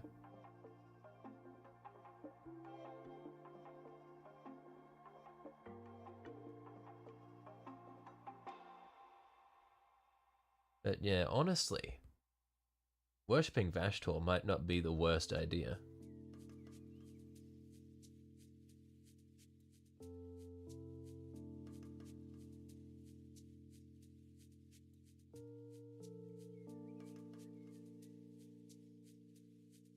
Although I don't know how much Vashtor would care about a video camera. I think he's more into, like, guns and machines and shit.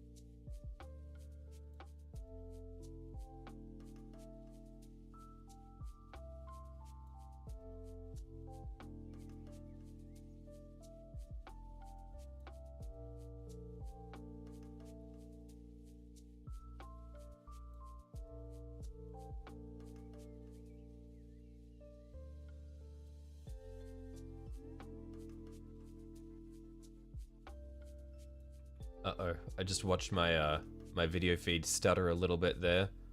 I'm getting a bit worried for the health of my camera's battery life. Hope it can hang on a little bit longer.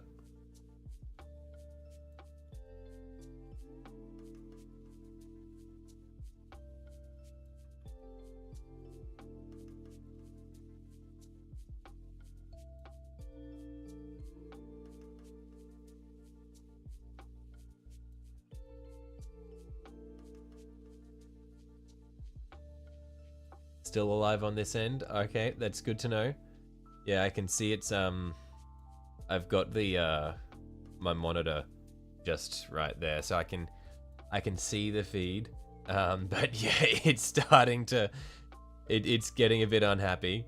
Get out the incense oils. I don't have time. I just need to I don't think there's no stopping this. We just gotta use what we can.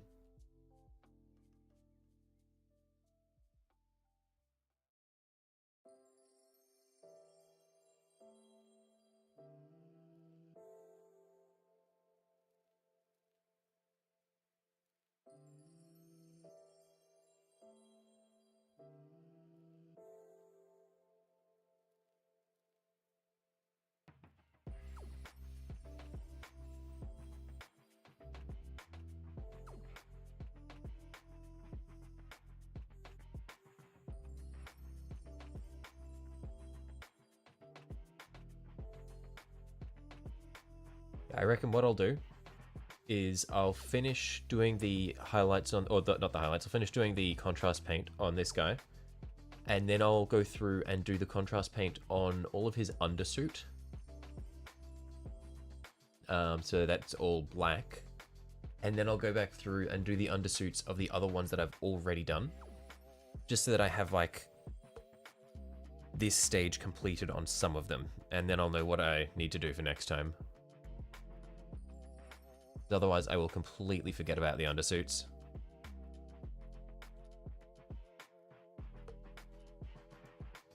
And I think that'll all help darken up the overall aesthetic and sort of break everything up a bit.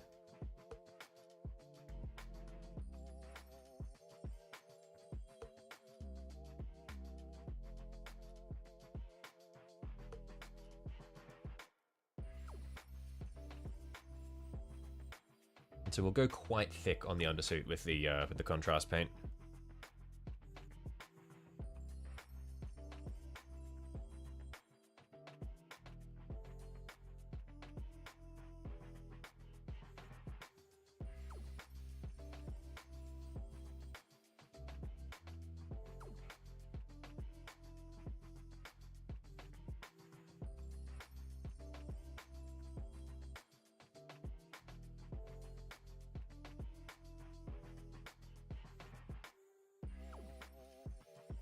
We'll also break it up once I do black on the joints and the chapter symbol on the knee.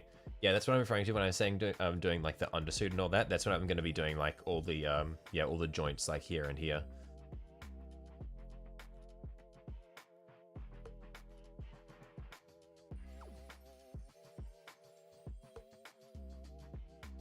And so when we say the chapter symbol on the knee, so that's just another one of these decals here on the knee, is it? Is it just a smaller one?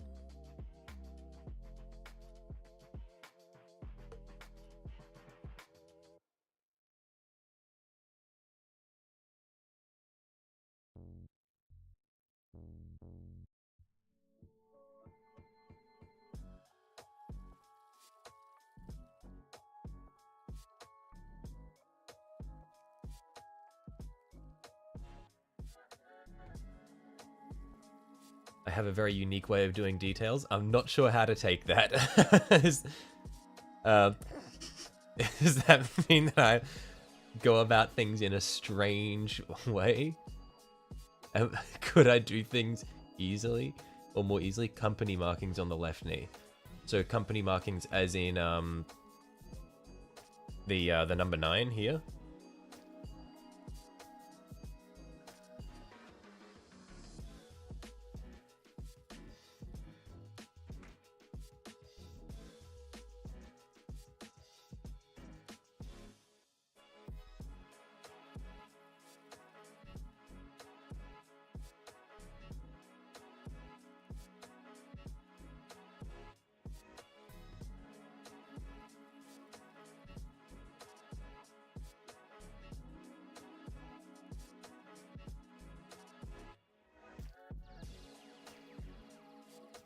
You can freehand the symbol as well. I believe Dark Angel's transfers come with a few chapter symbols of the same one.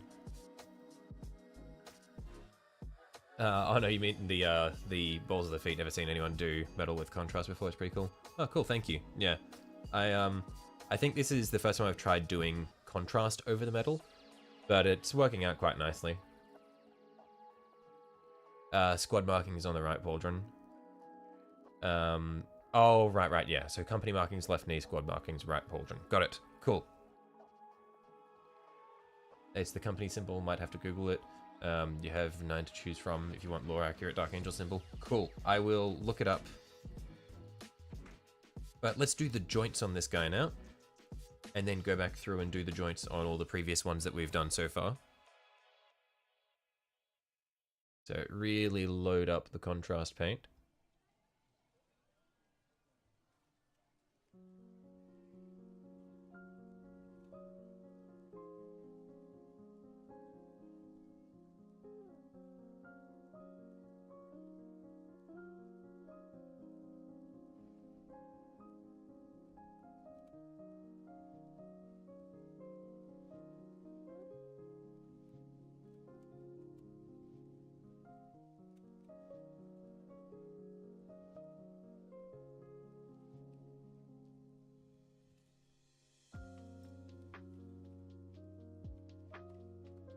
Made a little bit of a mess there, but it's not too bad.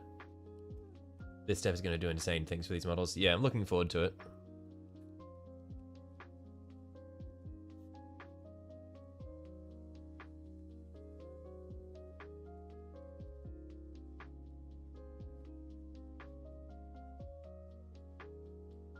Company markings is 3 to 9 companies for those guys. Each one has its own pattern. Cool. I will look into it.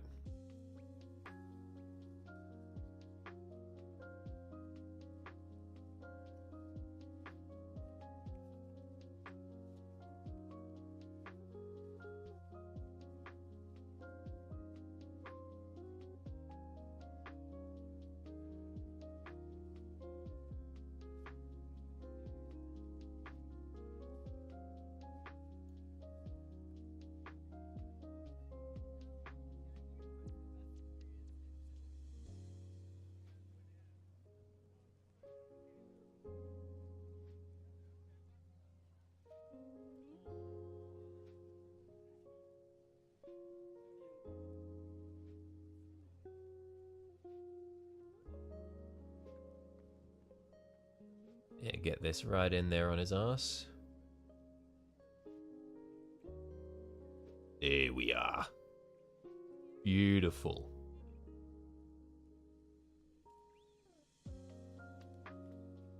Anything around the front? Little bit. Bit awkward to reach. Just gonna hold it still for a bit so that it doesn't run into places I don't want it to be in.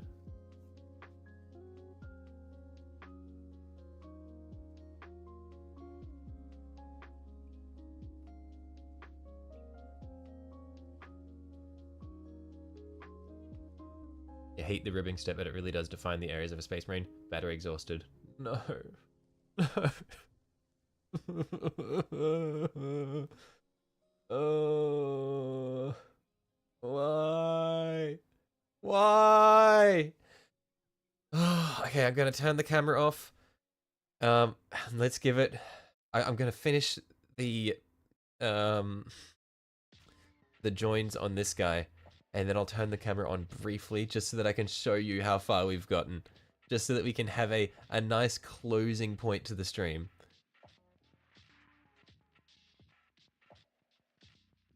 So let's just see how we go.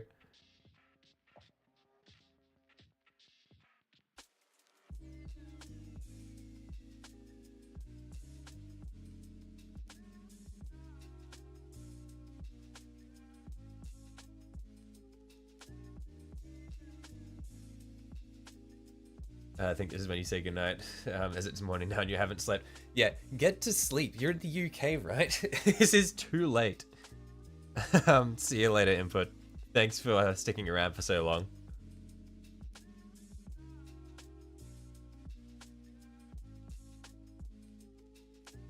Have a good night.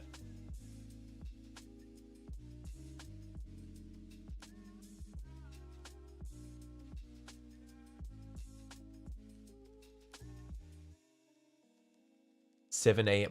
What? That's what you mean by morning. Holy shit. I was gonna say, I was pretty sure I don't normally get people from the UK in here because the time zone's a bit too rough. Holy shit.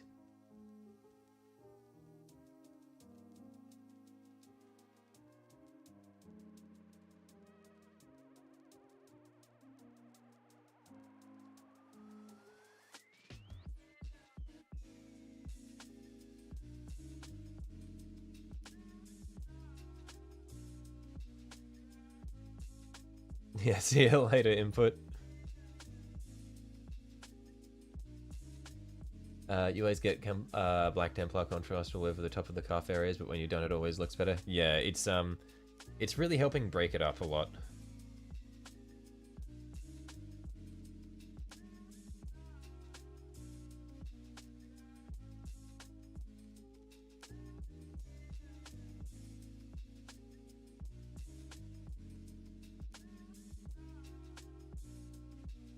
It's 1 a.m. for you guys in the US, man. Why are you guys up so late? I guess it's not super late, but like, how long are you planning on staying up? Because I'm pretty sure Tiki is, like, he just went and started streaming, like at like 12:30 or something. Like, that guy is going to be up forever. And input here, bloody in the UK stays up till 7 a.m.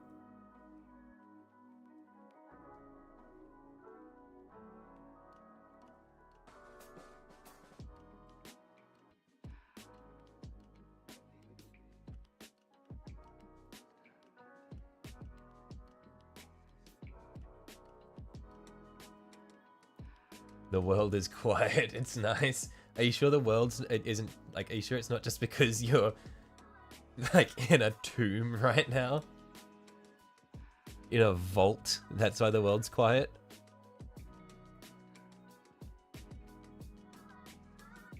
Classic night owl here. Yeah, I've got a mate who he consistently stays up until like 5 a.m. and that's when he goes to sleep. I thought that I stay up late, and then I met him, and it was like, what the fuck? Yeah, crazy stuff. Puts things into perspective for me, at least. But yeah, I'm probably going to call the stream here, honestly. Because we've been going for 4.5 hours now. Been plugging away at it. As always, nowhere near finishing the minis like I thought, like I said I would. But I think we've done pretty well.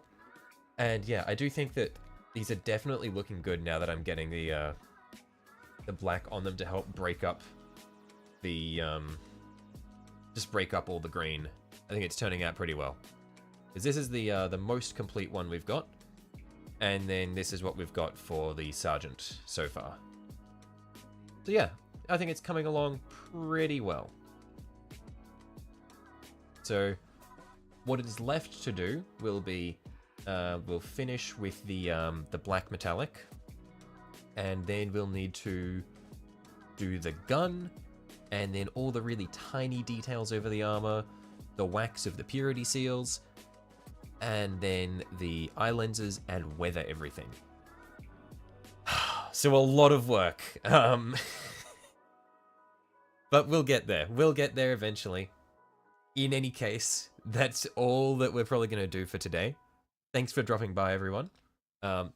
As always great to have you in here.